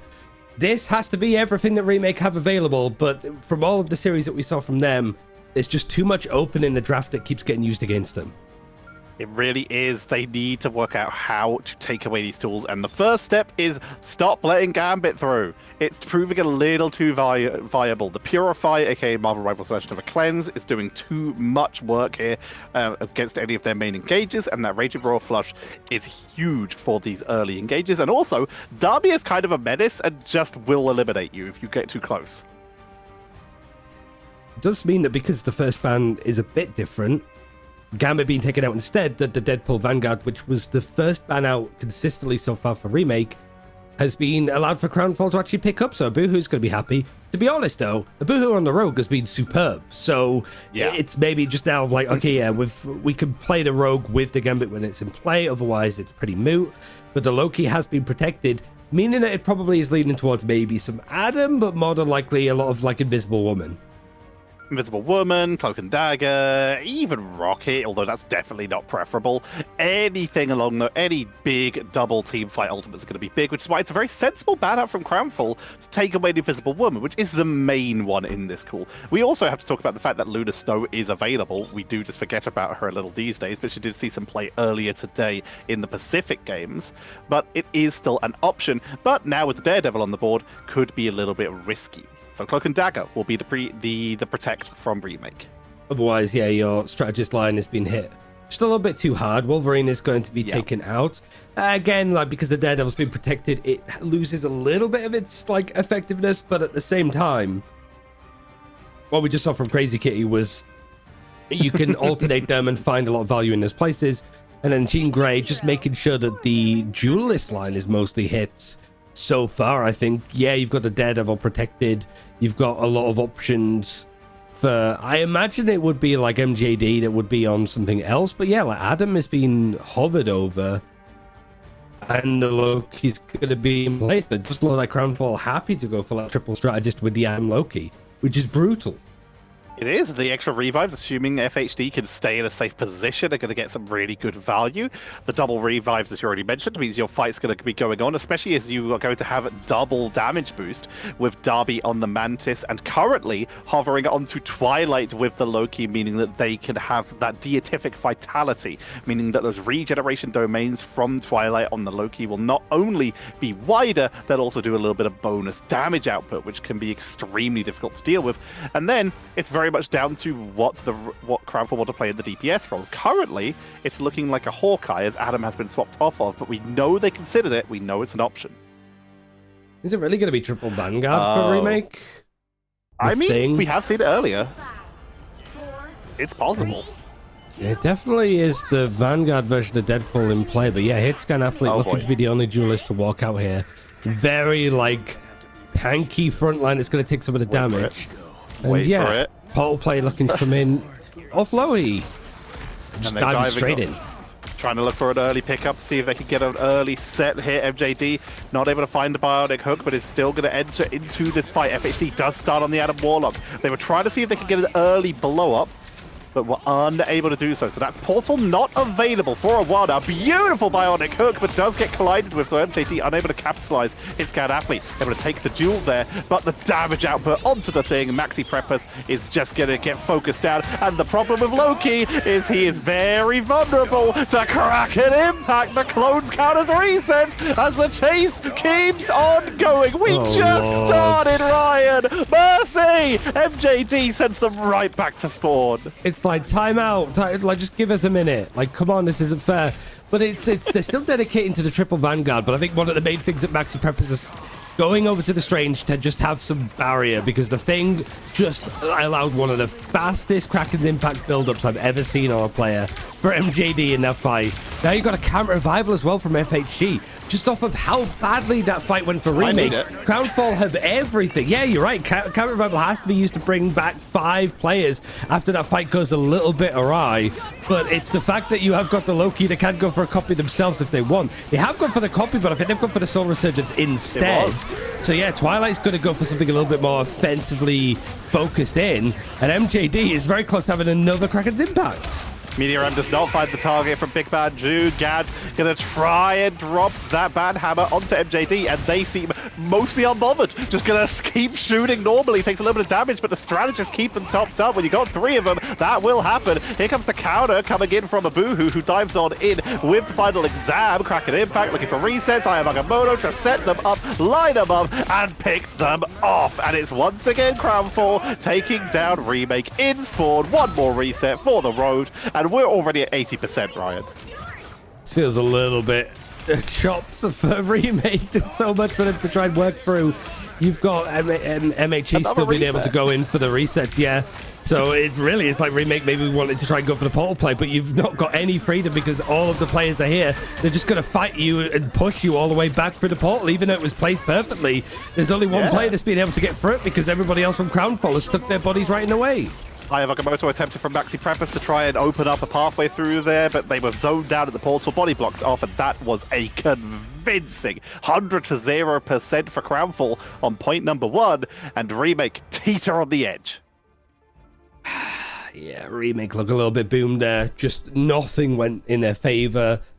The whole composition, yet again, it was the same for Revertix when we watched them last week, of just they would go something different. Now they don't want to play the Gambit anymore, but now you've left Loki Adam open and you're not playing it. And so Crownfall is just happy to go and play it, go for these kind of strategies. You want to go for triple Vanguard, sure, but you don't have enough barriers. You feed up the Kraken's impact on the other side, and you just lose that first team fight without being able to do anything or build up any ultimates.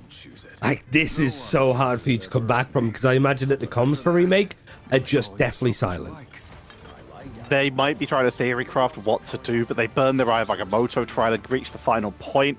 They don't really have any tools. They've got that God of Mischief coming on up, so they might be able to get any ult they want. They're about to have an Eternal Bond, and they are going triple strategist now. This looks familiar. Let's see if they get someone this time as Crownfall looking to see if they can get a quick portal, burst, Cosmic Cluster, and Hitscan Athlete is sent back to spawn. Immediately you see the regeneration domain coming out. Here's the counter attempt coming on in, but Twilight just sent back through the portal, takes out Yokomi, and this is Crownfall taking a 2-for-0 and the objective, which is not even active yet. It's pretty much all set into place. A Remake tried to go for the counter-attack. I think even the Terror Cape got used from Bismuth, but it was just so quick. The damage was too much for Hitscan Athlete to survive. He does have a Kraken's impact coming in close, but this feels like Remake are just sort of fighting this like in the middle here. You've even got Soul Resurgence being used, and Crownfall lose a player. Counter Revival is going to be used instantly to bring back JD, and everybody actually from Crownfall happy to go down to make sure that these Counter Revivals find the value. But Remake have a lot of ultimates to work off the back of this. Twilight goes for the clone once again, going to be picking the Soul Resurgence. Eye of Agamotto going to be coming on out, takes out the backline Eternal Bond to try and keep them going. Bismuth trades out, takes out Twilight here, and into the backline, takes out Adam. Kraken Impact, beautiful pickup onto low, and Remake are starting to come on back. They've won a fight, they take the point and the lead. Yeah, they go for the copy on the Soul Resurgence, where because of the damage that Crownfall were taking as Remake were going aggressive with the Eternal Bond and the dive onto the objective, you could have gone for a copy on a Cabot Revival there and still got the value, but I guess it's just a little bit iffy on the timing of whether you can make it work. Doesn't matter too much in the end for Crownfall. You do have a Soul Resurgence now in the hands of Dabby, so there is a chance to go for this hot step play, especially when Remake don't have any ultimates themselves right now to try to counter it. So they're doing their best to try to survive in the end. It's like halfway to having any of the other strategist ults on hand. So Crownfall have kind of just bullied their way onto the objective off the back of the ultimate by the pick onto MJD, and looking likely to switch it if it isn't for Remake stall for a bit for time. MJD gets a beautiful bionic hook, sets that up nicely as they push on in, and the flip going back in favor of Crownfall, but a big percentage boost for Remake, 61%. That is easily something they can make the most out of if they're able to get out of spawn again, as once again Crownfall are starting to hang out in the mech room, looking for an opening to try and punish anyone from Remake who steps out, but they need to be careful because that's a risk you take when you push forward. There's the Heaven's Retribution, Heaven's Descent, Kraken Impact, they're committing everything to this. The healing's coming on out with the extra protection from the Soul Bond. Counter Kraken Impact. Ryan, it's falling apart. Ryan, no! They push on through, and it's going to be Remake cleaned on up. It was perfect, but Soul Bond and Regen Domain shut it down. Well, there was a cape that was used as well from Bismuth, but it was a healing cape. It wasn't a Terror cape at all. I thought they were going to go for much more of an offensive play, but I ended up going somewhat safe with it. And because of that, Crownfall had so much to rely on to survive, and a crazy stun that comes in from MJD. This fight back, though, however, is incredibly clean. You have taken out the Adam Waller, but the Life Cocoon means that he's going to come back in. Counter Revival is going to be used instantly to bring back 3, 4 even. FHD has found what, 12, 13 resurrections off of this map alone? He did go down though, but he doesn't have Cocoon, which means Twilight was not caught in the res, meaning he is not available. Darby's the only healing on the board right now for the side of Crownfall. As such, a Boohoo's finished off on the outside. Low is sent to the pit, but is able to get out of there with the with that cloak of levitation. But this is Remake once again with the cap. They're at 70%. Crownfall on 90. Crownfall, they've been playing well, but suddenly Remake are making their way to the point, holding out to try and even up the score here. But Crownfall, they have Eye of Agamotto and they have a God of Mischief. This could be a clone to FHD or Darby for a commit for the fight. Seems to be the big one. And Remake not having the Adam Warlock means that they have just more offensive capabilities with the strategist copies. Agamotto catches on to 2. Is there going to be actually enough elimination damage to actually go in? Yeah, they do take out the Bucky, so that's the duelist gone. How are you going to find the eliminations to keep things going? As Remake have now hit 99%. You've lost another one. Hitscan is actually going to come back, not as a duelist, but as the Doctor Strange in order to go for this portal play. They have it all to survive and hold on to. But the fact that Remake are holding on to this to 99% is good. It means that Crownfall haven't ticked this up all the way to 99, which means that the portal play could come in as well as the reinforcements.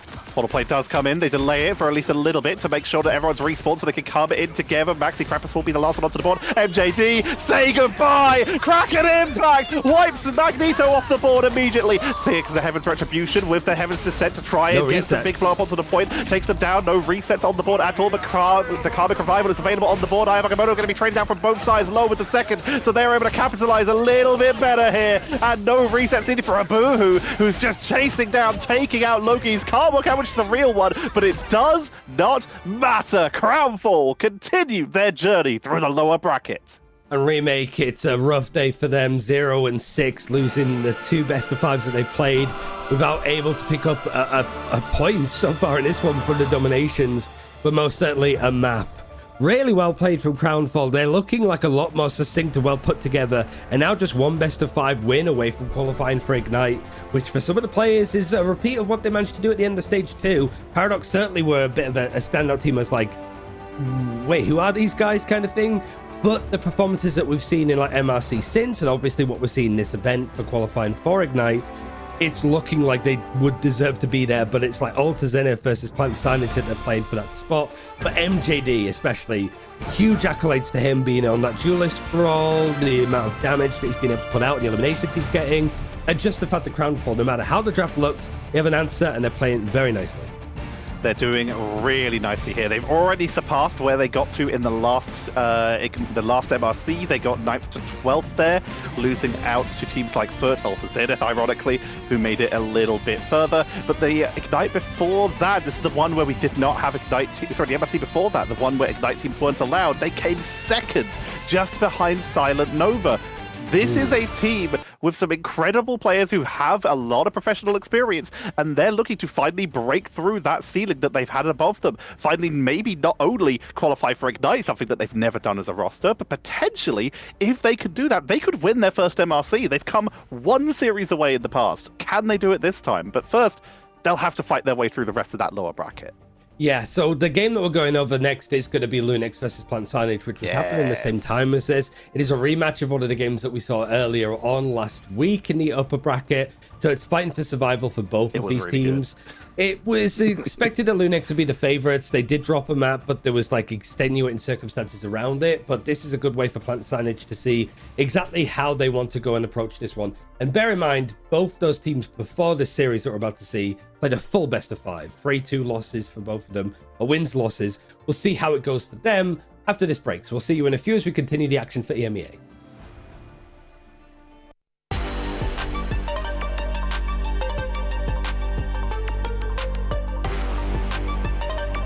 Someone else to fight. As such, we'll be heading into our second lower bracket game for the day. We're going to be heading into Lunex, who we saw earlier, versus Planet Signage. It's a rematch of last Saturday, Ryan. Yeah, and it was a pretty eventful one, as we sort of mentioned, but it was Lunex looking to be the top dog in this one. We are going to a different domination map. It always starts off on domination in these series, although it's randomized. Nim T'Challa is going to be the first port of call in this best of 5. We saw after a grueling game, I suppose, the likes of Crownfall be able to win out pretty quickly, 3-0 fashion against Remake. They will play the winner of this. Whoever is looking to win this one, whether it's Lunex or Planet Signage, they will want to win it fast and easy, considering they've already played a full best of 5. Otherwise, their opponent's going to get a lot more rest against them. Very true. As we head on into our ban phase, we're starting off. Wow, this looks familiar. This looks like the bans we had earlier on today. It's so weird seeing the different sides of the draft, different sides of the bracket, having such very different picks and bans. As Gambit and Groot are taken out early. Elsa, though, protected quite early. We've actually just been seeing her kind of ignored, or at least protected very, very late. It feels like for all of these ballasts can play whichever. Maybe they just want to make sure that they have it in hand. but also maybe looking at the fact that KQ is going to be playing on ping because he is like in the Middle East, I'm pretty sure, so he's going to be on like 100 ping plus. Maybe they feel like Ballas or Crisis is going to have the advantage there. Maybe they want to play around it a little bit more specifically on points of this map with how open and bottlenecky it can be in different areas as we go through it. Mantis has been banned out, as has the Wolverine. And I think that's been like a thing as well, like Wolverine being banned out and just how much we realistically see him played when he is available is quite interesting. But also so is the Jeff Protect. Jeff Protect is a solid one. There's a lot of potential here, especially as Deadpool has yet to be banned out or protected by either side. And there's the Protect. Now, of course, we have the Toy Box combo so that Jeff is able to get a little bit of extra healing and some vision reduction onto their opponents. So there's some great extra value coming in here. And, of course, the ability to roll over your opponents with a sort of a Deathball style composition. Just rush everything at them with speed bubbles means you can really overrun people before they can really expect it. But with that protection, that is something we saw a lot very effectively from Kylian Mbappe in the past, but with the Groot also taken away, it kind of leads them in that direction. And looking at some of the bans before, there was a lot of like Adam first bans that were coming in from signage, I think. Not really going to be a factor in this one. Maybe they sort of felt that they could get a way around it, right? You've got Loki that's still available, so if they did want to go for some Adam Loki stuff, they could, but it just doesn't feel like with what we're seeing protected and stuff that's the main focus. Most certainly from Lunex, that feels like they're playing around the name more and having Crisis fit and slot in whatever duelist he wants alongside. It's a very different approach, I'd say. It very much is, as we see the final looks. Healers is going to get what they want, though we're still seeing that Daredevil. Ballas, we saw them earlier today looking at this in order for the protection. DRP was considering something else we saw earlier in the form of that Thor, but realizing that this point in particular is one where you might have to hold from a distance.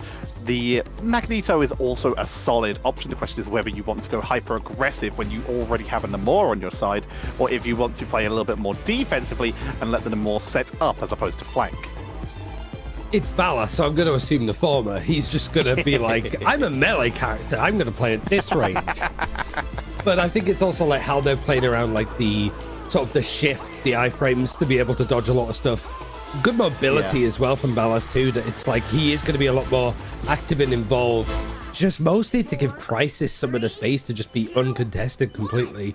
We'll have to see on that front, but Lunex favorites here. They won the matchup last time. Plant Sidage were able to get a map win, but that was over on Central Park. Domination did not go well for them in the slightest. Gonna hope for some better times here on Benim T'Challa.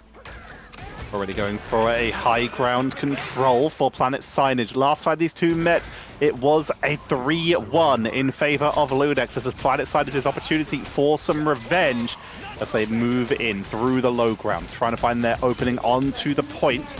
But they're already kind of surrounded. Lovely concave being set up by Lunex here. If they can't have the high ground, they'll take the side right into the smoke trap there. Diablo is activated, but Ballas was able to retreat. It gets picked off quite easily thanks to the healing and damage output of Zenny. Just poking out, doing the damage now. Milkboy is very close to having these ultimates and had such terrific performances over on the Deadpool Vanguard in the last series that we just watched up against Rad. He's going to choose the time. Kylian Mbappe has also been somebody that has played him, sort of as has been mentioned, but Milkboy's going to find a pick onto the backline as E-Fraud goes down first. Mbappe's going to use it himself, and DRP finds a pick just for free. It felt like Camp was just very much out in the open just to clear him out completely. And it's really just a trade of chunks of picks, like Plant Signage looking to come out on top with the numbers, but they are bullied off of the objective. Lunex has been able to take it, and most importantly, they've been able to stabilize. So Plant Signage, even though they had maybe a one-player, two-player advantage there, Tetcher, get nothing for it. Helis was putting on a lot of pressure onto the back line, but while they were fighting people, their team was losing in terms of actual control.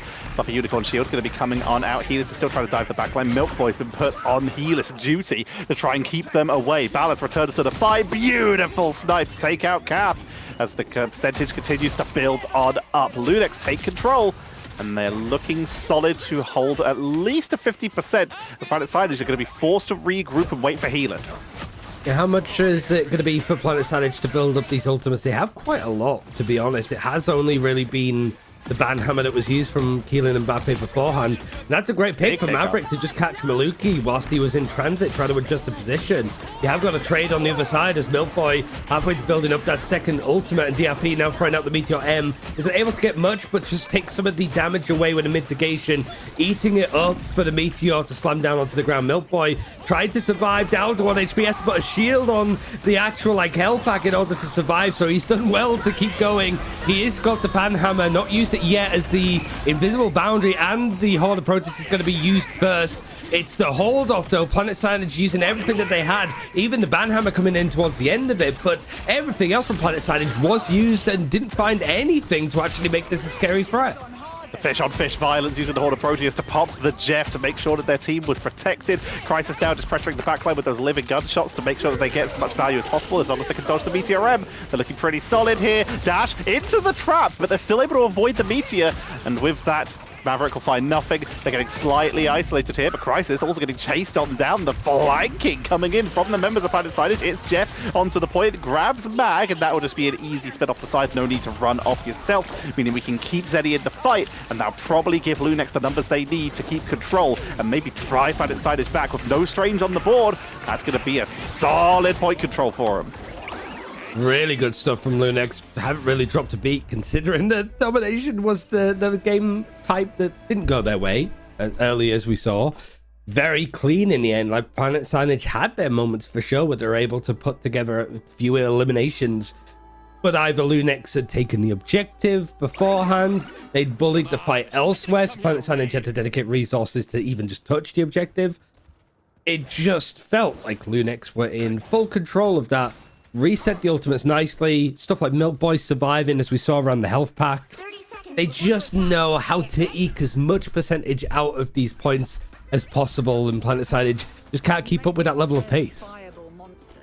But they gotta be able to do that if they want to be in with a chance of getting into that Ignite spot. Planet Silage, they've been on the brink multiple times in the past. Now they've got to make their way back in with everything that they've got. Z-Fraud on that Cloak and Dagger is almost all the way towards an Eternal Bond. We have KQ, who's been doing insane on this Elsa at 93% towards a Apex Predator, but they need to make sure they get these lineups. This is a very wide open point. There is an opportunity for lots of flanking here, and there's a very big environmental hazard, which if KQ can get the right angle, could give them an early head start. But they're going to start on the high ground with a beautiful pickup onto Ballas. So KQ now has seen if he can even up the scores a little bit. There goes Zenny, and there's so many like little battles happening in these bottlenecks. So KQ's actually found himself a couple. Even the backline's able to get their names on the elimination feed a bit more, and Planet Silage actually able to get stuff together. The dive was an interesting one. It felt like everybody from Planet Silage were coming from different directions, and Lunex Gaming couldn't quite play the back-to-front style that they wanted. Split apart, all taking different individual engagements, and losing near enough all of them. Big dive from Healers to open up on this second fight as Planet Silage take a huge advantage onto the point immediately. Cass has a lovely angle on the flank, takes out Ballas, a little bit of revenge from being picked off earlier with the Horn of Proteus, and this is a good hold. Planet Silage with control of the point, forcing Lunex back into spawn, but they'll have to wait to regroup in order to try and break this hold, but already they're pushing out. They've broken the first corner, looking for the doorway as DRP has no fear with this push-up. Planet Silage, 12 ultimates in the server, Tetcher, so who's going to be the one that starts it? Is actually going to be both the ban hammers used at the same time. Meteor M, and then you've got the Eternal Bond, both used on the other side. You've got the Invisible Boundary, and it's Jeff being used, but the eliminations coming off of the Apex Predator, as well as a grab and pick up from Maverick.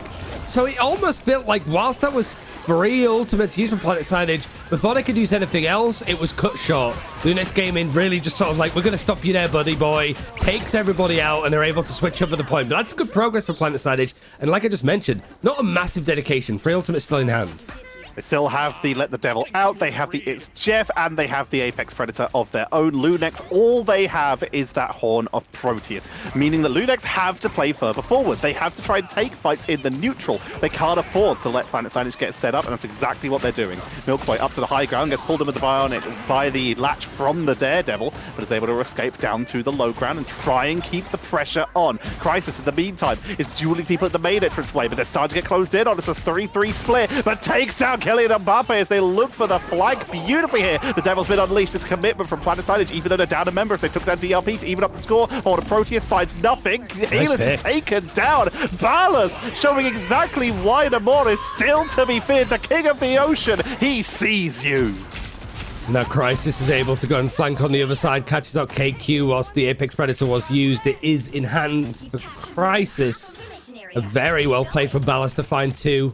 Lukey's very close to building up the invisible boundary, as is Z-Fraud that switched over towards it to sort of try and match up what these Invisible Women Jeff combos have been putting together. It really is just like the main difference being the Daredevil up against the Namor to see who can sort of control the space a bit more. But you can see just how much Planet Signage are starting to really blend in and entangle Lunex into some really uncomfortable fights.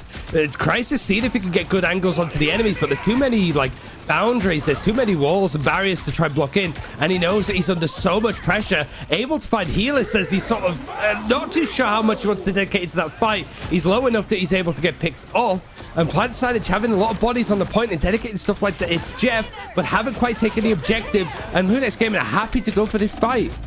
Lunex are just taking lots of little picks. It's not a team fight win here. It's just a lot of flanks, a lot of individuals. And one by one, we see Planet Signage fall. And it looks like Lunex are going to start this series off with a solid lead. Horde of Proteus to try and pick them off before the portal can come in. And the portal is used, Ryan. That's devastating for Planet Signage. It's done. They just can't quite get there in the end. Lunex Gaming dominant, really. Like most of the games that we did see from Lunex versus Planet Signage kind of went this way, outside of a couple of rounds and some like iffy stuff that was happening on, say, Central Park, which I would imagine would be the place that Planet Signage want to actually try and bring us to now. Crisis only getting eliminated once, considering how much of a envelopment style that Planet Signage were trying to run, shows just how good he was to be able to move around, go on the offensive whenever he found those little moments, and also just survive from the dive that was trying to come in off of the Deadpool, off of the Daredevil. And yeah, like able to just actually keep going, keep being a force to be reckoned with, and also shows just how gosh darn strong Elsa is as a character. Ridiculously so when you've got a player with that level of mechanical skill. 21-1. This team is solid in terms of being able to be taken not being able to be taken down. Maluki was actually on point as well. They were able to catch Cap a couple times, just individually pick them off before the It's Jeff could escape, whereas Zenny was able to get away freely with Maverick multiple times, just taking them to the edge of the map and spinning them off. As Lunex take a lead in the series, like you said, wouldn't surprise me to see them take us to Central Park due to potentially Planet Signage looking to get a little bit of the trauma going again. But we'll have to see if that is the case. As the last time that we saw Lunex take a map off of Planet Signage wanted to take us to Central Park earlier on in MRC here, in EMEA for Stage 6, or Season 6. But it's the same here again. And whilst we did say that Planet Signage won this map last time because Zenny disconnected for about a minute, 2 minutes, it was very close up until that point. It definitely was a good map for Planet Signage, but I would imagine that any issues that Lunex Gaming ran into, they're going to try and fix. Maybe even the draft is going to look slightly different because it has done and looked very different since last week. That disconnect happened in overtime. So if that tells you how close these teams were, this is an opportunity for them to prove it one more time. We're going to start off with the Gambit ban once again from Planet Signage, not wanting to deal with that at all, whereas Lunex, they have banned out a variety of options so far, but Groot has been the primary when dealing with Kellyan in particular. I mean, it was the same in the last series as well. Groot is just the first ban for Lunex. So if you are the opponent of Crownfall that's looking to play up against Lunex next, depending on how the series goes, you are expecting that Groot Elsa is going to be on the board each and every time. For Planet Signage, last time it was the Daredevil Protect, which we saw a little bit of, not a huge amount in the end, but they're going to still commit to it. And on a map like this, I think it makes sense. Certainly if you're attacking first, just absolutely diving onto the backline is a good one. The pivot here, however, is that the Mantis has been kept in for now, but the Loki instead going to be used as the second ban for Planet Signage. Wolverine taken off. Now, this was a pretty important tool we saw the last time these teams come to blows. With that, Wolverine being able to isolate people and put a lot of pressure onto frontliners and anyone who stepped up too far. With Loki off the board, Invisible Woman has to basically be the main strategist at that, or Cloak and Dagger as the main character to keep the team topped up in these longer extended fights, unless we choose to go for a very familiar Zootopia backline in the form of that Daredevil to empower the Jeff and then Rocket for some extra protection, which might still be viable on defense either way, due to the courtyard being a good place to put down the BRB and some good verticality for Jeff. The protection onto Angela, same as last time, but there was a lot more focus from Lunix to take out the Deadpool Vanguard to make sure that Kylian Mbappe wasn't allowed to be comfortable, because he was really doing the most work and having the most impact playing the Vanguard version of Deadpool in the front line. Here it has been sort of left open, but the Namor has been hit, which I do quite like. We've seen enough of it today of how Ballas can really start to make it work in these compositions, not really relying on the team-ups as such. The Cloak and Dagger ban out the end is going to be a little bit more different. That Angela Protect, though, that's what really made a difference last time with how Maverick was able to soar around and just keep Lunix Gaming spiraling on this defense. Let's see how they're able to execute this, as we are seeing that ban onto the board, preventing that Angela, the pressure that could have been applied to that Angela. So instead, Crisis looking at the Jean Grey, the Phoenix, a hit scan character with a little bit of crowd control, could be extremely effective. But you mentioned it earlier, Kylian Mbappe, they are an expert at these vanguards that shut down healers. And we're not talking about characters with anti-heal, like, for example, a Venom. We're talking about characters that put stuff in between your healers and you, in the form of Groot with the walls, or the Deadpool, which a lot of players are playing Vanguard Deadpool with that fluffy unicorn shield being used as a barrier to place over a strategist so no one can help them. Long day for the Vanguards, I would say, mostly, depending on what you play, because like Milk Boy, yeah, has pretty much been on Vanguard Deadpool, but for people like DRP, so many different characters playing him in different situations. He's going to be warmed up for the potential qualifying game a little bit later on, but man, it's a long day, and especially if you expected that final series is going to go long, it's going to be a dozen maps that you're playing in one day on all sorts of different characters in all sorts of different game modes. Maverick is going to go for the fly around to see if he can maybe match up with Helis, group up on the right kind of person. And certainly the target is going to be looking at Crisis, Maluki, the backline, making sure that those triple strategists can't get set up. Force Physics very nearly gets Milk Boy punished as they try to pull him back, but it's going to be KQ who falls off first. You can see Helis is already deep in the backline, waiting for an opportunity for their team to respawn so they can pull the trigger and engage here. But them being back here means they're not building a lot of ult charge right now. So it's just a completely split Planet Signage here, looking to try and sandwich, which is why Lunix are doing exactly what they should be doing and pushing up. They know they have a man advantage. They take control, force them off the point. Now they can turn around and deal with anyone from Planet Signage who tries to step up, but they've been picked off as well. Helis is still hanging around, but Kath is back there with them. But this is solid control from Lunix. They know they have numbers advantage, so why not pick them off while they hang out in the backline? Yeah, just trying to see if there's anything else to really be done. They know that the Daredevil's there. They still know that Jeff is there. It's just going to be DRP, the most immobile, I suppose, of the composition for Lunix. It's just going to stick his booty on there to stop any progression, pulling people off. Milk Boy building up the upgrades and also had the ultimate, means that this is a very quick and easy fight in the end. Kylian Mbappe is able to find one onto Maluki to trade it out. So maybe Maluki getting back from spawn is going to be a little bit more treacherous when you have got like a Jeff and a Daredevil hiding around there, maybe just catch you on transit. But outside of that, it's really been a nothing burger.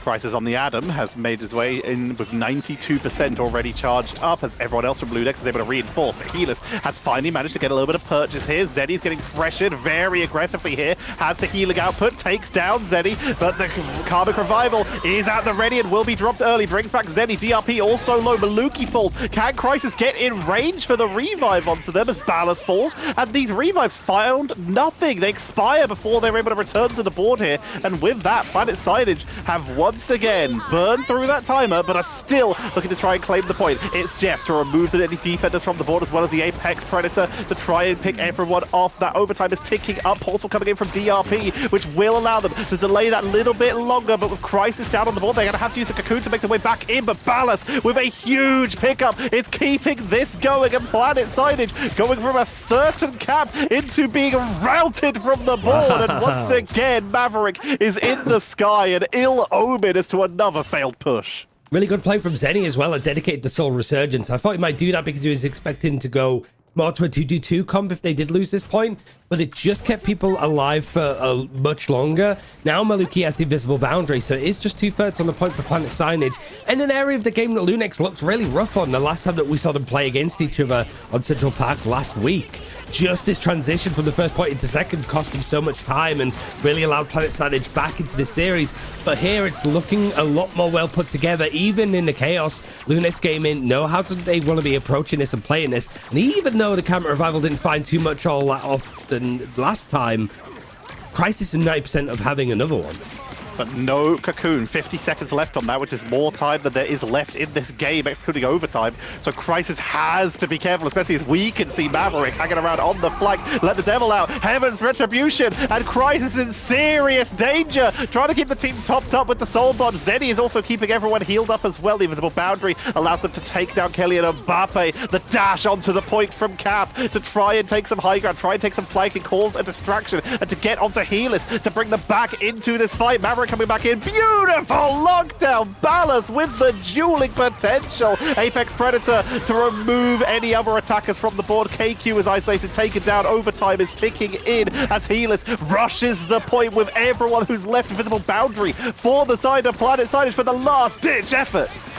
But they've been pulled apart. There's just too many people on the point now for Planet Signage. They just sort of cut through and past Lunex game, and Camera Revival is going to bring back 2 at the very least. But now it's going to be an Apex Predator pulling everybody off of the map. Surely, one by one, it is going to be the It's Jeff doing the same, making these abysses surrounding the castle very costly in the end for Lunex Gaming. It's going to be overtime before the point starts to move. But here's where Lunex need to make sure that they don't really start to fall to pieces in this transition to second like they did last time.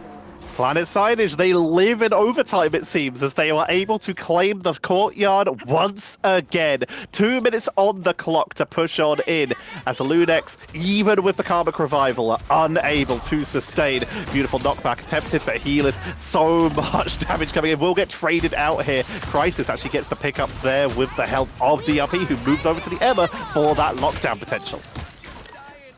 A scrappy fight in the end. You've got Soul Resurgence used for Lunex to see if they can mostly not let anybody go down. If they can find picks, force this back into a spawn hold. You got Maluki that's built up another invisible boundary. They've been very good at making sure that these strategists do have always something to work with.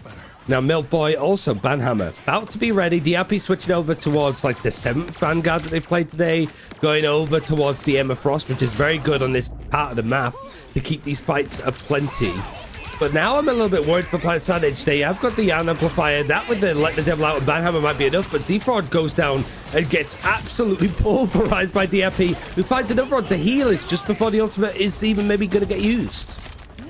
Ballas pressuring up, looking for an opening, taking out anyone else, because there is once again a flanking Jeff looking for an opportunity and going to give him a little bit of the runaround, buying a little bit of time. If they can take him down, this is viable, but otherwise that would have been a lot of time where they've worked on the objective, giving time for Planet Signage to group up. But they do get the Jeff, meaning that they now have the opportunity to position themselves more effectively.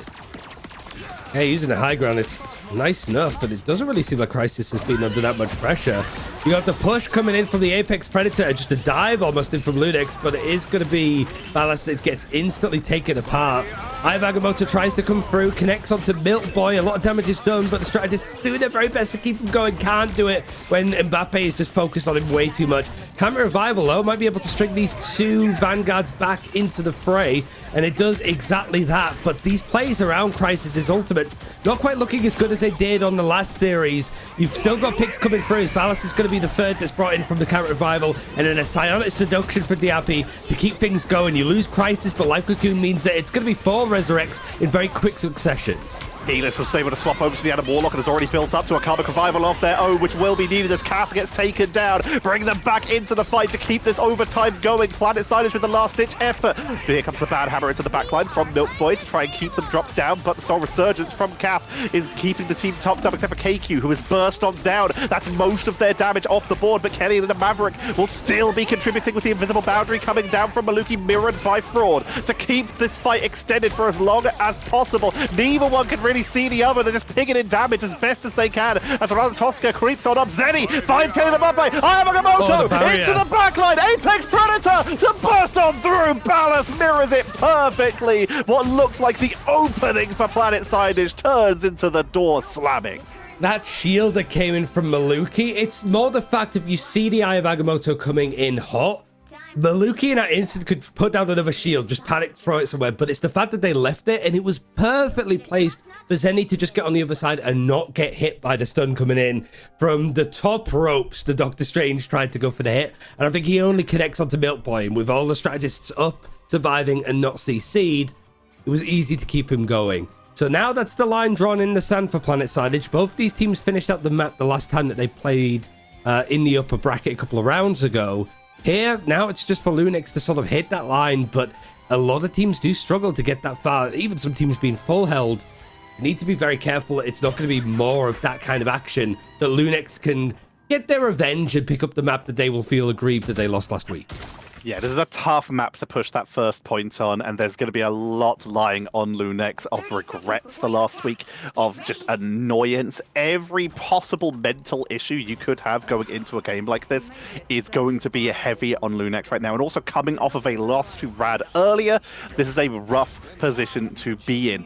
But they just held pretty effectively. It wasn't bad. They stopped it before the second point, and they've got basically everything they want. They've got themselves a Venom, which is one of DRP's favorites. They've got Ballas on that Elsa Bloodstone, and they have that damage bonus from the Mantis. This is where they could find an opening, but Planet Signage are not going to make it easy, even bringing out the Thor to try and disrupt DRP on that Venom.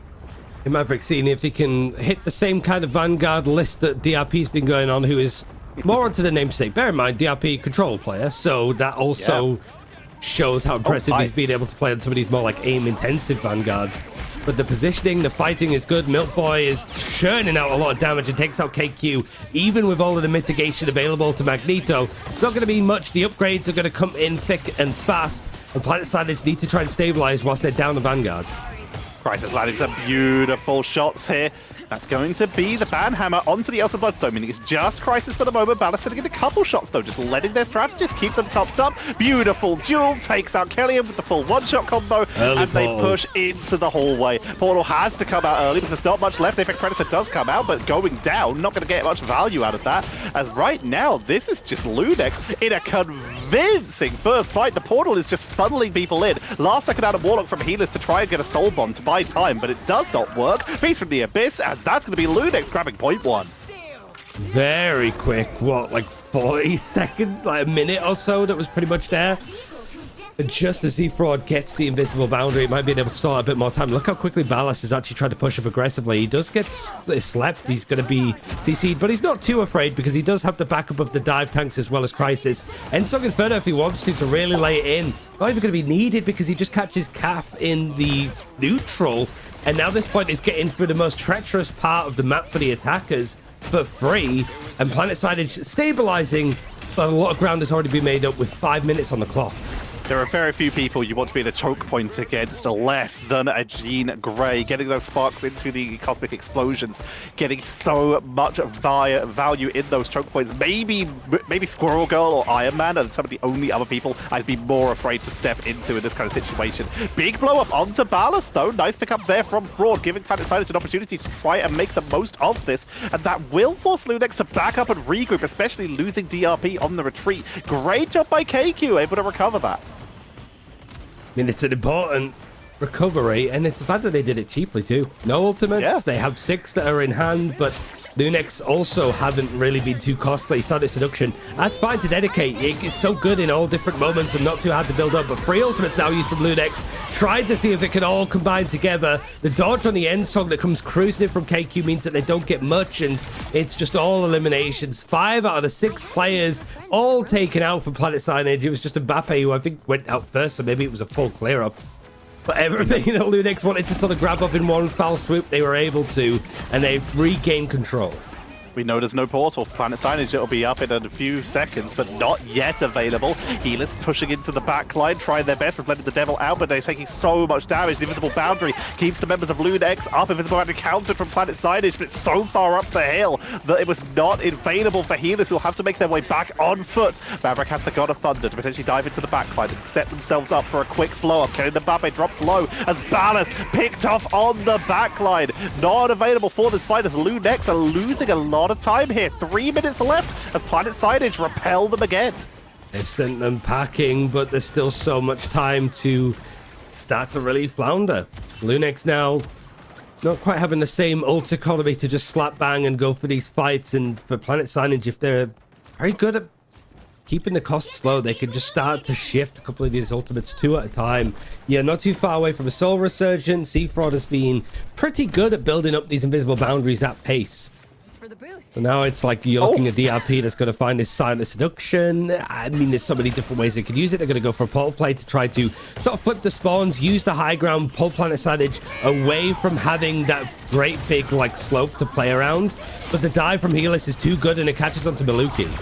But the Battle Rebirth Beacon does bring them back. Maluki still in this fight. Ballas on the flank, looking for the duel, but here comes the God of Thunder, using the building for cover with the Guardian Barrier from the Invisible Woman. Beautiful Glatrox picks off one strategist. The mobility and the Elephant Rifle takes out the second with no healing on the board. What is left in the tank for Planet Signage as they're forced off the point, and Lunex, they redeem themselves and take a 2-1, and they extend their lead in the series to a 2-0. It's not only winning a map that you lost last time against Planet Signage, but also it was a map that was close in before like the disconnect. Yeah. It was a lot of mistakes in the end from Lunex the last time, but here a lot more dominant, holding in a good spot, really good like attacking first point that we saw from them too, and another really good performance from Ballas that is making Elsa fit, whether it's going to be Crisis, whether it's going to be Ballas. They're so good at giving it to the right player and then having the rest of the composition really come into its own. It's such a good performance. And now for Planet Signage, you are going to be really worried. You do have this final choice again, but last time you went to Clintar, you went to Symbiotic Showdown, and that was a disaster of a map last time. So are you just going to have to go somewhere else entirely, surely? It's a good question. You got to try something, because while this was a little bit better for Planet Signage, it was still Lunex solidly in control throughout the majority of this. 24-8 just from final hits, 41-8 going by full KOs for Ballas. Just putting on a clinic on that Elsa, and that just gave so much freedom for Crisis, who was on the Adam at one point, to get revives on the Phoenix, which just blow people up from a distance. While Helis is really leaning heavily on this Daredevil, it's getting a lot of value. If we look at the statistics, though, it's not enough. 6 final hits, 12 times getting taken down. Helis isn't able to put those numbers on the board. Lunex are protecting each other beautifully. Yeah, I think like the Vanguards are also doing a lot of work there too, whether it's Milkblood just turns around to go for the focus, or if it's DRP. In this case with the Emma Frost, it's going to find a lot of like impact, I think, against the Daredevil.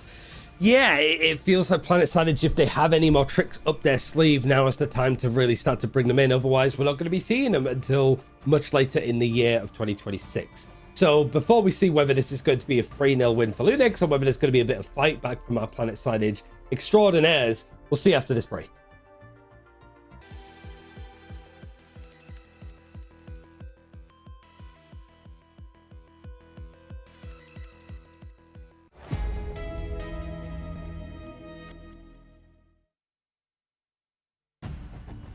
The vengeance run for Lunex continues as they currently sit at 2-0 over Planet Signage, who are going to have to pull off the reverse sweep in order to stay in with a chance of qualifying for Ignite and becoming your MRC Season 6 champions. It really does feel like, even though Lunex have lost the series already today, and Planet Signage have actually won one, that like Lunex are just so well prepared for this like series. Yeah. Maybe just expected that this would be the matchup if all things go wrong against Rad as they have.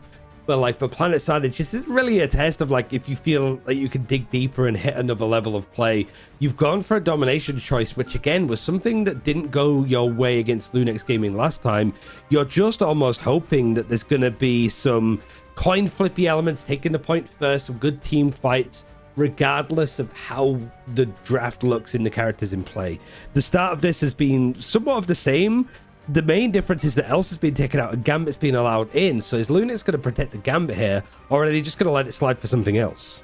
An interesting point. Going for a Gambit plus Star-Lord classic combo here could be extremely deadly, and then it just comes down to positioning and who's able to take an early advantage. But Lunix, they let Gambit go. They don't prioritize it. They instead protect the Invisible Woman. If you are going to be worried against the Star-Lord, then you might as well set up an invisible boundary to just make so that he can't auto-lock onto you.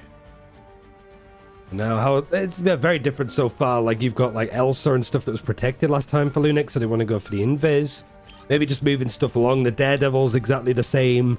Maybe now there's a chance that you just go for the ban on the Gambit now if you're Planet Sidage, because you obviously haven't wanted to play up against it so far because it's been your first ban. They just felt that they could get rid of Elsa. The Gambit wasn't going to be prioritized. But instead, they go for the Loki. Maybe knowing that the Invisible Woman has been protected, they want to take out some of the synergizers there. And honestly, is going to force out Lunix to ban out the Gambit themselves, surely. Again, if they value it. We were talking earlier with Moxie on a previous day's broadcast about how that some teams just do not prioritize it. Yeah, it's scary, but the Loki with the double rated Royal Flush is where you can get a huge amount of momentum. Otherwise, healing output, Invisible Woman or Cloak and Dagger are doing a pretty solid job here. We're going to see the Wolverine taken away by Lunix, because again, that's what Healers has been using to make a huge difference, and we will finally see Gambit show up in this phase. Going to get locked by Lunix. Making sure that their backline is going to be somewhat stable. You're probably not going to add much more than that with a Mantis or Adam to go triple strategists. But now maybe you're looking at like the duelist line, right? There's no Elsa. You've protected the Daredevil. The Wolverine is out too, so there's only so many options. They feel like Kylian Mbappe's Deadpool Vanguard might be something that is a bit more pressured in this draft, but it hasn't been so far in comparison to last week. Not as much. It seems Lunix seem more comfortable dealing with it. And with Gambit on the board, Planet Signage say, well, what if we just don't deal with that combo? They're going to take away the Star-Lord in its entirety. So when we look at characters who are hefty comboers with that Gambit, we look at stuff like Star-Lord, we look at stuff like the Punisher. Punisher's played a little bit more rarely, so we start to lose a lot of those big value characters, and we start to look instead about just capitalizing off the amount of speed you can push into your opponent with. The Deadpool does get some good value due to the fact that his in the Vanguard mode, his friendly Deadpool in your area increases his attack speed, which means more capitalization with the Raging Royal Flush. Yeah, so Star-Lord banned at the end, you've got the Rogue too, so I imagine because they want to go for some like Gambit Magneto stuff because of DRP, not interested in playing the Rogue, so want to take it out to stop that team up from really reaching like its full length of power. Pain Brothers. Curious as to whether the Hulk is going to be stuck with here. We've just not seen much of him, and more so than like we saw the Vanguard protection of Deadpool. I would have thought that Mbappe would have been on it straight away, but no. Venom Hulk might be the dive line that they want to go for an incredibly divey composition, let's be honest. I think they might be swapping as Maverick has moved off of the Thing. They were hovering Thing Hulk. We were baited a little bit here, but it looks like Planet Signage are going to just be rotating through a couple options here for fun in the spawn, and they settle on exactly what we've come to expect. Angela for Maverick, Kylian Mbappe on the Deadpool Vanguard form, and that's going to be their tools to come in with here, as Ballas is going to give us a redemption attempt on Psylocke. I mean, makes sense. A lot of the duelists have been there to try to take him out. There's no Elsa, so it is like Crisis that's going to be on the Jean Grey. Portal play, pull somebody off the map. Nobody's been eliminated so far. And yeah, Ballas is fully dedicating towards the Psylocke. First real proper chance that we've seen of it thus far is KQ to find the first pick up to Crisis. So yeah, the duelist has to sort of find the numbers to reset them. Otherwise, Planet Signage is taking this point first. Moving on to into the position here, Maverick on the Angela DRP, trying to duel it, takes a little bit of damage, Guardian Shield to keep them topped up, but like you say, Planet Signage, they will claim the first little bit of percentage here, but Healers gets picked off on the flank. Lot of punishment onto Maverick, seeing if they can pick them off early, same with Healers.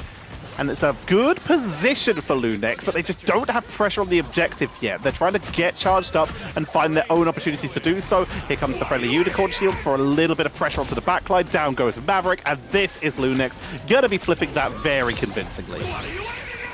You got the fight coming in. You got the Deadpool ultimate's been used. Angela has managed to pull Mbappe off of the map. Not quite down to League 2, but he's still going to be playing at the highest echelons. Unless, actually, PlanetSide lose this map, we're not going to be seeing him playing at night full stop. So, yeah, seeing Kylian Mbappe playing any second division is going to be a little bit weird. But for Lunex, it's pretty much full steam ahead. They don't take the point first, but they now have the lead in progression, as well as having a royal flush if they want to try to go in on PlanetSide as the fight's looking to be set up. It's going to be used first from Z-Frog, but now it's going to be countered on the other side, hoping that the Endsong Inferno might be able to catch a little bit more from Crisis off the back of this, and whether Maverick just going in for these flanks, looking for the chase, able to actually find Zenny, but a lot of players are low. Visible Boundary has to come out from Lunex in order to keep control of this point, and that is forcing PlanetSide off the board. Zenny and Crisis both down. Ballast dropped low. They do have the Dance of the Butterflies, but they're holding onto it because PlanetSide are one by one, very slowly getting taken down off the board, and that is just some XP farming for Milk Boy there. He's just got the camera ready, his little selfie stick. He's just on a little holiday. Just, okay, I know what shots I want to get. Put this on the reel. Still looking to try and go in for fights, even using the shield quite aggressively to just break some of these sight lines. He's kind of isolated from the rest of his team, but it's more causing the crossfire and allowing the dive to come in fantastically from Lunex. Wonderfully played from Milkboy, who has really been good on this Deadpool today. Ballast drops that Dance of Butterflies a little bit earlier, back to 12%, but is doing a pretty good job showing that Psylocke, even though it's not really picked too often, is still good. It's just how the meta's laid down in the fact that you can't charge as easily, but it's still a solid hero. Here comes Deadpool into the backline as Milk Boy committing very early. Helis is taken down, as is Kellyan, as is Fraud, and there's no one left. That is just a solid control for Lunex, continuing their domination. It's just so fluid with the dive, right? Even though the PlanetSide win some good fights, they win the first fight. They just got overwhelmed with the amount of bodies there. When you've got your Deadpool that is playing these crazy aggressive off angles and just allows your team to be split open by the likes of the Gambit being able to dive in with the rest of the team, Crisis getting some good sight lines, but also Ballast on the Psylocke that is just the tip of the spear. You mentioned it perfectly. Like, the damage isn't the scary thing here. It's just a Ballast could go in and hunt down any isolated targets. And with PlanetSide's comp, they're trying to play dive themselves. There's a lot of squishy individuals that if they get left on their own, easy pickings for Ballast. Kath, Fraud, KQ, even Helis to a degree, all these characters who really value themselves on mobility. Psylocke is one of those characters that's very hard to escape from because their attacks are hit scan and they have a huge amount of mobility, making them very hard to deal with. We don't have of course, the Venom combo that we've got used to in the past, but they still have more than enough damage to just try and burn through a lot of that healing output from PlanetSide, as Kylian Mbappe going to be moving over to the Venom themselves, and KQ is going to try for the mirror. They're bringing out their own Psylocke, Ryan. It's contagious. Yeah, interesting, I guess. That's just, it's a fever dream in of sorts. It's an early Heaven's Retribution, and Lunex, it's all to know that, like, the ultimates, they can give themselves a clean fight here. Able to take the point pretty freely in the end as Crisis has farmed up this. It already has the end song, so it's just icing on the cake. Seeing if we can get the picks and not really allow PlanetSide to have the strategists build up their ultimates. Stall has been good from Kylian, but it is just stall. It's only Delaney inevitable and Lunex take the point. Lunex back in control. They still have access to Rage of Royal Flush and Endsong Inferno, although DRP dropped extremely low, barely able to escape from that little forward push. PlanetSide, they have let the devil out, and both strategist ultimates. They're about to have all 6 ultimates. Is it time to pull the trigger, and can Lunex repel that much aggression? Fluffy Unicorn Shield onto the board. Here comes the Cosmic Yard Amplifier. Let the devil out, but Endsong Inferno says absolutely not. It's looking very simple and straightforward for Lunex, even though the comp's a little bit different. You've still just got the cycling of ultimates perfectly placed and PlanetSide. I imagine this is where you feel like it's already done. You're sort of watching it play out in real time. You're having this almost like existential experience of yourself. But you do have some ultimates. There's some chance to fight back. Yeah. It's just more that Lunex are playing these positions perfectly. You've got the Banhammer used at the same time as the Dance of the Butterflies for added chaos. But actually, it's ended up as a good fight for PlanetSide. Beast of the Abyss, Heaven's Retribution, all being used just off the back of that Let the Devil Out. But Ballas has found himself a pick in the end. He's actually found himself two. He's starting to dissect and cut his way through the front line, the back line, the planet signage. It's all the same to him. It's all numbers on a sheet, notches on a belt. And Ludex Gaming, 3/4 of the way of getting progression. KQ with the photo bomb there, trying to get the quick blow off onto Milk Boy, and will do so. They were picked off before they used their ultimate, so they still have a Dance of the Butterfly. Kellyanne, just to make sure they can have some shielding and get to the point, are trying the Hulk here, realizing they're getting blown up quickly on the Venom. They're going for a little bit of shielding. Maybe they can use that to defend against Ballas if they try for another Dance of the Butterfly, but they're only on 60% right now. Here comes the dash in.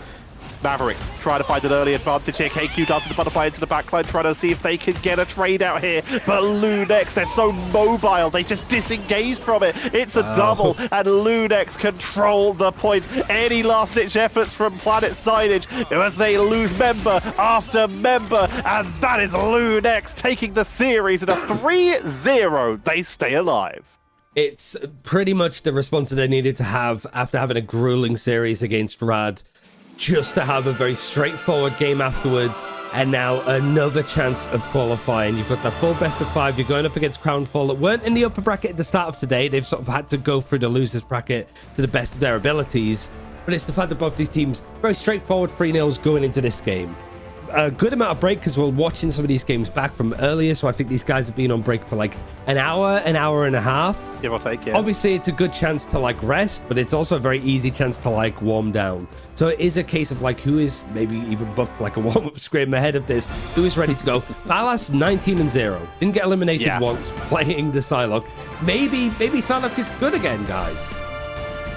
In the right scenario, it can just get some good value here. You didn't see a lot of pickups with the darts and the butterflies, but again, you can see in terms of the actual final hits, that came down to Milk Boy and Crisis with 11 and 9 final hits, respectively, compared to Ballas' 6. But the fact is, Ballas didn't feed. They played a character that was mobile and hard to pick off, were doing more than enough damage to add up for their team to set up for everyone else, and the dance was... Unfortunately, we're not following along for the qualifying games. We're going to be looking a little bit for the upper bracket games, the two teams that have qualified already. Rad, as we saw them beat Lunex Gaming earlier, and Alta Zenith, who has avoided the stream like the plague. So at the very least, we get to see who's going to be attending the grand final tomorrow.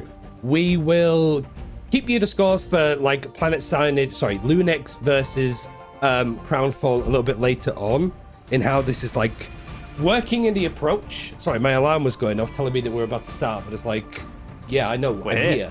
Yeah, like, thanks, phone, for being 5 minutes later than I would have wanted you to be. But yeah, we're here anyway.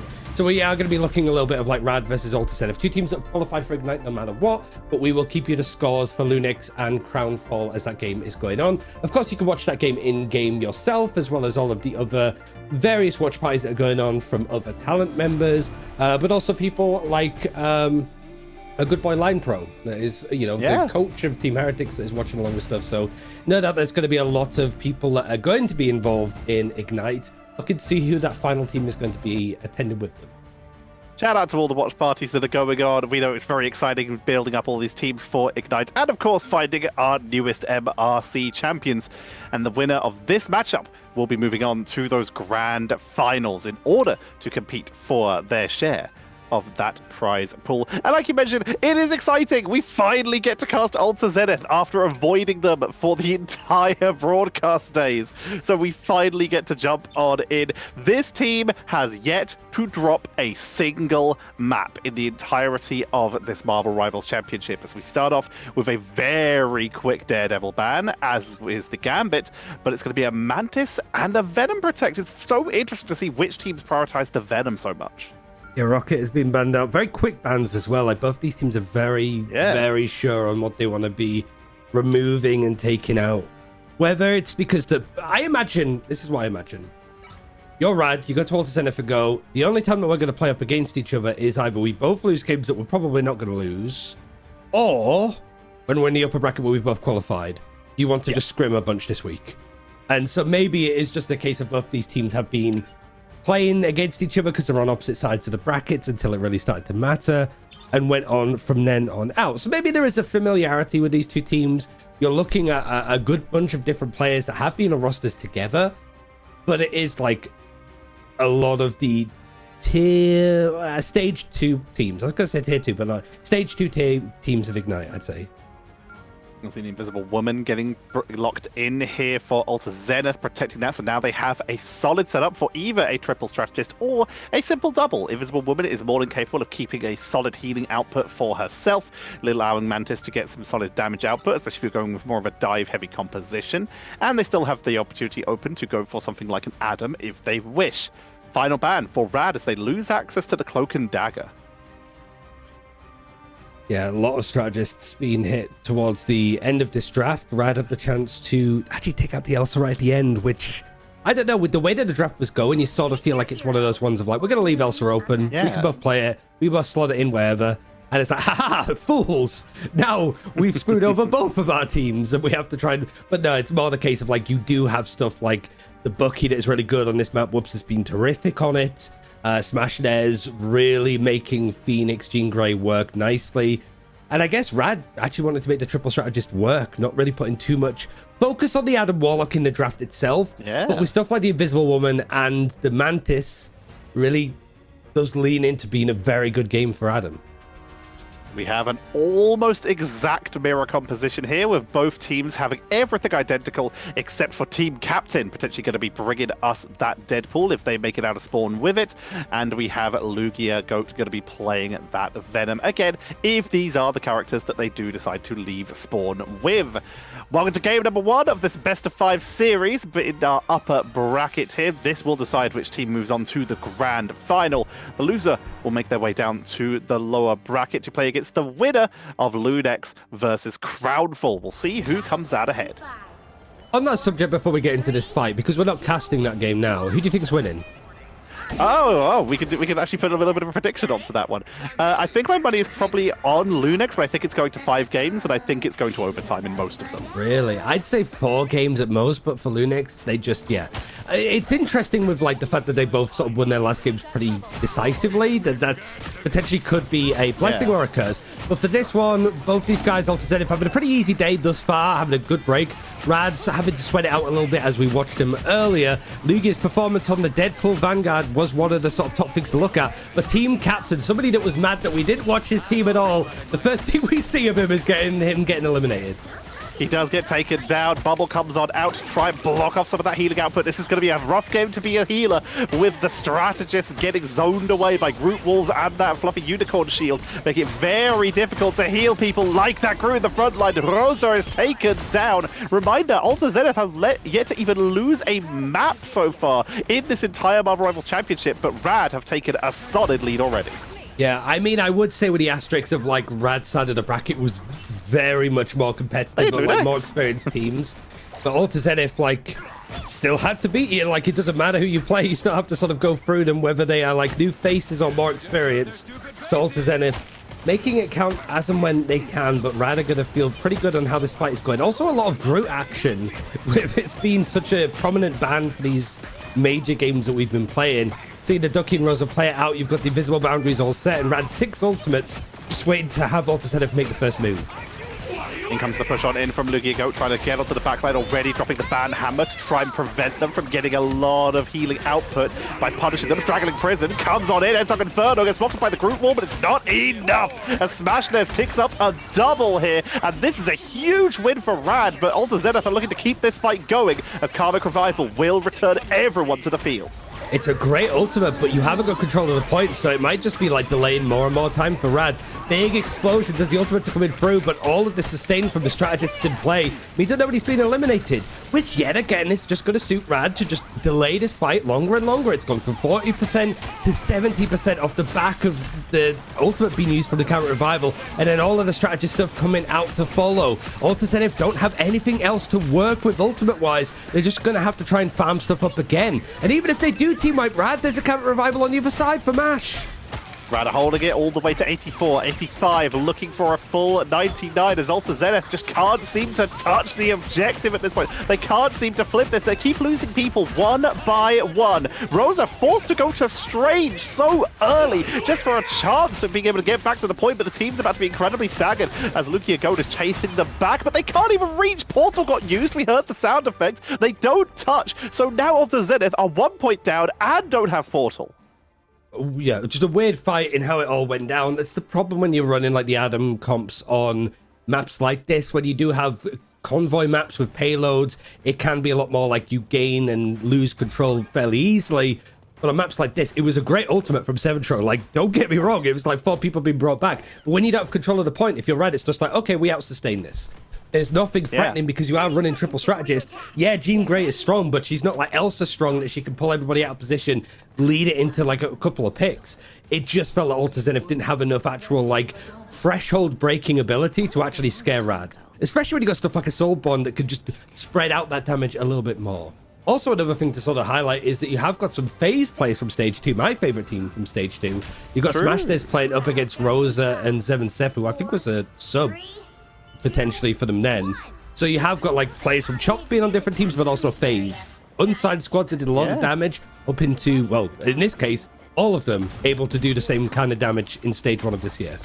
Rosa was also on one of the early Ignite Stage 1 teams and very nearly made it into Stage 2 and have had great success on other rosters throughout the off-season. Rosa is a legendary Vanguard player, but so far is struggling in this upper bracket due to the pressure that Rad are applying and the huge ultimate lead that Rad have heading into this first fight. But Alta Zenith are quickly closing that gap. Ensong Inferno comes on out, but Rad avoid it, tank it, and sustain it, meaning another tool is gone for Alta Zenith.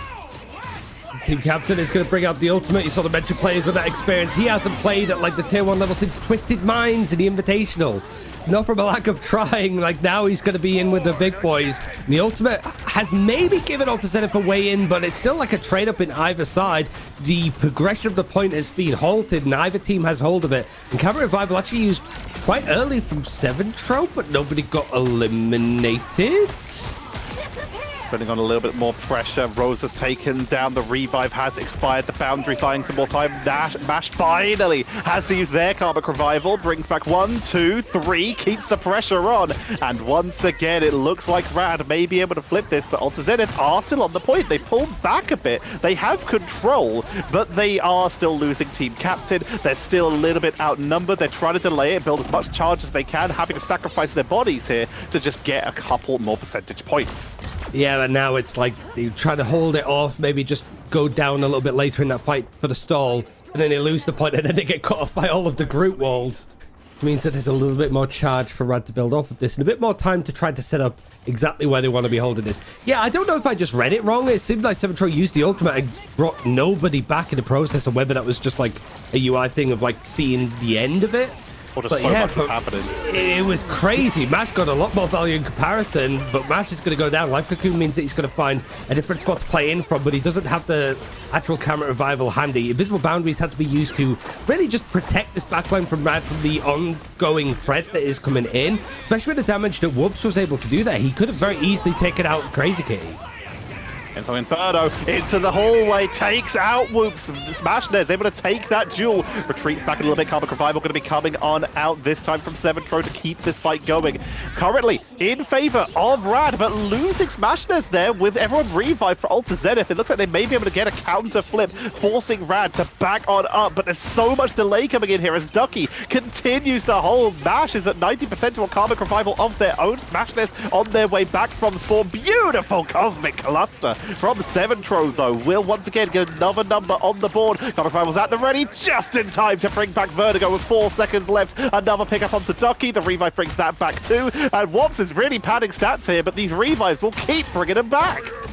Just seeing if they can do a little bit more. Tangled Prison with all of the stuff on the point, not only just all of the destroyables, deployables are all just making it a little bit more of a scrappy, messy fight. For Alta Zenith, it's just a lot of bodies and a lot of ult charge to be building for both teams. With Rad having control of the objective, it's another invisible boundary very quickly farmed up. They don't have a Camera Revival now in hand. They got so much value from it from before from Mash. He's actually going to come back on the Jeff. And a clean fight in the end, actually, as the Entangling Prison comes in from Alta Zenith, able to take the point, but Rad at 99% already. Means that, yeah, we just build up these ultimates, maybe in Strangling Prison with an It's Jeff. That could be the difference maker. Smashnez having the end song might see a player that's low, wants to take them out, and that can springboard into some really nice picks. A great pickup from Rosa with Straggling Prison. Team Captain is built up for a Banhammer, Karmic Revival, Soul Resurgence. Everything is really available for Alter Zenith right now as it comes to the end. So Inferno takes out 2 with that needing to be 7-Tro, immediately dropping the Karmic Revival because otherwise Rad are going to seize this and claim that point right off the bat. Good sleep onto Smashness. That will buy Alter Zenith a little bit of time to push onto this objective. The walls are making it so difficult to step on up, but Rad push on in. They have overtime. They have the point. Rosa has to push forward. They need to just risk taking the damage. Here comes the Banhammer. The pressure from Smashness takes out Wooms in the duel. They lose 7-Tro, and with Karmic Revival not even needed, Mash returning on Jeff. It's numbers in their favor. Portal not going to be coming in from Alter Zenith. They don't have anyone on the board in time, and that's going to be the 2-0 in map number 1 for Rad as they take the lead in the series. Yeah, the draft was definitely like interesting in how the both teams approached it. They got so much value out of the Phoenix. It feels like this. It's always hard with more characters being added in, but like it's trying to notice the stuff that just actively isn't there, right? Like the group being left completely open makes sense why the Jean Grey was left completely open, which might have made sense why the Elsa was banned out right at the end. Just forcing these like styles and plans. It's really now a case of looking into this action for Rad. They've really looked good on the domination maps. It served them perfectly as to why they've qualified for Ignite thus far. But Alter Zenith never seemed too far up. It was just being outpaced. It was like using the ultimates in the right positions to actually get more out of it. You played around stuff like the Adam Warlock well, but if it doesn't actually lead into like taking the objective, it doesn't matter how many players you bring back, because all you're doing is allowing some big ultimate farm up for the strategists on the other side of Rad, and also 20-25% extra experience on the progression. It's a huge lead for Rad, but we have seen early today that domination seems to be their home. Alter Zenith, can they take us somewhere else as the games go on to maybe flip this back in their favor, as Rad looked almost unstoppable there. We saw so few fights where Alter Zenith were able to take advantage. Rosa got an amazing Strangling Prison for a good setup. We saw a really good fight from Team Captain getting some people in the backline, but overall, Rad took that fairly solidly.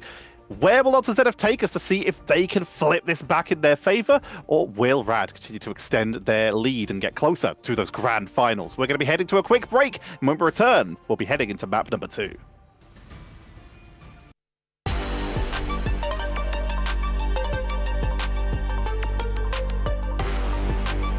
We also have them in the lead in the upper bracket finals as they look to make their way towards those grand finals. We also have an update for you in the lower bracket. Currently, Crownfall are 1-0 over Loon X, so they are one step closer to qualifying for Ignite themselves, unless Loon X can bring it back. Yeah, I mean, I've got the game up on this side as well, so I can always give updates as we go along. Like Please do. I could not load it on my phone. Yeah, shout out to Moxie and our latest grab of the EMEA group, Audible. They're streaming and watching along with the games as well. So, yeah, it's a chance to sort of see what else is going on in EMEAs whilst we've got all of these games happening at the same time. But Lunex going to Midtown, which is what they've sort of been known to do when they're sort of pushed to the back wall like this. Crownfall looking good. But for here, going back into the action, a Wolverine first ban is interesting for Alter Zenith. Not looking to go for stuff like the Elsa or even the likes of Gambit last time. That's going to be banned out from Rad. It was Daredevil that was banned out last time, so they feel like maybe the Wolverine is a higher priority, which means that Rad have access to the Daredevil themselves if they want. We have seen Crazy Kitty do stuff on the Wolverine and Daredevil as well, so we know that they are the player who can get those big plays on these melee characters. So it's a solid ban out from Alter Zenith here, whereas the Adam Warlock going heavy on potential defenses in the future, trying to force a Loki ban in from Rad. Captain America taken away here, not wanting to deal with that backline rush style. Maybe they're sort of feeling like, so who are you banning out? Ducky especially can be a very flexible. Lugia can be a very flexible Vanguard. Wolverine, you get rid of the fastball, which can be really good on like the first point, second point as well, just using the high ground, the verticality. Going into the Adam as well, it's a good counter to pull people out of safety. A Venom Protect kind of needed when you look at the fact of Wolverine was taken out, the Captain America. It means that some of that like stall that Ducky and the rest of Rad might be looking to do on this defense to keep the fights ongoing, they have something to work with. Instantly there's a Protect on the 4 which says, yeah, if you want to try and play Venom on the point, I'm going to whack you with my hammer until you cry. I'm going to look up to see if that's a fight we've had in the comics often, because that sounds awesome. We're going to see the Deadpool Vanguard form going to be taken away by Alta Zenith and Elsa. These two characters have some of the most appearance along with Gambit in this entire show. The entire 2 weekends we've had so far. And they're both going to slip to the end of the ban phase. But this now means Adam is on the board without Loki, but the Groot sneaks through the ban phase. So we have something to follow up from when everyone gets revived here. And Kraken Impact is on the side there for Whoops. We did see an Ultron getting hovered for just a moment, but odds are nah. You got Groot and Mantis as well, so you have a team up in play. Yes, we do. Not quite having the Loki there too would be... I'd be like, what are we doing, guys? Like, how are we letting this through? Like, any of them on their own in a vacuum is scary enough to get rid of. Allowing all three, I don't know about that, son. But yeah, it is just going to be like, the Groot is being like completely open at this point, which is interesting when all so many Vanguard bands came in. You got the Protect on the Venom and the Ford, the Vanguard Deadpool was taken out, Captain America, Wolverine. I'm sort of counting this like a pseudo tank, anti-tank option. Realistically, especially when you look at the players that are playing them. For Rad, you still want to be trying to dedicate to the triple strategist, triple Vanguard, but it is just throwing in the Jean Grey because Smash Dares wants to be on that character. It can do quite a lot. And obviously, with the Groot in play, making sure that the end song clears up a lot of those walls that you're putting down is needed with how egregious it gets when both teams are running it. There's a lot of options you can do with that, as we're going to see out to the high ground. Team Captain is able this time to redeem himself, and instead of becoming First Blood, is able to grab it themselves. Beautiful isolation onto Ducky once again as well from Whoops with that bionic hook. And this is Alta Zenith, a completely different momentum, are able to get a huge early lead as they push them all the way back to that hallway, set up the Wildwood Wall in order to get some extra healing in case someone pings down range. And Seventro is going to just bring the goats.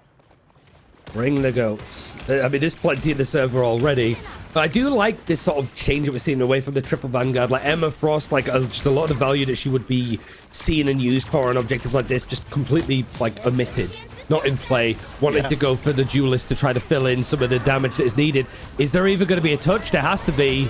And there isn't. No. Not at all. 5.5 minutes on the clock. They zoned that beautifully, just making them fight for every inch, and Rad did not have the tools to tank on through it. They even lose Ducky, who did try to step up, but the group walls make it very difficult to approach. And Alta Zenith, straggling prison, they are going deep on this, trying to force Rad to use resources, which they will do. Invisible Boundary will get popped up here, but this is now Rad's opportunity to try and counter-push in here, try and force a Karmic Revival as they look to try and make a play onto the corner. Isolation onto the Magneto here as Lugigo is forced to Meteor M just to try and tank on through and escape, but that will be enough to take out Rosa. Whilst this has been pretty rough from Rad so far, this is a really good team fight to be winning. Karmic Revival, even if it does bring back 4 here, I think it's just the fact that the defenders have control of this high ground. The objective is stopped on a spot, and now Alta Zenith are kind of bottlenecked into this position with where Rad are playing from. I do really like the Eternal Bond to try to take some of the space away from Rad, but now it's the God of Thunder to see if it can put a label down on this. It's a great counter-attack in the end, and Alta Zenith, unlike what we saw on Domination, where they couldn't get much off the back of the Karmic Revival, they're able to get a lot. The problem, however, is that it was used on the other side of the Strangling Prison. It's actually not going to find anything off the back of Rad. They want to go aggressive here, but they haven't found the eliminations. Rad is still holding on the defense. Ensock Inferno comes in from above, will not find any finishing blows. Beautiful isolation. And Team Captain having a much more fun game this time on this Thor, putting on quite the show, but that's going to be the commitment from Rad. Crazy Kitty able to find the pickup onto the Winter Soldier as they'll push them back to spawn once again. The car has been stopped, and we are building towards Karmic Revivals on both sides again, with almost double the charge, though, for Seventro. How is this going to work for Rosa? He's got a good chance to actually put in the ultimate for Strangling Prison, but have you got much to actually combo off of it? You're very close to having the Kraken's impact. It's more that Rosa was taking a lot of damage, but now it seems to have stabilized. Lots of stuff coming in. Is the Strangling Prison going to go alongside with it? He's got the reset. Well, he's got one. Now you've got the God of Thunder actually going to be used from Team Captain as things have switched around a little bit in the UI. They're trying to go for the slam down, but there has been very little. Just outside of Whoops, actually just getting picks with the gun in the end. Rad have started to now whittle down on the numbers, but such an odd fight. It seemed that it's just a little bit out of synergy for Alta Zenith. But they still won. We take what we can get as Alta Zenith will push on into that second point, creating a nice choke point in that main doorway, setting up group walls, making sure that no one can really step out, and if they do, they're going to be in serious danger. It looks like Rad don't want the smoke. They're mostly wrapping around the side. They might try and touch, but you can see positioning-wise, they've set themselves up so they can retreat if need be, but now they're committing. Invisible boundary to get them onto the board. Beautiful Cosmic Cluster coming in from Seventro. Lugigo goes down. Team Captain is traded out in exchange as Mash goes for Karmic Revival. Seventro matches it, bringing everyone back to the objective here to keep this fight going on for as long as possible. But this is a beautiful position for Lugigo right now. Has great angle, isolating everyone off this point, trying to get to Team Captain, straggling Prison onto two members. Ensong Inferno to blow them up, but they tank on through it. Only Vertigo going down.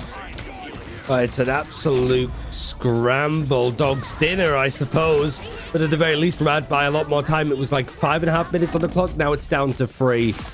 Making it so Alta Zenith have a pretty decent time bank to try to actually push the end of this map. More so the fact that like Rad are starting to stagger some of their numbers, so them resetting is going to be a bit more of a problem. That's why Team Captain and the rest of these bulkier targets looking to take space past the objective to really make sure that Rad can't set up on this defense.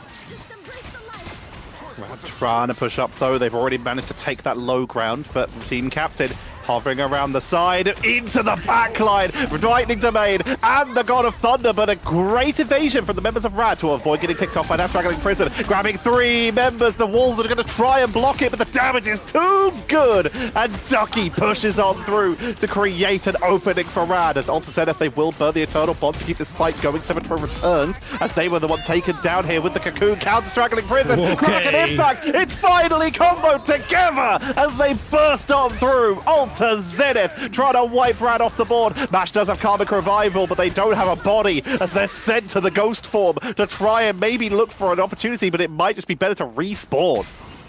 It's as much as they can handle. You have got a lot of ultimates to help you get in and out of spawn. Like the Eternal Bond might be used as a bit of a spring to try to leap in and go for this fight with 2 minutes on the clock right before the end of this map.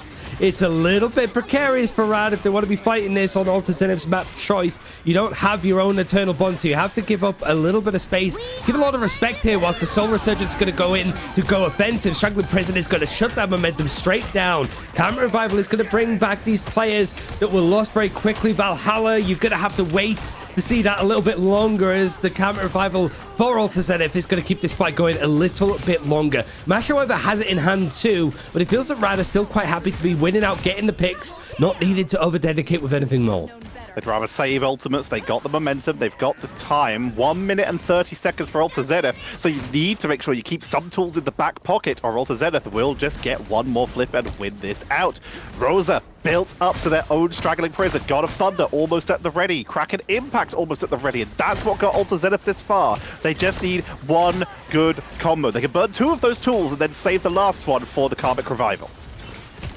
Smashnez is getting a lot of freedom here. Now the dive's starting to come in. Team Captain is being the one that's really just trying to close that distance down with Smashnez. There's so many little perches of high ground as you're seeing where it's like, all right, I'm being pushed. I am just going to dash back to here. Eternal Bond is going to try and cut across him to make it a little bit more uncomfortable. And a straggling Prison Kraken's impact combination is going to work in again. Looking for Smashnez. He's managing to survive and hide it out. But now Team Captain's going to be the one that's looking in for the picks. Karmic Revival going to be used for Mash to bring people back. So again, Rad, even though that the spawn is right behind them, they still have the bodies on the objective, and they've won this fight out again. They've whittled down 5 minutes of like extra time being added on Tetcher, and now it's just down to 30.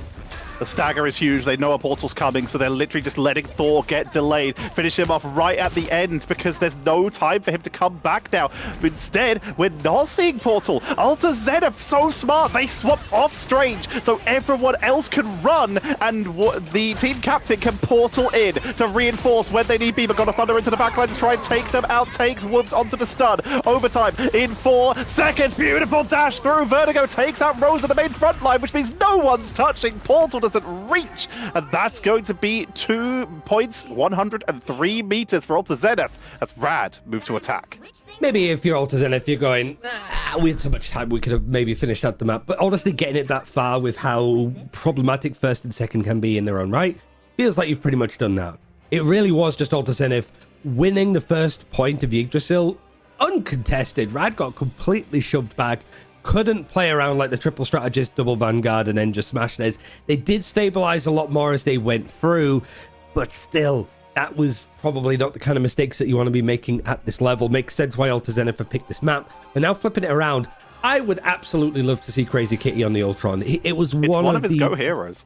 He was amazing on it in stage 2. Like, he actually made it like, I was like, I want to play Ultron. And I'm like, what am I talking about? Like, why do I want to play a strategist? But it was just a cerebral play. Like, he's the go. Like, I have my ultimate, Rage of Ultron, let's go. Like, this is we're pushing the pedal to go in for fights here. We're going to disengage. We're going to save our resources, let the other team overspend. Then we go in, have the right cooldowns, the ultimates, the combinations. It worked really nicely. I would love to see it here.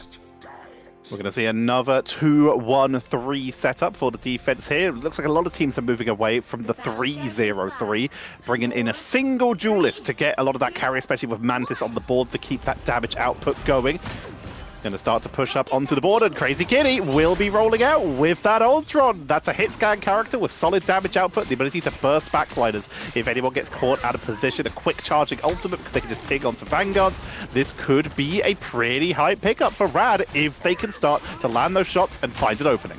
And another drone too, so you imagine that Lugi is going to be the one that gets it, and then the other's going to be separated onto probably the other strategists, to be honest, just to sort of keep everybody grouped in, making sure that you have like the AoE heal going across everybody as much as you possibly can.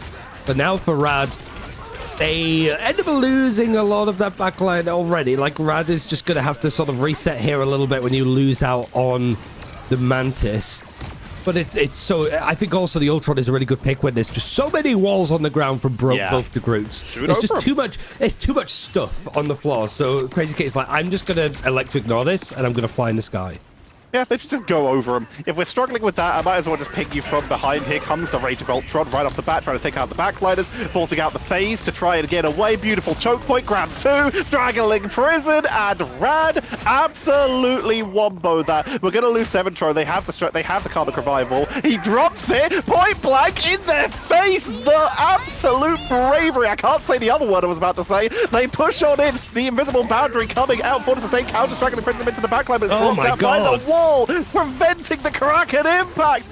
Beautifully executed, but Rad, even with all those incredible plays, just can't sustain. Alta Zenith, Seventro. What a Karmic Revival! It's everything else that followed afterwards. Like, this Alta Zenith, A to Z, every ultimate under the sun in that category was used, one after the other, to keep that fight going. So yeah, great Karmic Revival, but the fact that you could get the Soul Resurgence and then the Eternal Bond just layered on top of each other like that, right, I'm thinking, good grief, how do we even, like, deal with what is happening at this front?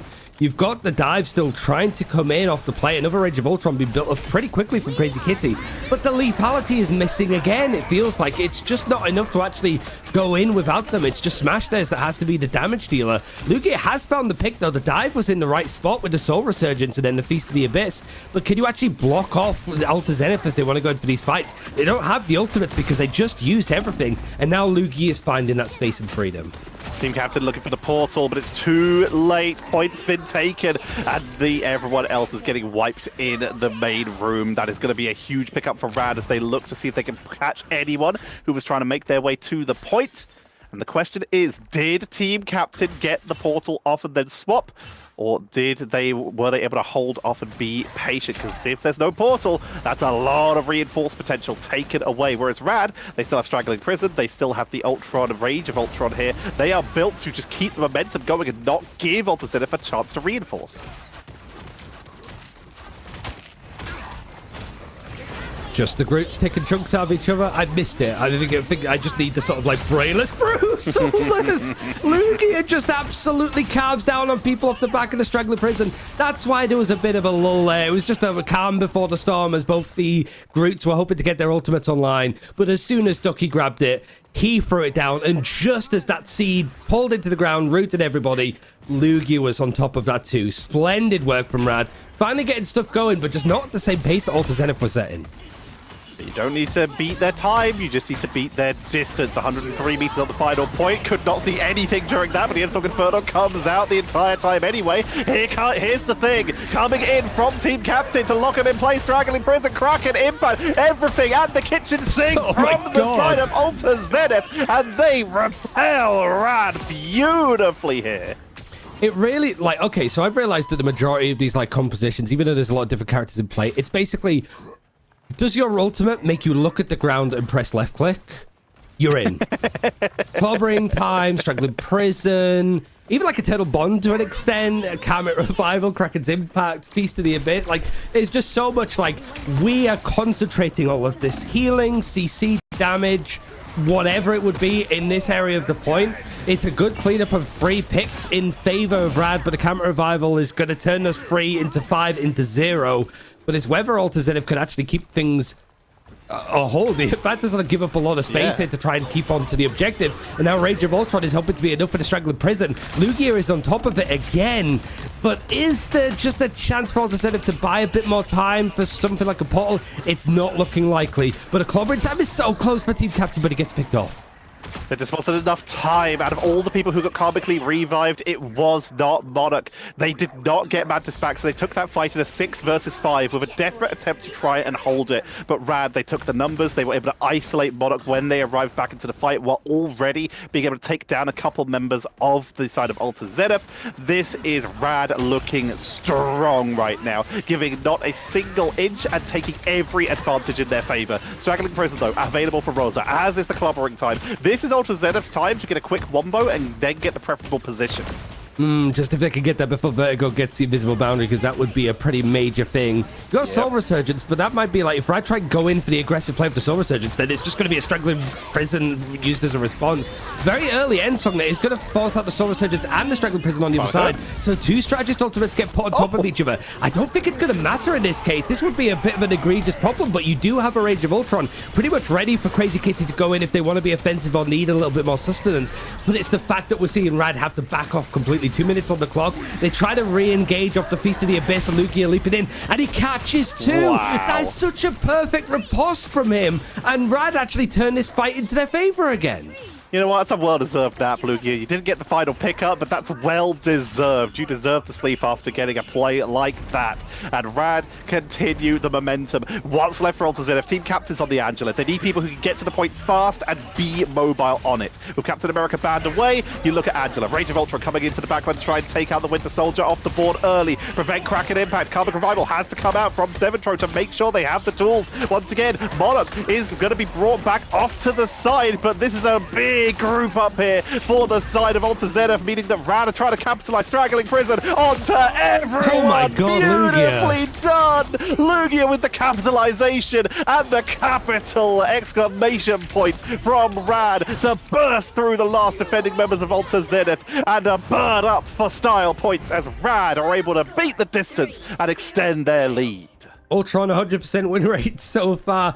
That was a really well played map from not only Lugia and Crazy Kitty, but just Rad full stop. For sure. You usually see, like, especially with how badly that defense went on the first point, you just almost feel like, okay, yeah, this map is like kind of chalked up. Not because you losing the first point that quickly on defense is a bit of a nail in the coffin, but more the teams just end up tilting themselves and kind of going like, okay, yeah, that's kind of it. Like, I'm bored now. Let's just go on to the third map. But it is the fact that they managed to whittle down so much time on their defense to push it right to the end. And then we're just consistent from points 1 to 2 to 3, because the start of the attacking side for Rad as well looked pretty mediocre in some of the places. It was only when Lugia really started to get going on that Venom, when the synergy was starting to come together and those ultimates were working well. That was really nicely done. And it wasn't, even though it's 43k damage that Smash Des has put out, he was just the thing that sort of carved open the opportunities for the ultimates, for Lugia to go on the dive, but also that triple strategist with the Ultron. Lugia go W, legitimately. I couldn't agree with you more. 16 final hits, 36 KOs, only going down 7 times, and 1k more damage than Whoops, who was the duelist for Alter Zenith. They were putting on so much pressure into the backline, and not even just in the damage numbers and the statistics. You've got to talk about the impact. They're forcing mispositioning from the side of the Alter Zenith strategists. They're binding everyone in with that Venom tether, keeping them slow, allowing their duelists, like, of course, Smash Des, to just ping their heads from a distance, getting huge value every single time and barely going down. No more than the rest of his team, meaning that he was trading beautifully efficiently. And then, of course, the anti-heal on those Feast from the Abyss to capitalize on a triple strategist composition by removing some value there. And one last shout out here, Ducky. We were waiting for it. We were waiting for it to happen. We finally threw a full Strangling Prison onto a full revive composition, and it was beautiful. Seems to be a good option and a good answer. Just scores on the doors for the other game that's going on at the moment. It's 1-1. Lunex have managed to pull it back on Midtown. As Convoy is going to be... Actually, the map that we just went to is where the third map is going in that series. So I haven't seen too much of Yggdrasil up until the very end, but it is the oldest map in the game. Right. Shibuya is coming back, but yeah, Yggdrasil is like one of the oldest in the game, so you have to be pretty well versed on it, especially if you want to qualify for Ignite. Here, I don't know if we're gonna because we do have like a set cutoff time because America starts soon. We might have a chance for one more map in this series to see if Friday's going to 3-0 or whether it's going to play out a bit more. I'm not 100% too sure at this point.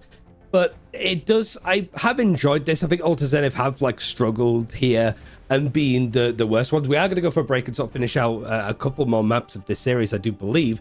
So we are going to do that and see whether Alta Zenith, they have the choice of map here, whether they are going to lose this bracket tomorrow, whether they're going to be in the grand final starting off later on Sunday. We'll see very shortly.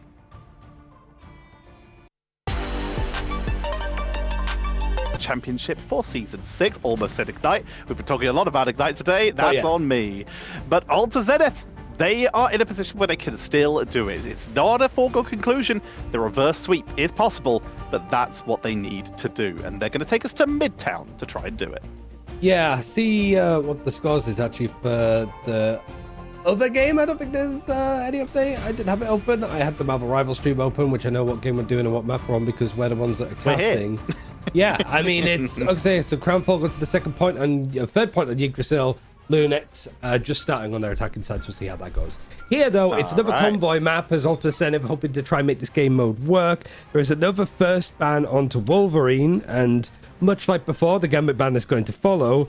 Is the Daredevil going to be protected here from Rad, despite the fact that we didn't see an awful lot of it in that last map? Might not matter. Just want to make sure that it's in play, especially with the Wolverine being taken out. They have that option available for Crazy Kitty. And a Warlock on the board, as well as a protection from Alta Zenith. That means that it can't be banned away, meaning we could be going for some very hefty spawn holds once again. Will we see Rad ban out the Loki to really double down and capitalize on that? Or are they potentially looking to use it themselves? The answer is no, absolutely not. The God of Mischief and Stories will be taken away. Okay, so I think for the Jean Grey, there might be genuinely a good shout for Rad to actually protect Elsa here. Because outside of like Jean Grey and Elsa, I would say that there's not many duelists that could just slot in. Maybe Daredevil to an extent, but I don't know. It just feels that Jean Grey and Elsa's strengths right now are just that you could fit them in. And there it is. Yeah, like it just felt like if the Jean Grey was left unbanned, you know that the Elsa ban was going to come in last from Alta Zenith because that's what they've done so far this series. I think that's a really good protect, but it does mean that you lose out on, I believe it was the 4 that they were going for beforehand. Instead, they want to make sure that they have the Elsa. Don't think we have to worry too much about a Thor to ban, although it is pretty we have some very good Thor players. There are some higher priority options here. Groot, for example, has managed to slip through the ban phase twice for these teams and has been pretty impactful and almost the most impactful pick both times. Alta Zenith don't want more revives, so they're going to take out that Battle Rebirth beacon by removing the rocket from the board. This also prevents any Zootopia backlines with the Jeff the Landshark. Final ban for Rad. With the Adam Warlock on the board, with Mantis on the board, do they try and take out Groot for that team up, even though they've been using it very heavily themselves? No, they'll take out the Vanguard pool. Which was also banned out on the other side from Alta Zenith. I also think that the rocket ban is good because it's like, okay, we have taken out Phoenix. She is very good at clearing the ion amplifier. True. Let's not screw ourselves over by being like, oh yeah, we've got rid of our best option to get rid of the ion amplifier and any other bits and bobs, especially including the fact that Groot is, again, gone through for free as both teams are happy to play it. I imagine maybe there's a little bit more onus that goes on to like, yeah, the Elsa is also needed to just break down some of these walls if you're losing out the Jean Grey. But maybe some Punisher comes out, maybe some Bucky, because there's too many barriers to actually break through. Elsa's not as efficient as, say, a Punisher or a Moon Knight at dealing with these walls, but she's good enough. She's not going to suffer too much like some of the other duelists will when it comes to dealing with walls, like, say, a Hawkeye, for example. Looking at the defensive setup for Rad, they are once again going for a 2-1-3. 2 Vanguards in the form of the Groot and the Thor, same as last time. 1 Duelist, this time it will be Elsa. She's been banned out pretty consistently this series. And then the Mantis, Adam, and Cloak and Dagger this time instead of Invisible Woman, even though Invisible Woman did make it through the ban phase. Seventro, like, now he's on the good stuff, I suppose, with like the Ultron. But yeah, finally seeing the Elsa in play naturally. Might be like the last map that we're casting today before we get into some big action tomorrow. But before Americas comes on, feels like that synergy is going to work quite well in the end. But Ultimates to dedicate into, you don't have the Deadpool, so you don't have these like ban hammers being built up in 30 seconds.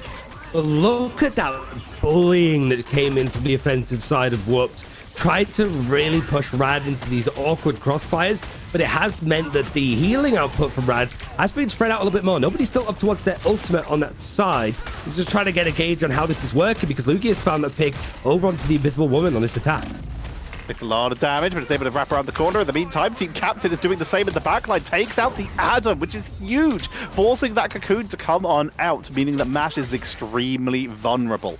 And with the range offered by Alta Zenith with that Ultron, they might be able to get a solid push through. That's the target you need. Almost anyone else can be sacrificed if you can just get that Cocoon out of Adam.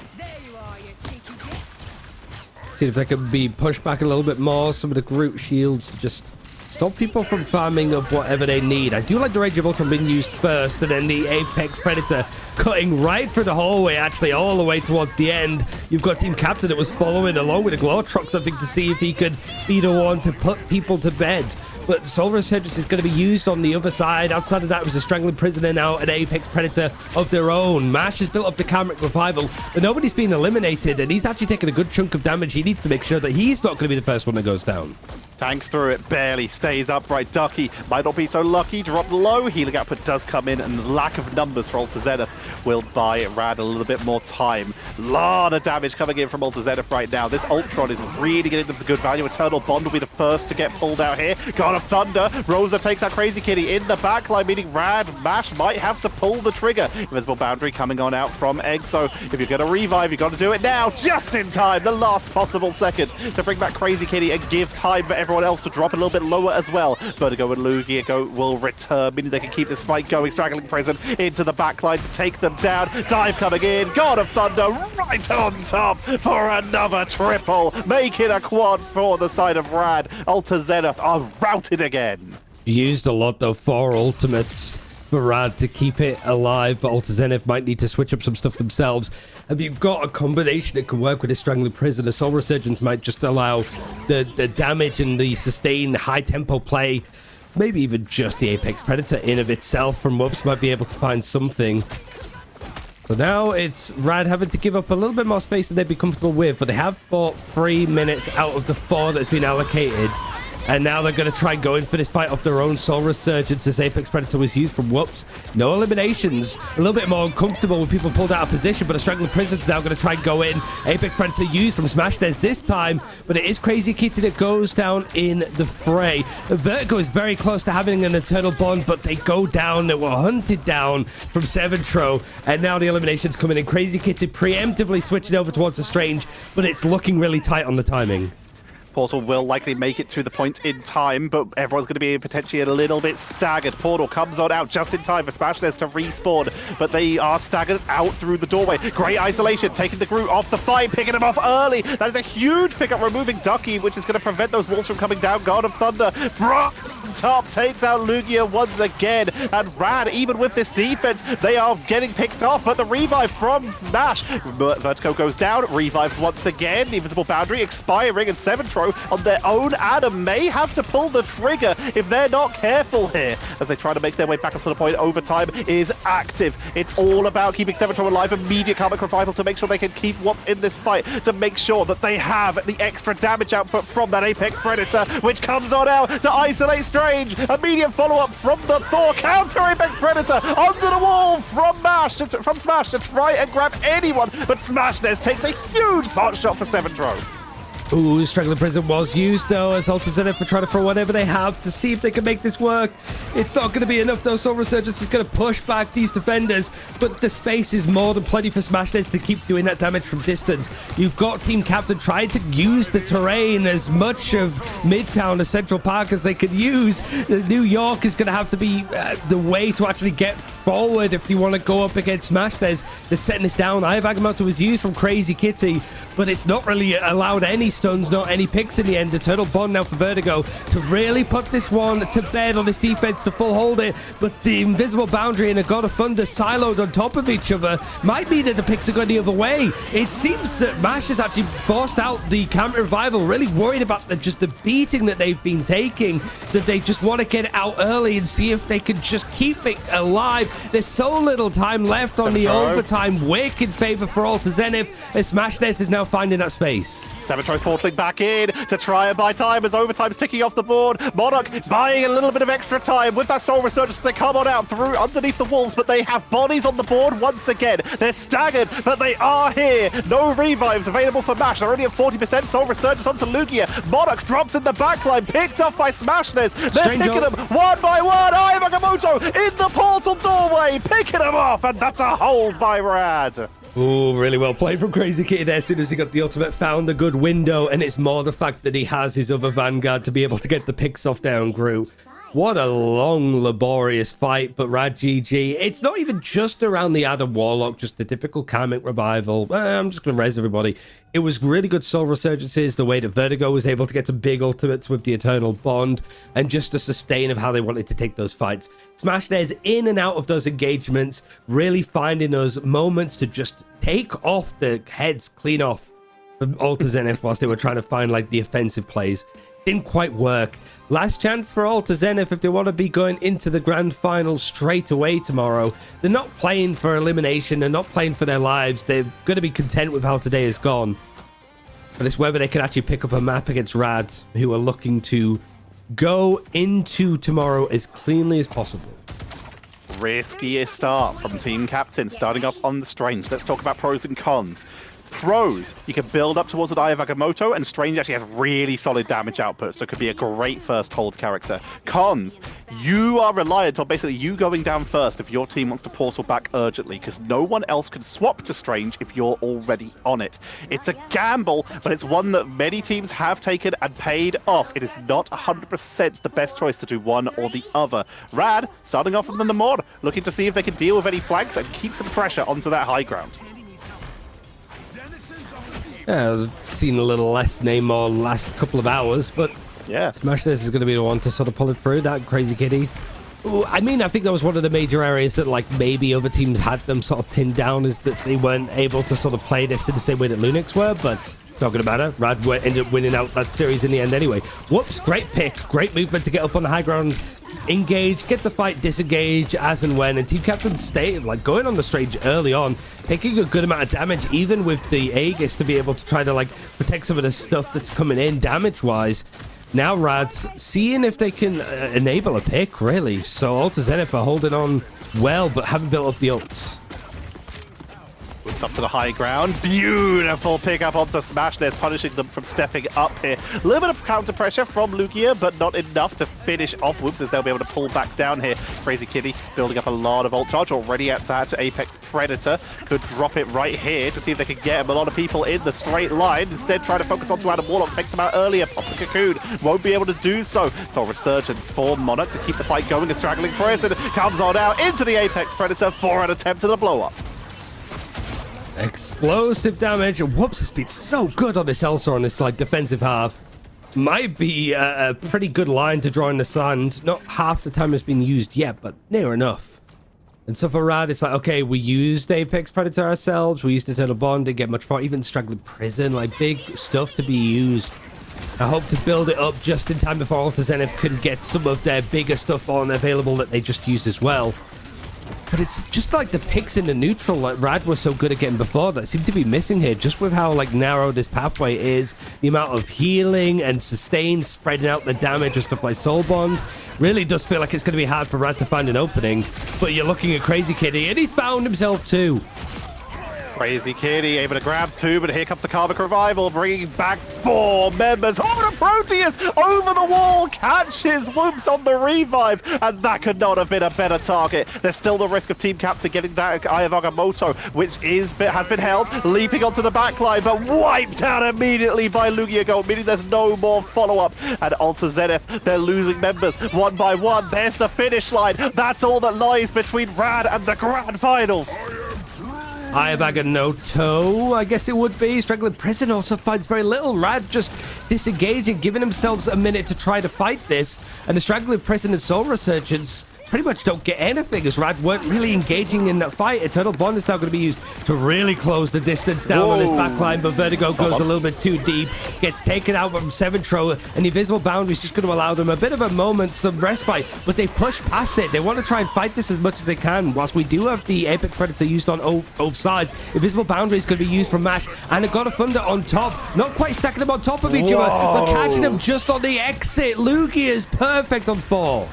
Using that lightning domain to slow them down, prevent them from getting out of the range. Portal's already been used. There's no Karmic Revival, and Alta Zenith will be sent down to the lower bracket as Rad GG continue a historic run in MRC and will be going to the Grand Finals. Alta Zenith, they've qualified for Ignite. They're going to be like, okay, that was the main goal that we head for, but they have a lot to look back because there could be a potential rematch here. They will play the winner of the boys over at Crownfall and also Lunix, the third and final team that is going to be qualifying for Ignite from EMEA.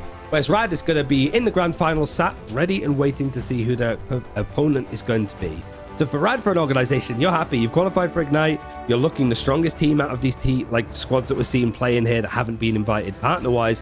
But also, these reps do mean a lot. Like, there's so many different esports, different tournaments where going for the upper qualifiers gives you such an advantage in comparison to teams that were just invited and didn't get any like officials under their belt before a tournament. So for Rad, you're like, this is perfect. Reps matter. Practice matters. We're at the highest level of play before going into Ignite, and you're already qualified for now the actual highest level of play. This is going to be difficult from going on from here, but they've got the hardest part out the way. They're in. They are qualified for preseason. Now they can lock down, focus about getting that prize money, and then they have a week to practice before that preseason comes on in. Alta Zenith, now it's just about earning your spot, getting that little bit of a higher seed, more prize money, and just keeping that momentum going on in. But what a series throughout the day. What a set of games. Lunex versus Rad was such a good way to start off our games for the day. And there's so much behind it, right? Like, sort of highlighting some of the other teams that we didn't get to watch on stream today that we're saying goodbye to, the likes of Remake, Chicken Jockey, some of the fantastic names that we've been seeing. And now that we get to these games, like Remake also losing up against Crownfall at the end, you've got Lunex that also beat Planet Signage. Here, like Rad, Alta Zenith, they live to fight another day no matter what. We'll be seeing them on the final day of MRC action tomorrow. It's just a case of who their opponent is going to be. So we know that it is going to be like Lunex Gaming versus Crownfall. Winner of that is going to be playing up against Alta Zenith. And then, yeah, the grand final to end to see who's getting the main brunt of that $14,000 prize pool for EMEA. And preseason is mostly about seeding for like stage 1 and stage 2 anyway.